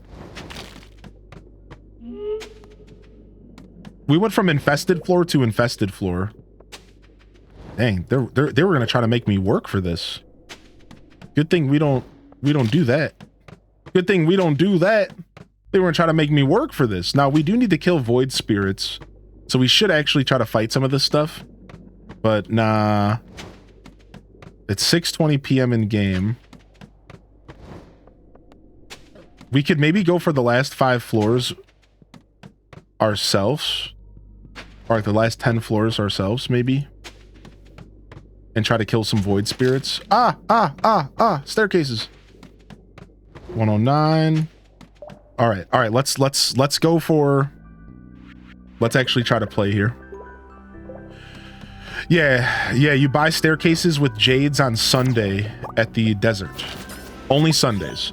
Thursdays you can buy rock candy there, which I keep forgetting, so I'm saying out loud to remind myself. Ooh, a mushroom floor. I'll take that. Another worthy purchase at the desert is rubies for. You can trade rubies in for spicy eel, and spicy eel is +1 luck, +1 speed, which is a very, very good deal. So those are the 3 I can think of off the top of my head. But there's probably some better deals than that.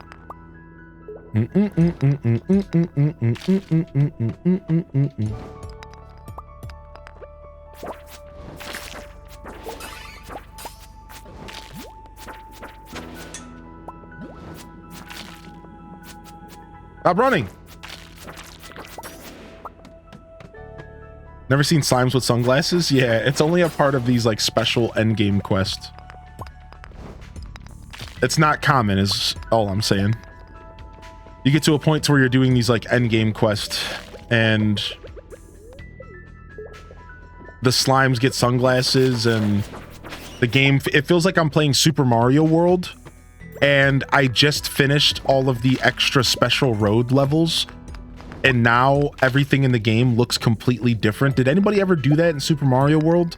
Wasn't that always the coolest? It almost made you want to go and finish Special Road, Star Road as soon as possible. Because the faster you finish Star Road, the more of the game you got to enjoy with goofy looking characters and stuff.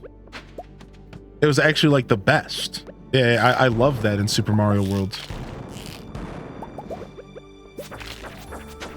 Do do do do do do do do do do do do. It'd be cool if we got a prismatic shard here. Game.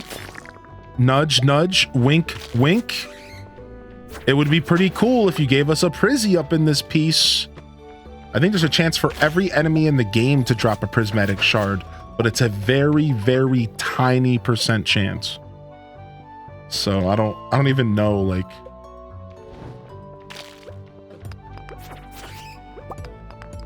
that's just not possible.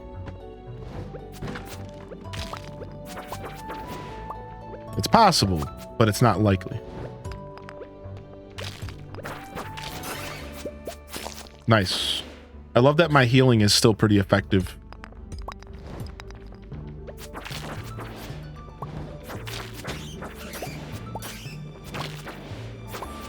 Another ice rod? Is that what that is? Hey, yo.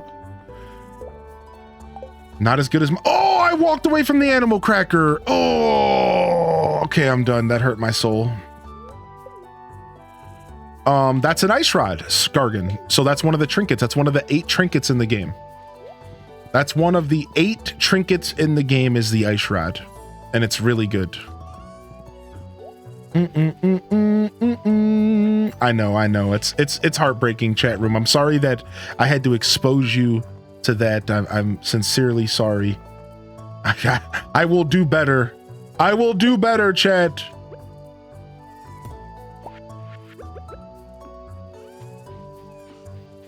Do. Traumatizing us all. Oh. If not traumatizing you, just making you cringe, which sometimes sucks just as much as trauma. Who wants to cringe? Ugh, gross. Do do do do do do do. Thanks for the info on the ice rod. Yeah, no problem. Sinisty, as you should. Says every Twitter user ever. Yo, what up, Mego? What up, Mego Dachi? Just got back from the dentist and happy to catch the stream. Good to see you. We're going for quite a bit today. We have a nice, long, hearty stream for y'all. Good to have you in the house. Good to have you vibing with us. Since when do we have 50 spicy eels?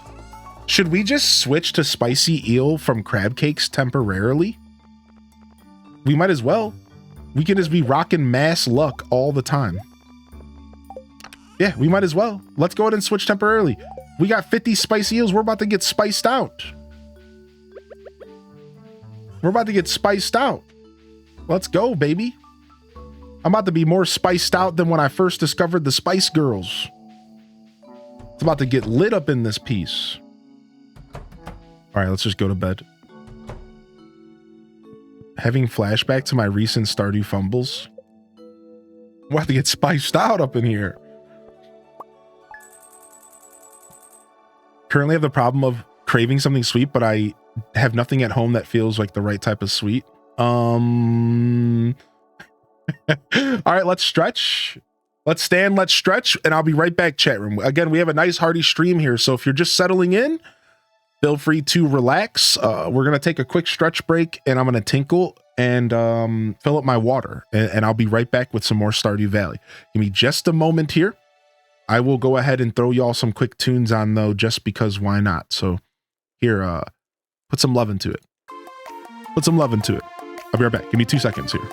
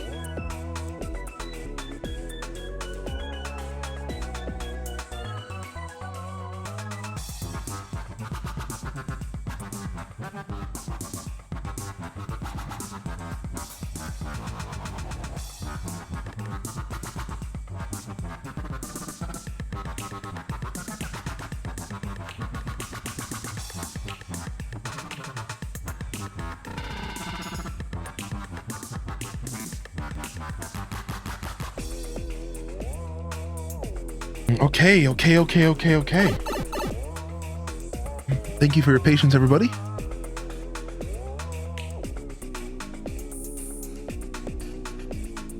Do. Twitch light mode or dark mode? Which do you use? Yeah, I'm actually kind of curious about this poll. I have always been a dark mode only kind of guy on the internet.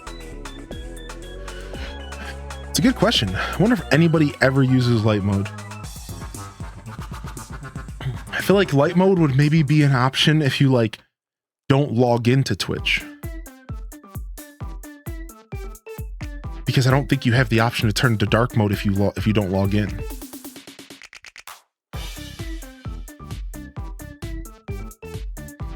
I use light mode if I'm trying to watch outside. Oh, I stubbed my toe. Ouch! Ouchies! Dark mode for everything except Instagram. You're one of the rare people who prefer light mode. FBI, that's the one right there. You know what to do. All right. I heard. Oh, excuse me. Yeah, 1 second. Let me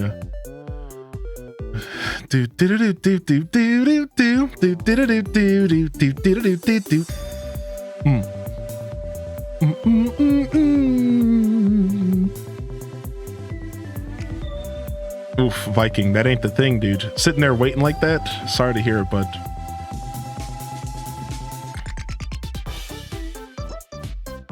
Better hide some things. Sammy Mash, what's up, dude? You got some snow over there? All right, let's ease out of this and let's throw some jams on. What's on for lunch? I'm gonna be eating some nice leafy greens with some tuna, I think, later. I think so. I think that's what we'll dive into here shortly when it comes to food. Maybe about an hour for me, hour and a half I'll eat. Before we dive into our night broadcast, we actually have a night broadcast here that we're going to be diving into.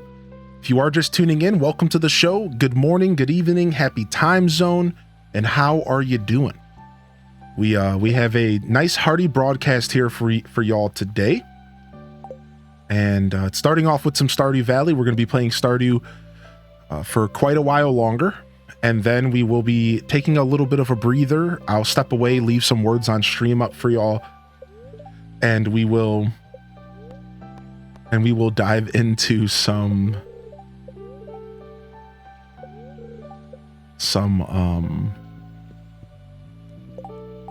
Pikmin 4. We're going to play some Pikmin later. How about that? Coming back to the Pikmin. It's been a little bit. I'm excited to play more of it. But more importantly, we're getting together for an evening, and we don't do a ton of evening content here, and it's going to be nice. It'll be nice. We'll be playing well into the evening tonight. Like, I'll be going for about 13, 14 hours today. So, oh, it's Monday. Let's go get our ancient fruit. We got a nice stormy Monday in game. So yeah, it's going to be a nice long boy today. So feel free to relax, get settled in. Boom, boom, boom, boom, boom, boom, boom. Love the cave music in this game. It's very dramatic, but in a really good way. Oh, nice. Pikmin 3 Deluxe. We played that not terribly long ago on the channel. A couple years at this point, I imagine.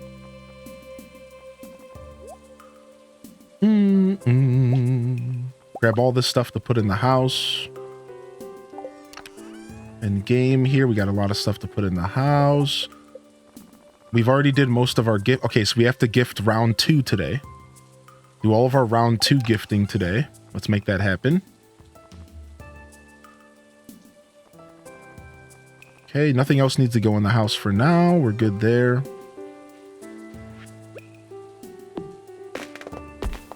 You have a date Thursday. Nice. Nice, Decayed Ghost. Always exciting. Always exciting. Hope you're doing well. I'm doing all right myself. Thank you for asking. It's going well. It's going very well. Do we have any carp in here? I need carp. All right, nice. We do have carp.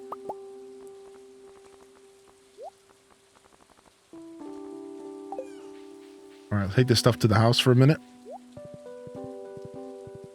I do bread. Yeah, bread seems to be the move for that quest, Pesto. If you're just trying to make it quick and easy.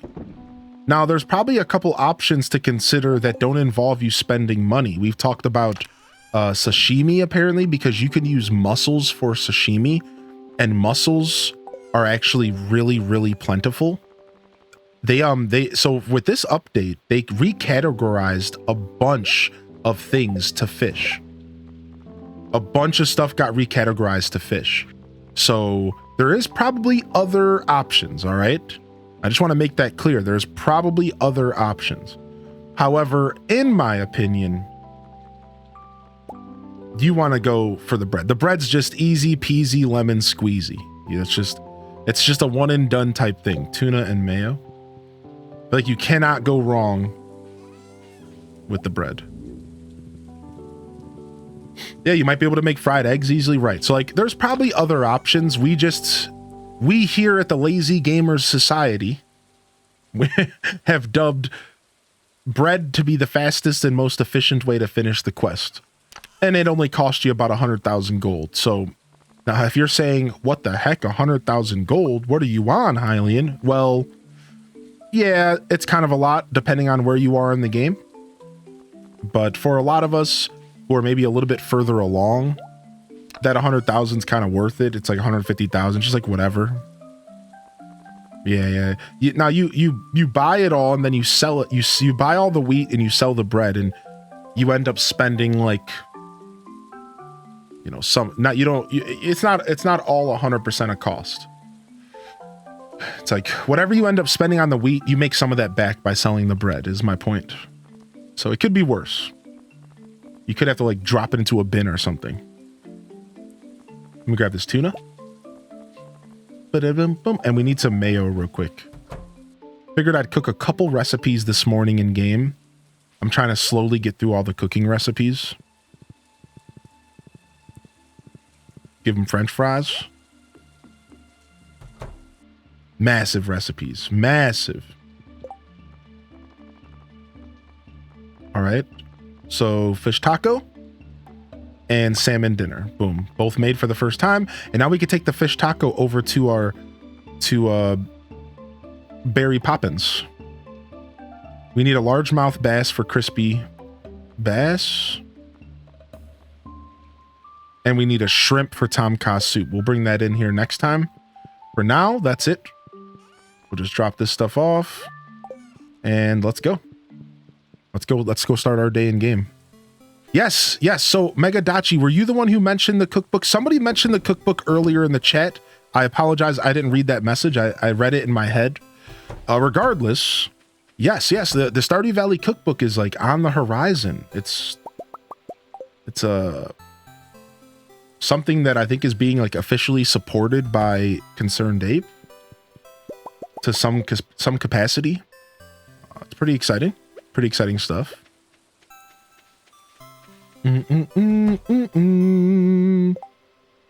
Yeah, dude. Seriously, Ginger King. I don't think you're the only person that plays that way. I do think there are a couple other people who have picked up on that, but that's a great strategy. Oh. All right, we got our 2 ostrich eggs. Nice. And the ostrich farm is official. I kind of want to turn every single barn animal into an ostrich and just become a full blown out mayo farmer at this point. And we won't have to worry about aging. We could go back to just aging wine, right? Because wine takes 2 full months in game to age. So like if we did this, let's say there's a scenario where we did this, it would simplify our processes, because like at that point we wouldn't have to worry about aging cheese once a week. Instead, we could go back to aging wine, and then we could just turn all of our eggs into mayo. We could take the cheese presses completely out of the equation. No pressure there, right? No, we don't have to worry about that. And we would just make massive batches of mayo and sell it, and then wine.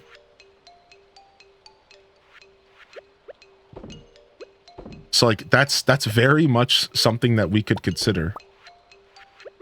Just going full mayo farmer. I wasn't planning that originally, but it's starting to seem more appealing. That's what you're doing? Yeah, just go full ostrich mayo farmer. Why not? He put some input in the book. Is that what it was? Yeah, I heard somebody was saying that earlier in the chat today, talking about how his influence on the book and stuff. I mean, I'm excited. I think it's super cool. Isn't it cool, Megadachi? Like, isn't that cool as heck? An official Stardew Valley cookbook. Now, can you still pre-order them? Does anybody know if they're still pre-orderable or if they've already been locked down?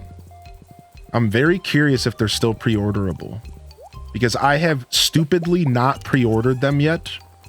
And I'm really hoping that I still have the opportunity to, because I want to pick up that book. You can still pre-order. All right, we're gonna have to do that after the stream today. I'm gonna suck it up and commit. Can you only crops on Ginger Island? You can have animals too. Only crops on Ginger Island.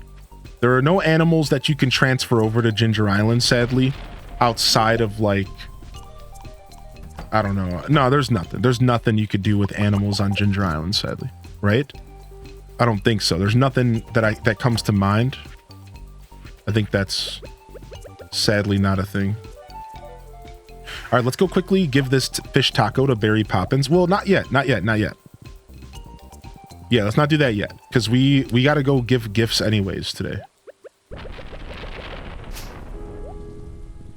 All right. So let's go and put our cheese up. 10% off on Amazon right now. I'm going to have so many cookbooks. It's going to be crazy. I already went and got a bunch of new cookbooks from the sale on Humble Bundle. Then I got gifted some for Christmas. We are about to be cookbooked out. All right, we'll put this here. We should probably check this. Is all this stuff ready? Oh, okay. Oh, okay. Let's go. Ancient fruit.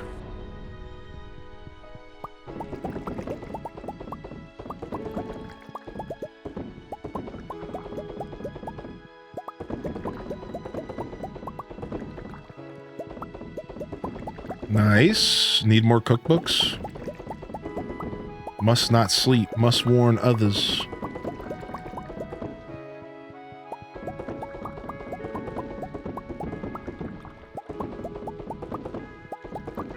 All right. Not bad. Our keg house is starting to really come together. The keg house is starting to come together nicely. Look at that. And we got 120,000. So now our keg house is starting to produce about 150,000 or so. It'll probably go up to about 200,000, maybe a little bit more. And that'll be every 7 days, I think. Is that how long it takes to process wine in a keg? So that'll be a nice little supplement to our about 100,000 we're getting from goat cheese every week. So that puts us up to about 250,000 a week. That's outside of any crops that we're growing. That's outside of any mayo we're doing. Any we have some pretty good systems of money coming in. We have a lot of crops we could just outright sell, but we're gonna wait. We're sitting on a lot of back stock right now. So at one point we're gonna have to sit down and sell our back stock. Like, we are starting to get to the point to where we need to actually sell our back stock. But I don't feel the need to do it right now because we're not close to any important purchases. Like, we're grinding for this golden clock. So until we get closer to the golden clock, I don't really feel the need to sell our back stock, because I think our back stock right now might only be worth about $1 million or $2 million. Right? I think it's only going to be like maybe $1 million or $2 million right now worth of blueberries, cranberries, melons, and all sorts of stuff we've collected over the time. So it's like, even though we have a pretty hardy back stock, I don't think we're at a point to where it's worth it to just gut it all yet. We could continue the slow grind of processing stuff, making extra cash off of everything. And then once we get to that maybe 7-8 million mark, just sell everything in our back stock, give us the boost we need to make those final purchases, and just move on, right? So I think for now, we just continue to sit on all of this juicy stuff.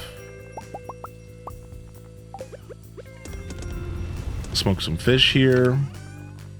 All right, let's grab all of our stuff for gifting. We gotta head to Ginger Island, and we're gonna do some gifting before we get there. Let's grab all of our gifty stuff. So a diamond, a void mail, another emerald, another rabbit's foot. We gotta stop. That's our last rabbit's foot for now. Okay, is that everybody covered? Let's see. Let's make sure we know what we're doing here. So Sebastian is good because his birthday's coming up. Krobus, we're going to keep going. Penny, we're going to keep going because we missed Penny's birthday. Evelyn, we're going to wait for her birthday. We're good. Wizard, we're waiting for the birthday. We're good. Alex, we're just going to keep giving coffee and hoping and praying. Caroline's birthday's coming up. And Kent, we're still going to keep giving stuff. Everyone else, it seems like we're pretty good. Marnie, we have to gift because we forgot about them. George's birthday's coming up, and the dwarf. So we're trying to give the dwarf stuff every day as well. All right, let's go get another aquamarine. Yo, what up, Turi? How you doing, baby? I see we're playing Stardew here as well. Dude, you know we're Stardewing it up. We're Stardewing it up. Diamond, emerald, and aquamarine. Let's grab a couple of those for the dwarf. You know it. Stardew Nation. Cool. Anybody here playing Stardew alongside the stream today? Out of curiosity. Anybody playing Stardew alongside the stream today? Where's our Stardew Valleyers at? Did you just start it? Just load it up? Gabcat, Danny's playing. More Camgen. Yo, what's up, Finchy? Prager on my Switch. Nice. Waiting for that update. Your patience knows no limits. Flan's playing Tarantula Poo. Yo, good to see you, buddy. Glad you're playing. Finally got your ancient seed. Let's go, Gab. The game was trying to give you the struggle bus on that thing. I wish as soon as I'm done working, I will be. Nice. Sarah's getting down. I'm playing as well. What's up, Fudge? Started a new modded file. Year 4. Only year 4, you know? It could have been a lot better, I guess. Could have been a lot worse, but could have been a lot better, yeah? Definitely jumping on when I get home from work. I saw CA do another thanks for being patient tweet the other day. Did he do another thanks for being patient tweet? It's good to know that he knows everyone's like super excited, right? Like, I'm happy he's like identifies that like we're all kind of waiting on him. Who did that? Yo, Clover. Clover did that. The legend amongst us. Clover. Thank you, Clover, for the gifted. Thank you. Thank you for the lurks coming in, by the way. I do see all the lurks. I see y'all using that channel point redemption. The lurk channel point redemption is appreciated. Thank you for lurking here. I appreciate you. Whether you're using the in chat command or you're using the channel point redemption, it's very appreciated. Yo, Gil, when's gonna be getting down? I'm actually not patient. Albacore or ocean fish? We'll go ocean fish, sure. All right, let's go visit Krobus, and then we'll stop over to the dwarf to wrap things up here. Smells delicious. Okay. Fastest way would be to pop a farm totem and then go up to the mountains. Excited to use the new emotes? Oh, that makes me happy. That makes me very happy. We forgot to go to Berry Poppins, but that's fine. We got other stuff to do.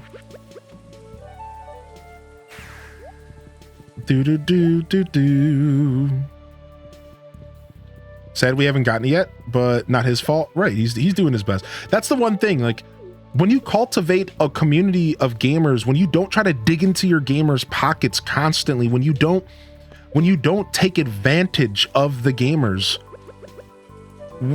you fester a pretty kind community. You foster a pretty kind community, a community of people who are, for the most part, willing to wait. And at least if they're not patient, they're understanding.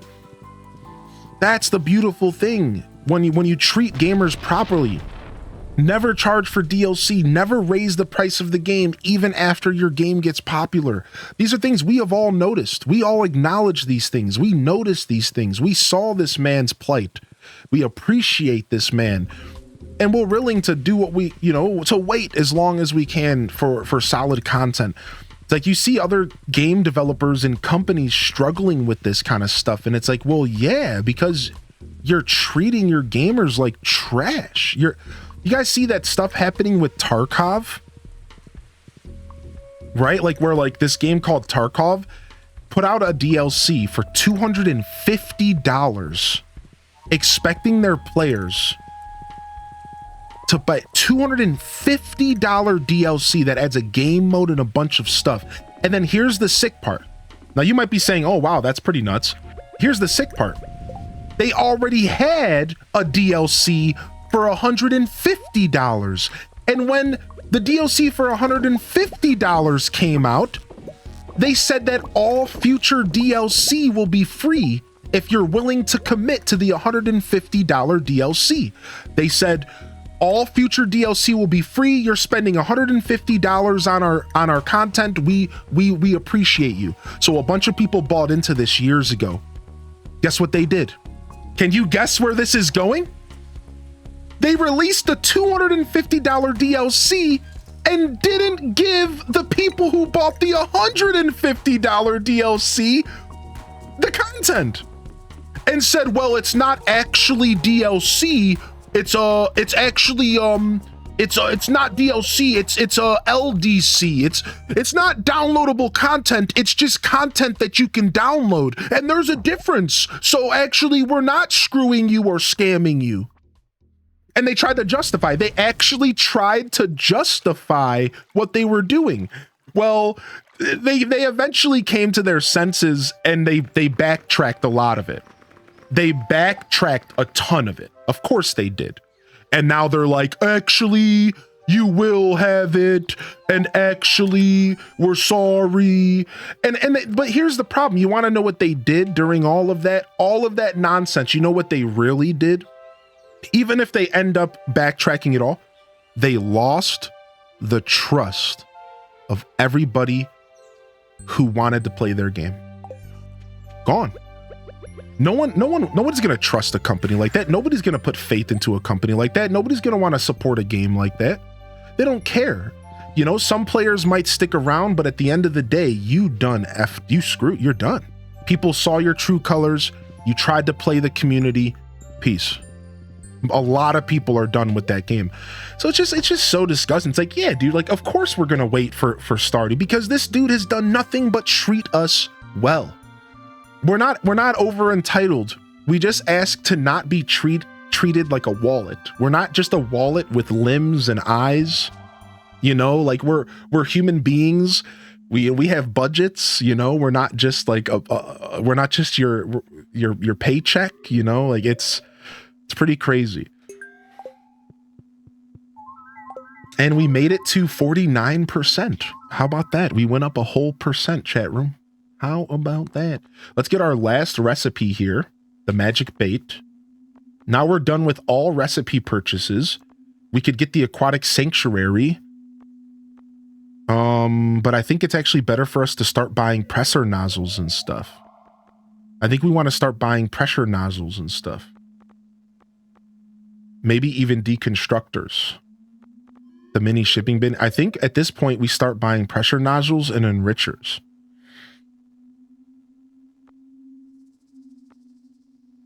I think that's what, the Junimo chest is pretty nice. We might want to actually pick up this. This would be pretty nice as well. I'm going to go ahead and sit on my Q gems and figure that out later. Yeah, it's nuts, Brittany, right? It's just pretty nuts, man. But yeah. That's why like Concerned Ape has fostered the most beautiful community of gamers. There was one situation where the gamers got a little bit crazy, and it was with the mobile version. And that was a pretty pretty just a bad egg situation where sometimes the bad eggs take over the conversation, and outside of that situation, I think he's fostered nothing but a phenomenal community. Yeah, the mobile saga, right? There's a couple bad eggs, but I mean, there's always going to be a couple bad eggs. Always, always, always. We really got to get some torches for these sprinklers out here. Surprised it could even be a mobile game. I mean, nowadays, I agree with you. When it first came to mobile, I was shocked. Nowadays, mobile games are insane. Did you know, Detective Rach, that the newest iPhone, so what is it, iPhone 15? They actually can play, the newest iPhones actually has a copy of Resident Evil 4 you can purchase on it. You can buy Resident Evil 4 and play the full game on your iPhone. So nowadays, the lines between mobile gaming and regular gaming is completely gone. There is no separation anymore. And this is coming from a guy who's like struggling with coming to terms with that. I still kind of look down on mobile gaming. I'm still kind of that dude who's like, mobile?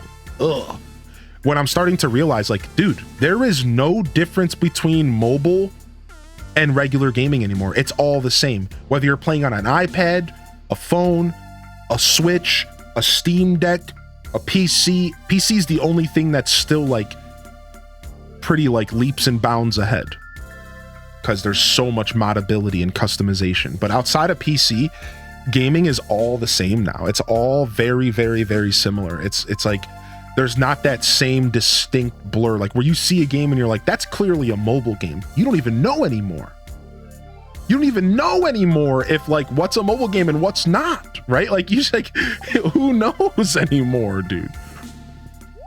Yeah, exactly, Megadachi. And you know, it's kind of cool because, so you guys, any iPhone owners in the chat? So recently we got Nintendo games on iPhone for the first time of all existence, right?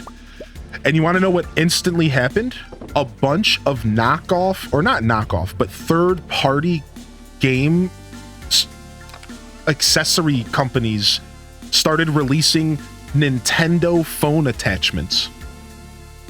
So you could get like, you could like slide your phone into a sleeve and then like hold on to an actual grip and play Nintendo games on your iPhone. A bunch of them came out. You go to Amazon and you can find like Super Nintendo iPhone sleeve and you can like play Super Nintendo games. As soon as the iPhone market opened up that door, a bunch of companies were like, well, people are going to want to use a GameCube controller on their iPhone. They're going to want to use a 64 controller on their iPhone. And now it's like starting to become really cool. It's actually like really interesting, right? So it's kind of neat to see that stuff like really becoming popularized, right? Like there's been controllers for phones for years, but it's starting to become very commercialized and popularized. And it's like, whoa, like, okay, like this is just a very common thing. Like I wouldn't be surprised if over the next couple years, I forgot to drop off these seeds, that we like start to see the mobile market dominating even more. Like, I wouldn't be surprised if we see a real Nintendo game on mobile. Like a real Nintendo game. Like, I wouldn't at all be shocked if like Nintendo actually released a like full-on real game on mobile over the next like 5 years.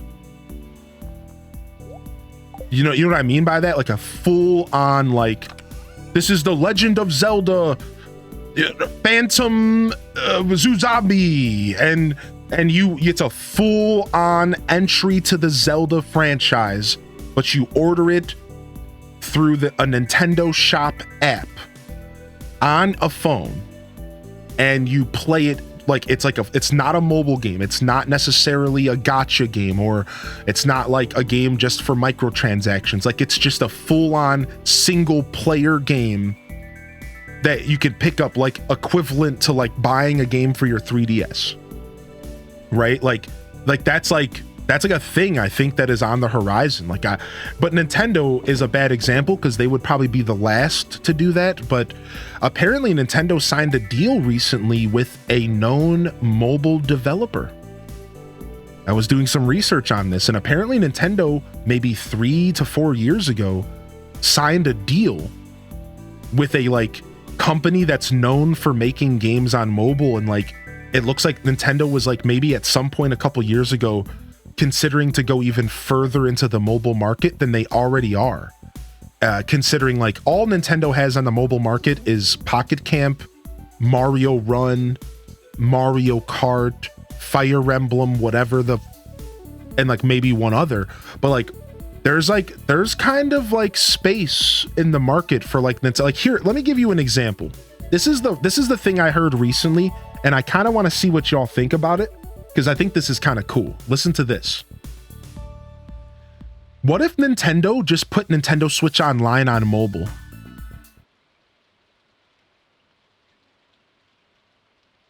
Think about that for a second. What if Nintendo just put Nintendo Switch Online on mobile? And they were like, by the way, if you subscribe for Nintendo Switch Online, you can install an app on your phone and you can play all of your games that you already get on your Switch right here. I seriously think that is like a future potential of Nintendo. Why not? They already have dabbled in the mobile market. They already know how important the presence is. And it's anything for a subscription nowadays, right? It's anything to get you to subscribe to their ecosystem. What better way to get people to subscribe to your ecosystem than to just give it to you on your phone as well? Even if you don't own a Switch, you could be sitting there playing Zelda on your phone officially from Nintendo. If you do own a Switch, you already are subscribed. Oh, okay, well, I get the benefits on the Switch. I might as well as load it up on my phone. Money. That's money. That is money in their pockets. There's no reason. Now, again, Nintendo's pretty old school, and this could all just be moot because, you know, Nintendo's gonna Nintendo.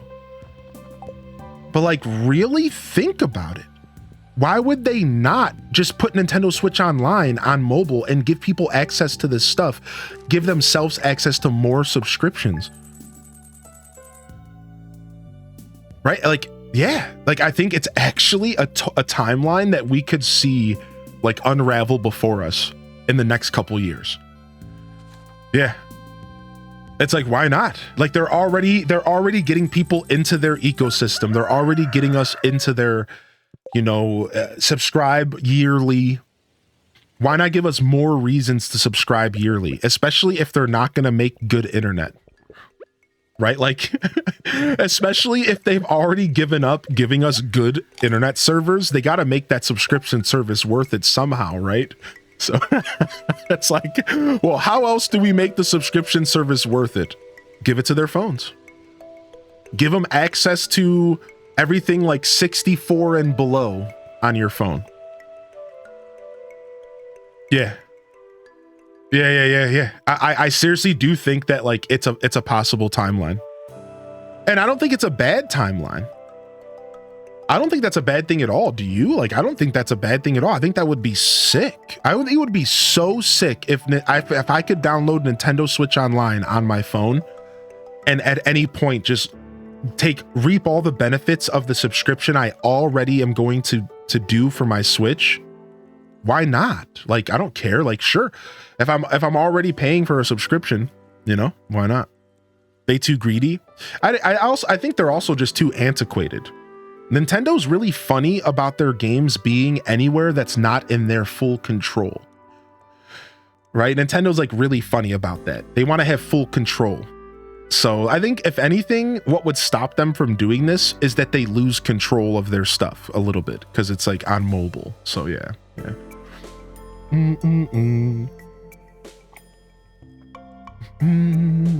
I would go feral to get ham heart attack. I'm too scared to emulate it. I don't trust myself.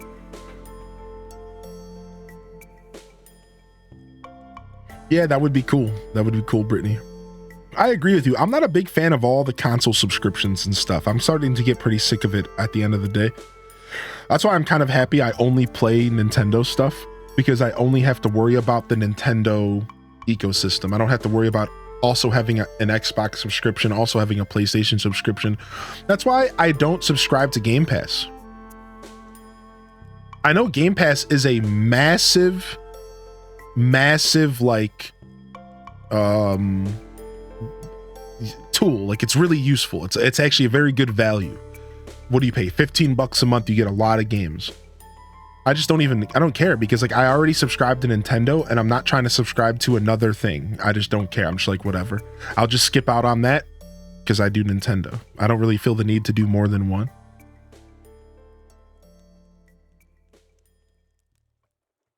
Oh, that's interesting, Sidey. That's pretty cool. Everything's a stupid service. I know. Yeah, same. Like I agree with that. Yeah. It's my least favorite thing.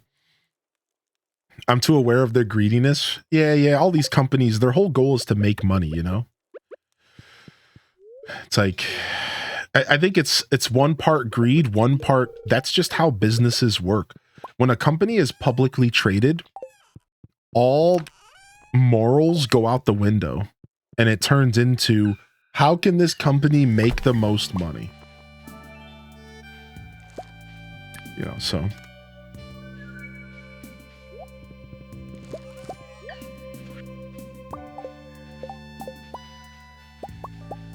Hopefully we didn't lose any crops to the thunderstorm. Used to hate on Xbox Game Pass. I recently started using it. It's really nice. It's really nice, yeah. Like I know that I'm kind of a fool for not partaking in that. Like I'll be honest, like I know 100% that I'm a bit foolish for not using Game Pass, especially as a streamer who plays a lot of games. I think the main reason I don't like Game Pass is that I don't like Windows gaming. You know how Windows gaming app on PC on Windows 10? I don't like it. I like Steam on PC. And because I don't ever want to have stupid Windows Xbox gaming on my computer, like I just don't care for the service at all. I don't want to use their service. I'm just a snot-nosed punk. That's why I only have Steam. I just want to use Steam. That's where I want my games. So I'm just like, that's one of the reasons why Game Pass doesn't appeal to me, because I just don't like the Windows stuff. It's not really my favorite. So if I had an Xbox, if I had an actual physical Xbox, I would be more inclined to using Game Pass because the Xbox would make it a lot better. Yeah, but I'm not a fan of like the whole Microsoft gaming, whatever is going on. At the first time I used Game Pass was a trial. I installed Sea of Thieves and then I like never played it, and I just stopped. I hit a wall with their game, their Windows Xbox game, whatever the heck. That's how I started playing Fallout games with New Vegas last year. I want to try playing 76 to play with others, but I'm too scared. You can play 76 solo and get yourself used to the game. You don't have to play multiplayer. Yo, thank you so much for the follows. By the way, following is a zero cost way to support the stream. And if y'all are enjoying the show today, I would appreciate if you do hit that follow button. Regardless, I'm just happy that you're here today, enjoying the content. I hope everyone's feeling good. And despite how long our stream's been so far, I'm feeling very good. Oh my gosh, 10 mayo out of 1 ostrich egg. Let's go. The Mayo Kingdom.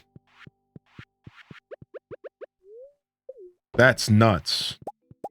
That is high yield. Yeah, the chapstick. I have all 3 consoles, including PlayStation 4, which I don't play anymore. So B. Kimberly, do you find yourself in subscribing to the different services, or do you just use like one at a time? I would say that, like, personally, the PlayStation 1 seems pretty valuable as well. I've heard pretty good things about it. You get some pretty good old PlayStation games and stuff. That's amazing. Oh my lord. We went there. We have officially descended into madness. We are there. We've reached critical mass. What are we gonna do to celebrate 1,000 chapstick applications? Wait, where are we at now? 977? Oh my gosh. All right, I'm never using chapstick again.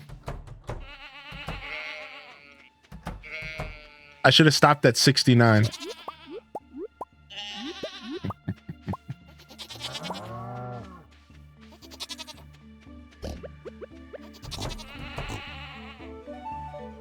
You have to, so Sammy Mash, you have to unlock the ostrich incubator recipe. And you get the ostrich incubator recipe from finishing the tent on Ginger Island. You know that tent with the fossils and stuff? You have to finish that. And once you finish that, you'll get the recipe for the incubator. Then you put the incubator in the barn and, well, you wait. What's up, foes? Yo, fam. What up, foes? What up, foes? All right, we have to go to the Skull Caverns HDSEP. without eating. Skull Caverns without eating. Rick. That's going to be tough, dude. And we used up a lot of our staircases on the last quest. What's our luck today? Yo, babe, I got to go. You got to get out of the way. Good humor today. Good humor, spirits. Time to cheese it again. Yeah, I mean, we got 30 staircases. We can cheese a portion of it. All right, we have 6 days to get the best luck day we can to do this. I mean, we could try to do it today. It's worth it to just give it a shot today. Sure, let's go. We just got to grab our bombs. Now, we can't eat, so we have to eat our best food before we go in there. So we want to bring, let's eat a lucky lunch right before we enter the cave. And we want to bring our fairy. Yes, we remembered this time. No, let's bring the magic rock candy. Yeah, all right. Let's bring our fairy box so that we're healing even without eating. Dude, you can't just be standing here in front of this cactus with a weird face. Okay, I'm trying to work here, lady. Where's my fairy box? So yeah, somebody said earlier, apparently the fairy colors are only different per your save file or something like that. Is that true? Wait, so my fairy's pink with blue clothes? Is that, do they all the fairies look the same? Do they all look the same, but they're just different colors? Is that how that works? All right, let's not forget the staircases, though. We might need them. There it is, 36 of them.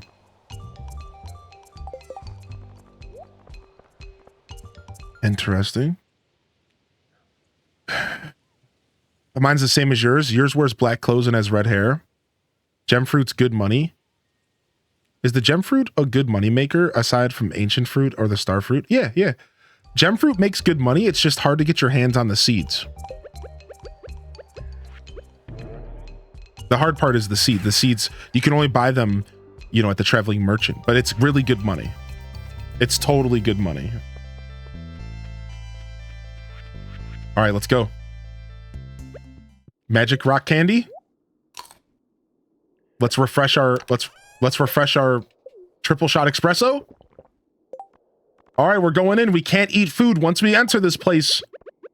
We can't eat. We have a level 5 fairy with us. We have to make it to floor 100. All right, we're looking for a shaft. No shaft luck. Let's go.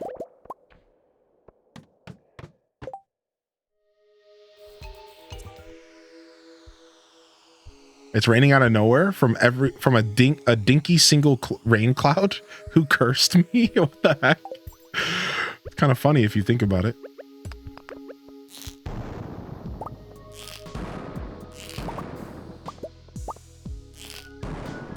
Nice.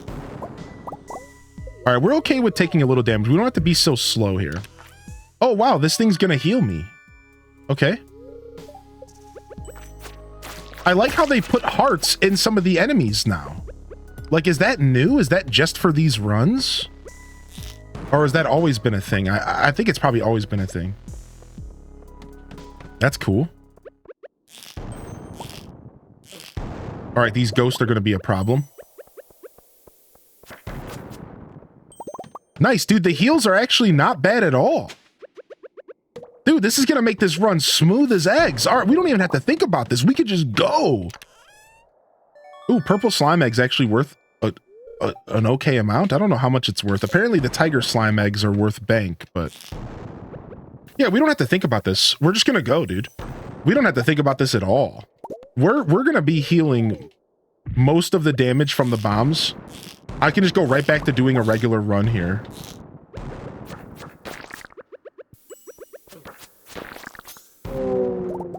Okay, screwed.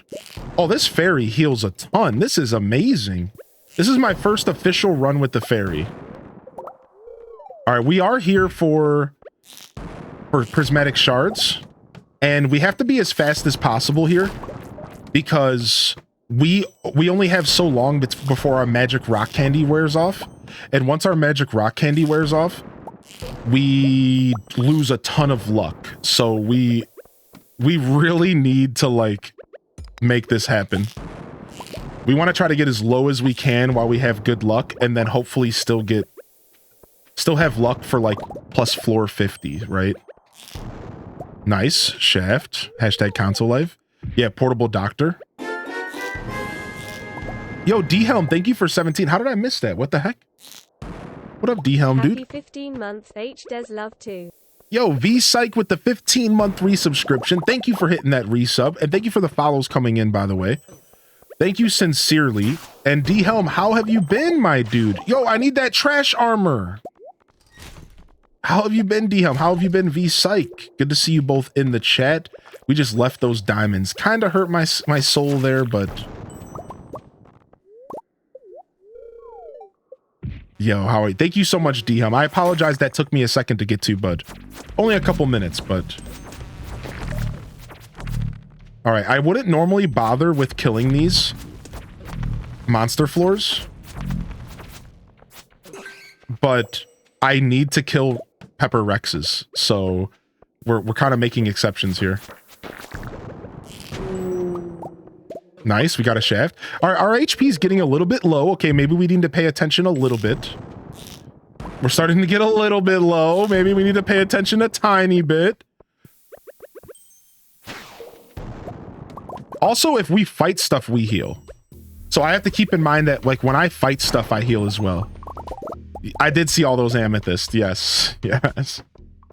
Yeah, when I fight stuff, I also heal from fighting stuff. So I benefit from just swinging my sword around a little bit.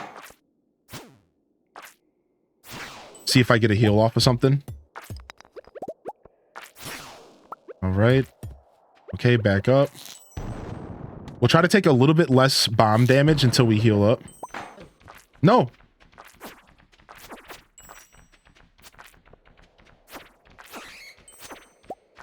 All right, we have to play a little bit tactically here. You see me kind of... All right, we're starting to clean up a little bit. All right, let's just get a bomb going and let's get these staircases. All right, that little bit of health we got from that was pretty nice. Slimes are good for hearts. All right, we took some damage there. I'm hoping that my vampire procs. Okay, we're already back up to a decent HP again. We're good. Anytime I go under half is when I get scared. That's when I'm like actually scared. All right, we're at floor 65.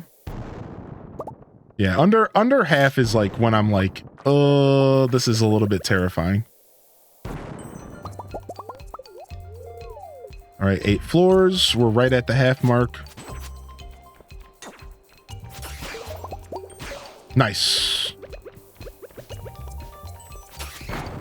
Oh, we got the Prizzy. We got our final Prizzy. Finally, this quest has taken us forever. All right, we got our 4 Prizzies. So we finished that quest. Now we're still on a quest to get to the bottom without eating.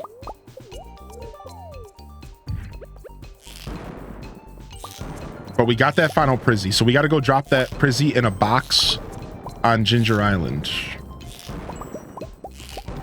All right, we ran out of our coffee. Oh, that was a parrot egg. We ran out of our coffee here. So we're way slower than I would like to be. Feels gross.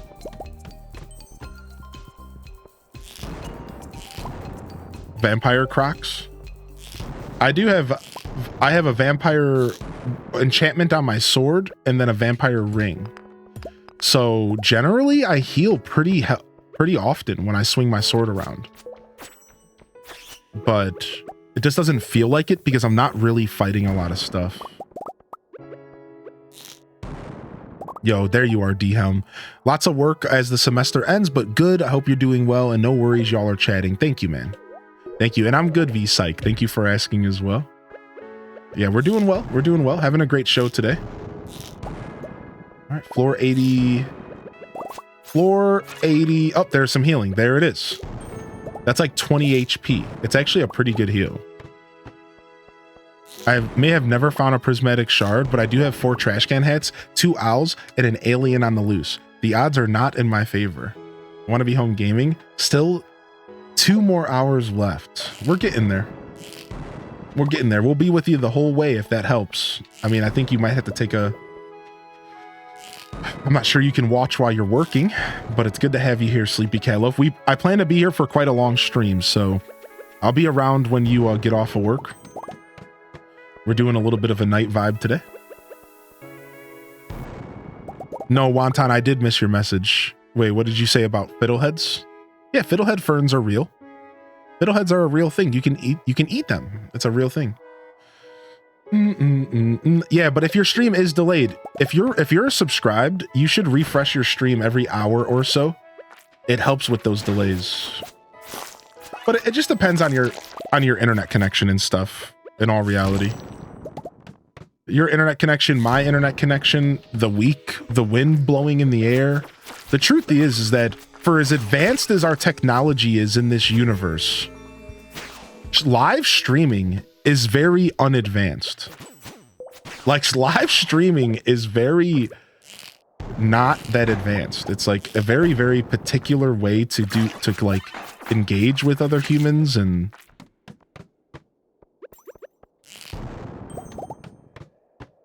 they look delicious, but I don't think I have them here. Yeah, clouds. Exactly, Mama Teller. Jumping into some work calls, so muting the stream. Hey, Megadachi, good luck. Hope they go by smoothly. Another seed maker. Okay, I guess we need 5 of those now. All right, and we got this in the bag. All right, we successfully did it. You know, I'm gonna have to thank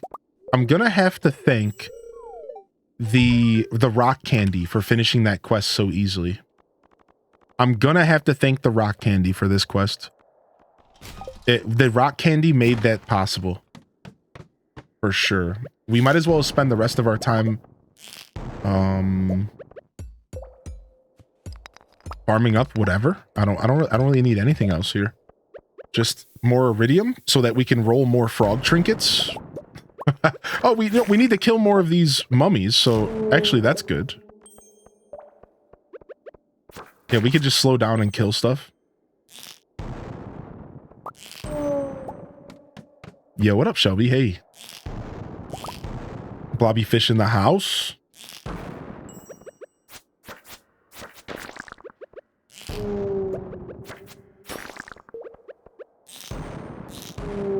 Oh. Oh.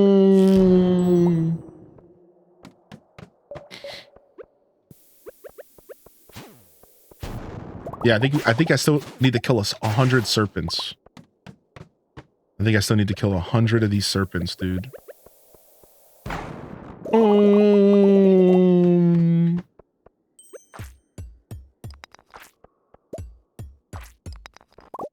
Hey, double Prizzy!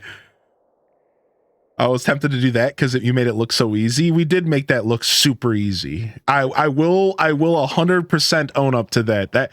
I made that look surprisingly easy. I'm telling you, it was the magic rock candy. The magic rock candy gives you +5 luck. I'm telling, like, that was the play. The magic rock candy is just super dumb. That plus the fairy healing me. I only actually had to worry about HP about 1 time. Maybe my game is bullying me. I mean, maybe. A red frog egg. We finally got a second frog egg. I've been waiting to get another froggy. Yay! Now we can have another froggy in the frog tank. I haven't been so excited about a dumb frog egg in my life. I'm so excited. I love the frog, dude. And there goes our buff. All right, let's just leave. Let's go home and hang out with our new frog egg. Yeah.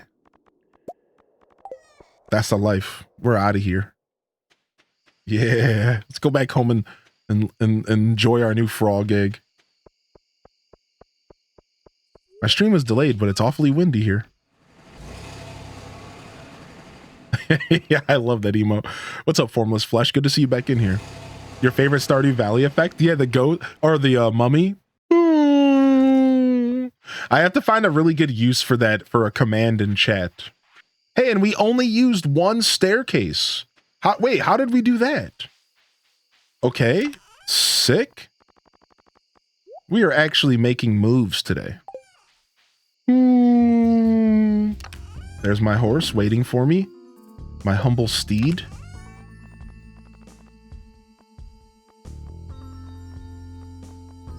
Drop off this stuff. We've been forgetting to feed our horse carrots. How dare we? How dare we? The most important part of their diet. Mummy / ghost. Doom, doom, doom, doom. All right. We got trinkets. What are we gonna do? All right, we're gonna keep the red frog and re-roll the blue-green frog. That's what we're gonna do. We're keeping the red frog, we're re-rolling the blue-green frog.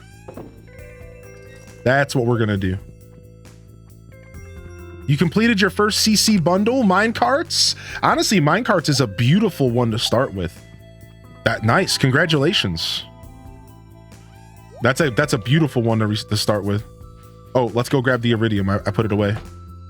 I love the word trinkets. Me too. When I caught my first legendary fish. Feeling you so. Feeling you so.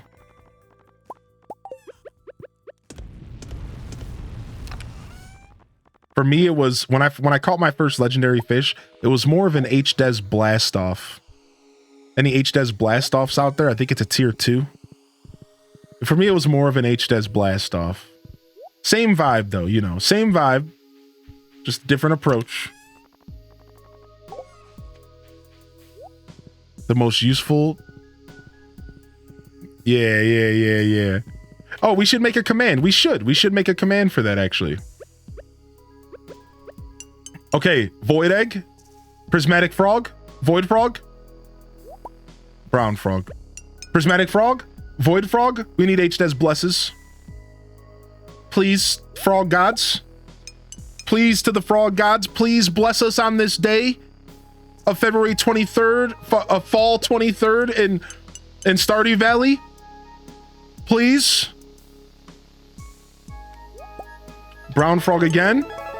Yo, Tactical Garden coming in with the raid. Is gonna bring the good energy. Gonna bring the good energy in here. The Zelda blesses the raid. We need a void frog or we need a prismatic frog. This is the time. This is when we get it. This is when it happens. Brown again? No more. No more brown frogs. Please. No, green is cool, but oh, please. Yellow? Ooh, that's a new one. Oh, what a little cutie. Brick. What an absolute cutie, dude. What an absolute cutie. I guess we rotate the red out. Do we just keep it for now? I like the red and the yellow. I think they're both a doorbell.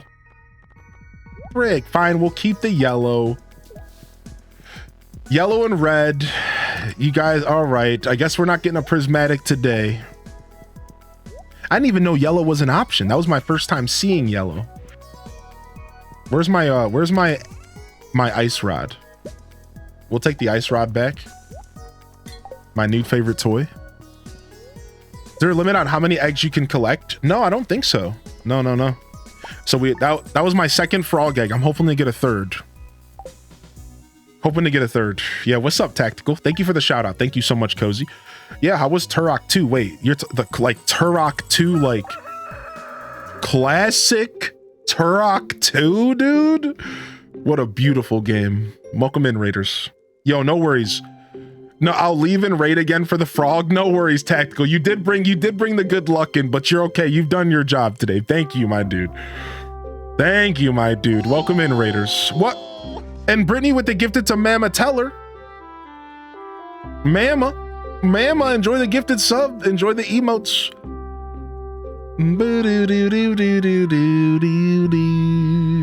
Welcome in, Raiders. Hope you had a great day. Great day today playing some Turok. Hope you enjoyed a little bit of Turok.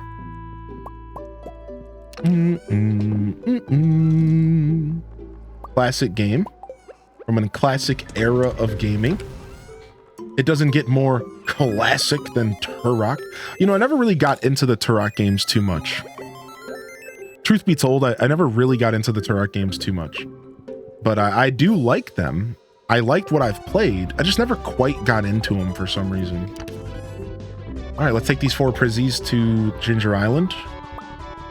It's cheese day. It's Wednesday, so it's cheese day. Grummet. And why don't we go ahead and make a couple more casks to celebrate the day? Wood, hardwood, and cask. 10. Boom.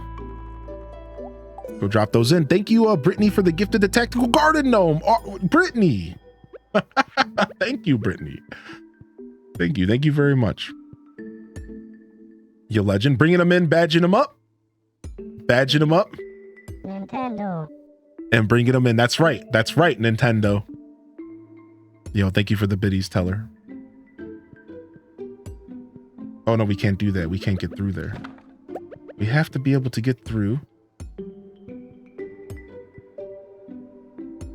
All right. 10 more casks go in. That's 10 more cheeses worth of money. Yo, Tactical, enjoy the emotes. Yeah, thank you for the raid. Seriously, I hope you had a great show over there. Nice to meet a retro gamer. I'm a bit of a retro game enthusiast myself. I love my old games. I probably play more old games than new games, especially if you consider Stardew Valley kind of old. Now, it's not retro, but it's, you know, it's been around since 2016. I generally play more old games than new games, almost exclusively at this point. You can put cask back to back to maximize space there. Yeah, I do know that this isn't the best layout yet. I just don't have enough casks for it to matter quite yet, but there is a way better layout, right? What I'm gonna do is I'm gonna probably pull up the Wikipedia page for the best layout when I get enough casks. You're totally right though. I appreciate you saying that, because I'm still like struggling with having enough wood to make all of the casks that I need. It's probably something that I should just farm up and finish, right? Because it's so important to have those casks going, but I've been doing a pretty casual run and just kind of enjoying taking my time, so I haven't given it much of a second thought. Yeah, we'll be maximizing our keg efficiency, our cask efficiency here in the future. Thank you again for the support coming in here. Thank you, Brittany. Thanks for the follows, and thank you so much for the bits there. I appreciate that. Proud meme lord. Cowabunga! There's nothing better than when your kid goes, "Oh yeah, mom, I know that meme from the early 2000s." Is that their way to say that your memes are old? Are they trying to say that your memes aren't good enough? Okay, we got red mushrooms to spawn. But we don't need red. We need, we don't need red mushrooms. Do. Any other victims? Calm down. Surprised he cares enough about my silly old lady memes. Kid asked me today if my TV had color when I was a kid. I'm 28. Oh my god. That's brutal. What? Oh my gosh. Or are they even educating these kids in school? What is going on, dude? Next, they're going to ask us if we used rotary phones growing up. Like, no, homie. Dude, I had a cell phone when I was your age, kid. What do you mean? Now, was it a good cell phone? No, but it was a cell phone. I like our generation. My generation is dope because we grew up through so many cool eras. Like, we grew up pre-internet, dial-up, now current internet. I grew up using a payphone to get a hold of my mom when I was going out to my friend's house. Right? Like, I grew up in the era where payphones were a thing, dude. Where I would go past payphones on the street and dig my finger into it to see if there was a quarter. Anybody try to harvest quarters from payphones? Yeah, every time I was hoping to get a quarter for a sucker, dude. Let me get that quarter, baby. Yeah, like just a different era, man. Yeah, grass money. Exactly. I remember those days. Yeah, like it's cool. I like that I could say that, like, we saw the start of YouTube. Think about that. The start of YouTube, dude. Like, what the heck, man? When YouTube was pretty much hamster on a piano, hamster on a piano, a hamster eating popcorn on a piano. Sorry for that earworm, chat. That was very rude and very inconsiderate of me to do that to you. To earworm you like that. My bad. Oh my god. Shoes. Yeah. Oh my god. Shoes. Right? Like that. Pretty cool. Pretty cool. Yeah. Newgrounds. Stupid videos.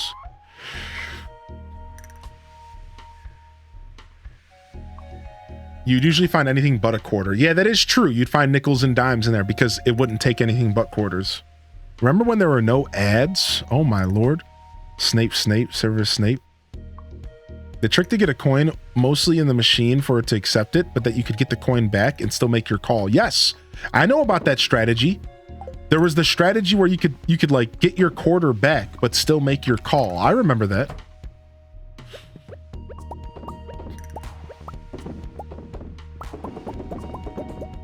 Different era, dude. Different era. And then of course we could always go into the conversation of like, you know, renting video games. Now renting is still a thing in some places. Anybody around here still have a video rental or a game renting shop that's still up and going? They still exist out there. It's usually like family videos or like randomly like drug marts. Like there's a drug mart where I used to live like 3 or 4 years ago that still had video rental. It's like, really? Like, and like Redbox is a thing, right? Redbox is still a thing out there. So like renting isn't completely dead. Gamefly is still a thing. Gamefly is still a thing. You could still Gamefly a game every month. That still exists. Gamefly is still around. I'm pretty sure it still exists. Be kind, rewind. Yeah, like it's pretty nuts. Like it's actually still very alive and well. Renting isn't completely dead.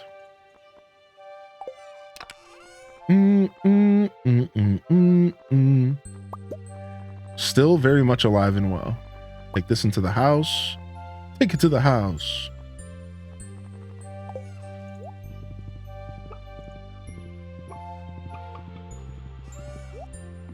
What the heck? What mini? Oh my god. I mean, I guess. I guess at some point you do need a way to wash your money. Why not use a video rental store in 2024 that no one's gonna actually acknowledge? Yeah, I mean, if anything, that's genius. I'm taking notes over here, just in case I ever decide to go into crime as my career choice. Yeah, Gamefly still exists. I'm fairly certain you could still order stuff on Gamefly right now. Zella Zephyrah. Nobody ever goes in and nobody ever goes out. Movie gallery. Yo, there he is. I got your fish taco, buddy. Barry Poppins. Eat up, my dude. Is that the last thing you needed? Nope. Now you want whatever that is. What is that? A roots platter? I think that's a roots platter. All right, off to Ginger Island we go.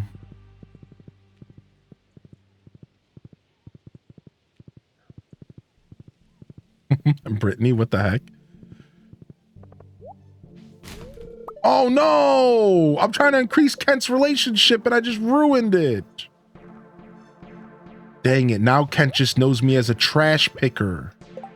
Well, there are worse things to be known as. Let's be honest. Now he knows your secrets.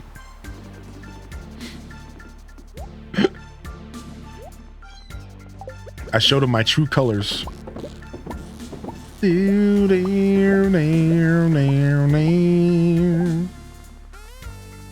Just like Clunt.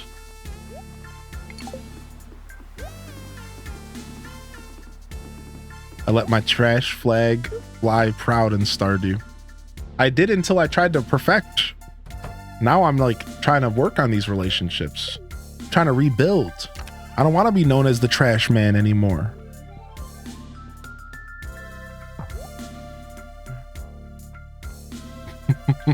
Sinisty. Yo, Nerd Dad, glad you're in here with us today still. Vibing with us. Remember video games at Pizza King? I'm not hip to Pizza King. That might not be an Ohio thing. I don't know. I grew up in a very, I would argue. No, I accidentally put the freaking gems away. Okay, we have to go back home real quick. I grew up in a community that was like pretty... it was like a bubble. I grew up in like kind of a bubble. So even though I was in Ohio, I still feel like I don't even know what's going on. Like, I don't have the typical Ohio isms because like Northeast Ohio is very different from the rest of Ohio in my experience. So you have like all of Ohio and you have all these things that people think of with Ohio. Then you have Northeast Ohio and it's just very different. It's not at all what you would think of. When you think of Ohio, it's like you don't think of like, you think of like Toledo and like Columbus and like cornfields. Like, dude, Northeast Ohio is not like that at all. It's like cities and suburbs and it's just like very different. So I feel like I not only grew up in Ohio, which is already weird enough, then I also grew up in Northeast Ohio, which makes it even weirder. Since he is nuts. Yeah, I would assume maybe like Philly. I don't know though. I don't know. What do people think of when they think of Ohio? They probably think of Toledo and all of the stuff in the news with like shootings and stuff. They probably think of like Dayton, Toledo. They probably think of Bone Thugs and Harmony. They probably think of all the memes that are like all the memes that Ohio gets kind of put into. There's like a lot of like very classic memes, like why would you live in Ohio, or like does Ohio even exist type memes, right? Yeah. You probably think of that stupid dude Kelly, Pistol Kelly, or Catherine Machine Gun Catherine, or well, I don't know who they are, but they don't represent Ohio well, so I don't really like them. Whatever their name is.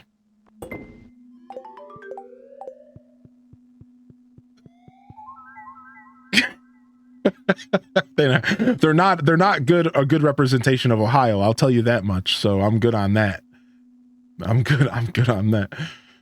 What are we doing here? All right, we're just gonna keep holding on to these points, but we might have went up to 50%. Oh, we're so close.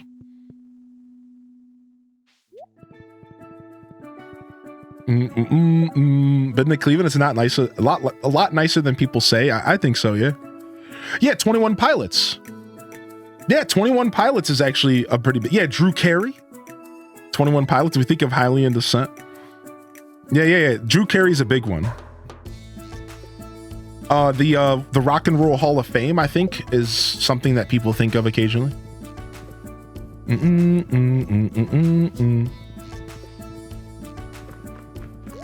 LeBron, yep, LeBron James and the Cavaliers. LeBron, definitely. LeBron is probably the first thought. That's it. You just won the, no flex won it. LeBron James is probably the first thought for your average human anytime you bring up Ohio. I'll almost guarantee. Now, not everyone's into sports, but you don't have to be into sports to know who LeBron is. So I think that's probably the first thought for almost everybody. It's probably LeBron freaking James. That's it. I think you just hit the nail on the head. And that's not a bad thing at all. LeBron's super talented, a super cool dude. Went straight out of to basketball out of high school. Outside of a little bit of controversy with him leaving to get a ring, and then eventually getting like 5 and then coming back and then leaving again. But after he got a ring for Cleveland, I believe, isn't that how that all went? Outside of a couple little controversies, I think at the end of the day, most Clevelanders do like LeBron, and most of them do like him being a representation of Ohio and Cleveland specifically. I think like you'll find most Ohioans are okay with that, even after all the like awkward controversy. Most Ohioans are content with that timeline. Dude, Ohio State marching band is amazing. I'm so happy you just said that. You're hip. Yo, we'll see you soon, Taco. Yeah, Ohio State. Oh, honestly, Ohio State's a really good answer as well, because Ohio State is also something that breaks the barriers of just gaming. Like, even if you're not a gamer, or sorry, like a sports fan, you probably know about the legacy of Ohio State to some extent. You probably know about the rivalry between Michigan and Ohio State, right?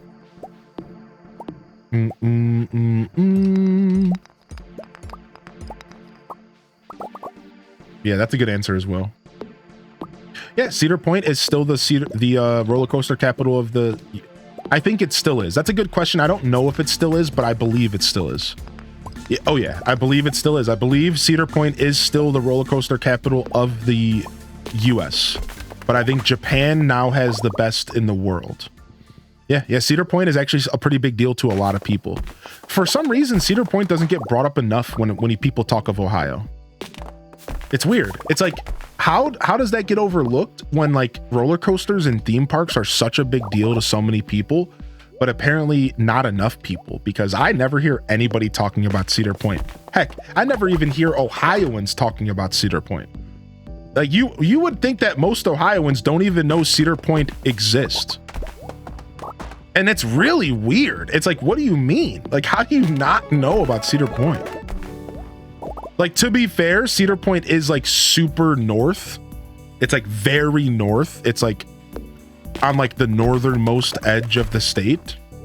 So if you're like from central or southern, you might just not be hip at all. But that's probably why. What's up, PBC kid? What's up, dude? Yo, welcome back in here, dude. Nice. How was Fortnite? Oh, you're joining the raid, Spirit Wolf. Hey, welcome in, Spirit Wolf. Cedar Point over Kings Island, although some Ohioans would disagree. I've never been to Kings, so because I've only been to Cedar, I'm going to give you my agree for now. I get nervous of dinky wooden coasters. Is it like that? No. Cedar Point is known for having the biggest and the most. So Cedar Point is famous for having the most roller coasters in one theme park. And some of the biggest outside of like Japan.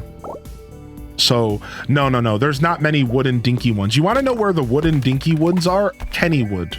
Anybody ever been to Kennywood? Kennywood has to have the record for the most outdated roller coasters. Kennywood has all the old ones for sure.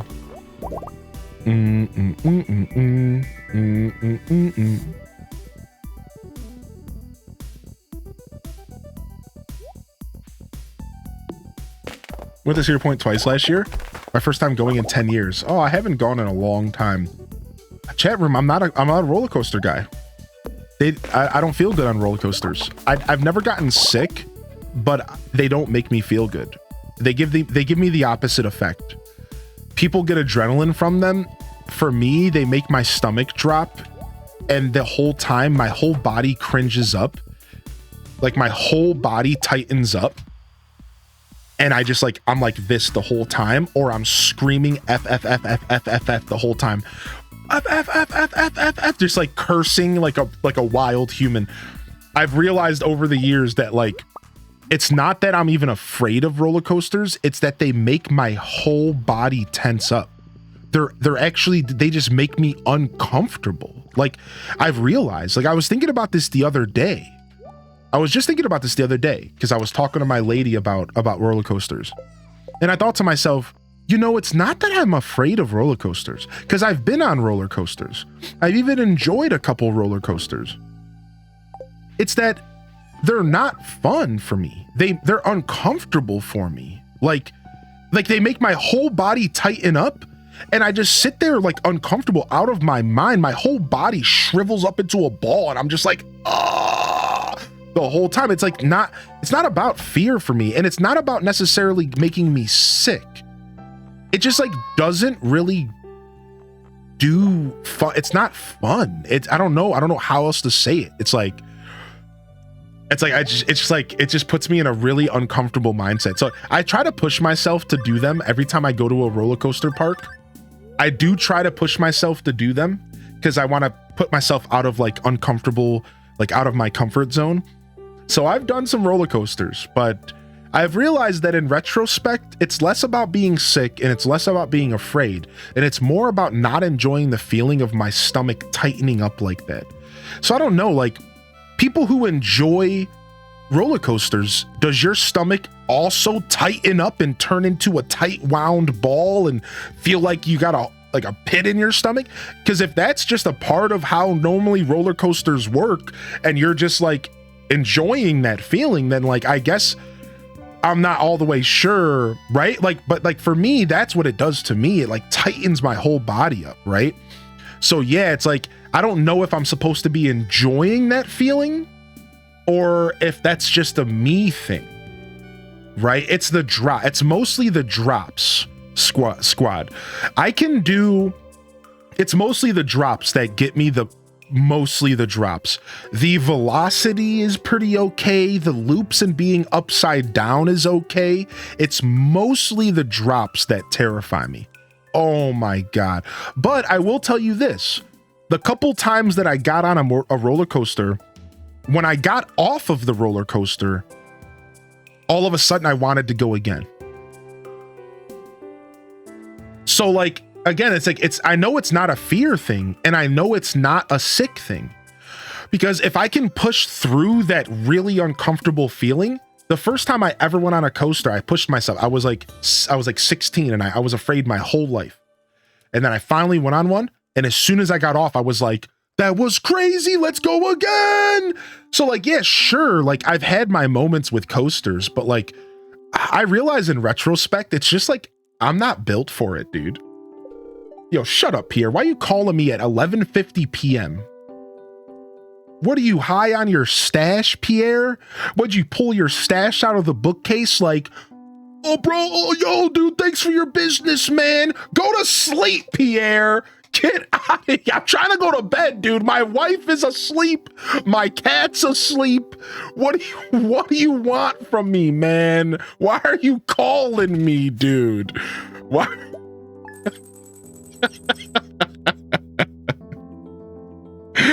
Yo, Coco winning. Imagine being on a Disney indoor roller coaster in the dark and at the end of the ride it breaks down and the lights turn on and you see all the twists and turns you went through. Say no to coasters. Are you not a coaster fan? Yeah. So yeah, I try to enjoy coasters as much as one can who kind of gets a weird reaction, right? Yeah. I imagine if I can learn how to let go of that tight wound feeling, I would probably enjoy coasters more. Hope you're doing well, squad. All right, we're gonna do a little bit of a vibe shift here. So I want to quickly say, if you are here for Stardew Valley content, welcome home, baby. I really appreciate y'all tuning in for the broadcast today. And I appreciate you being here, of course, as always. We're gonna switch games. I know I should hit the record scratch when I say that, so I do encourage you to hit the follow button because we'll be doing more Stardew Valley throughout the week. We'll probably play more Stardew Valley this weekend, maybe Friday, definitely Saturday, because we're doing our community farm. That's right. Our first ever multiplayer farm with the community, 8 players going in, viewers and me. It's going to be a blast. That'll be on Saturday. So we have plenty of Stardew on the horizon. I think we're going to do some Zelda here this week, maybe Zelda Thursday. Regardless, you're going to want to hit the follow button because you might not see Stardew for a couple days, maybe 2 or 3 days at most, because I do have some other stuff planned. Tomorrow we have a special segment going on. I think I want to do some Zelda on Thursday and then maybe Friday back to Stardew. So we'll see where we go on this journey. Again, thank you for tuning in for the Stardew Valley. I really appreciate it. I encourage you to hit the follow button, and hopefully we see you around for some Stardew Valley in the future. I'm doing a full playthrough. We're doing 100% perfection. We're playing 2-3 days a week. So we're doing the Stardew Valley thing. It's actually one of my main games that I've ever played on my channel, my second most played game on the channel. So you're going to get a lot of content here. However, we're doing a game switch here. Yo, welcome in here, JT. I'm going to take a break. This is why I'm making it sound like I'm ending, because I'm going to do something I rarely do on this channel. I'm going to go take a real break.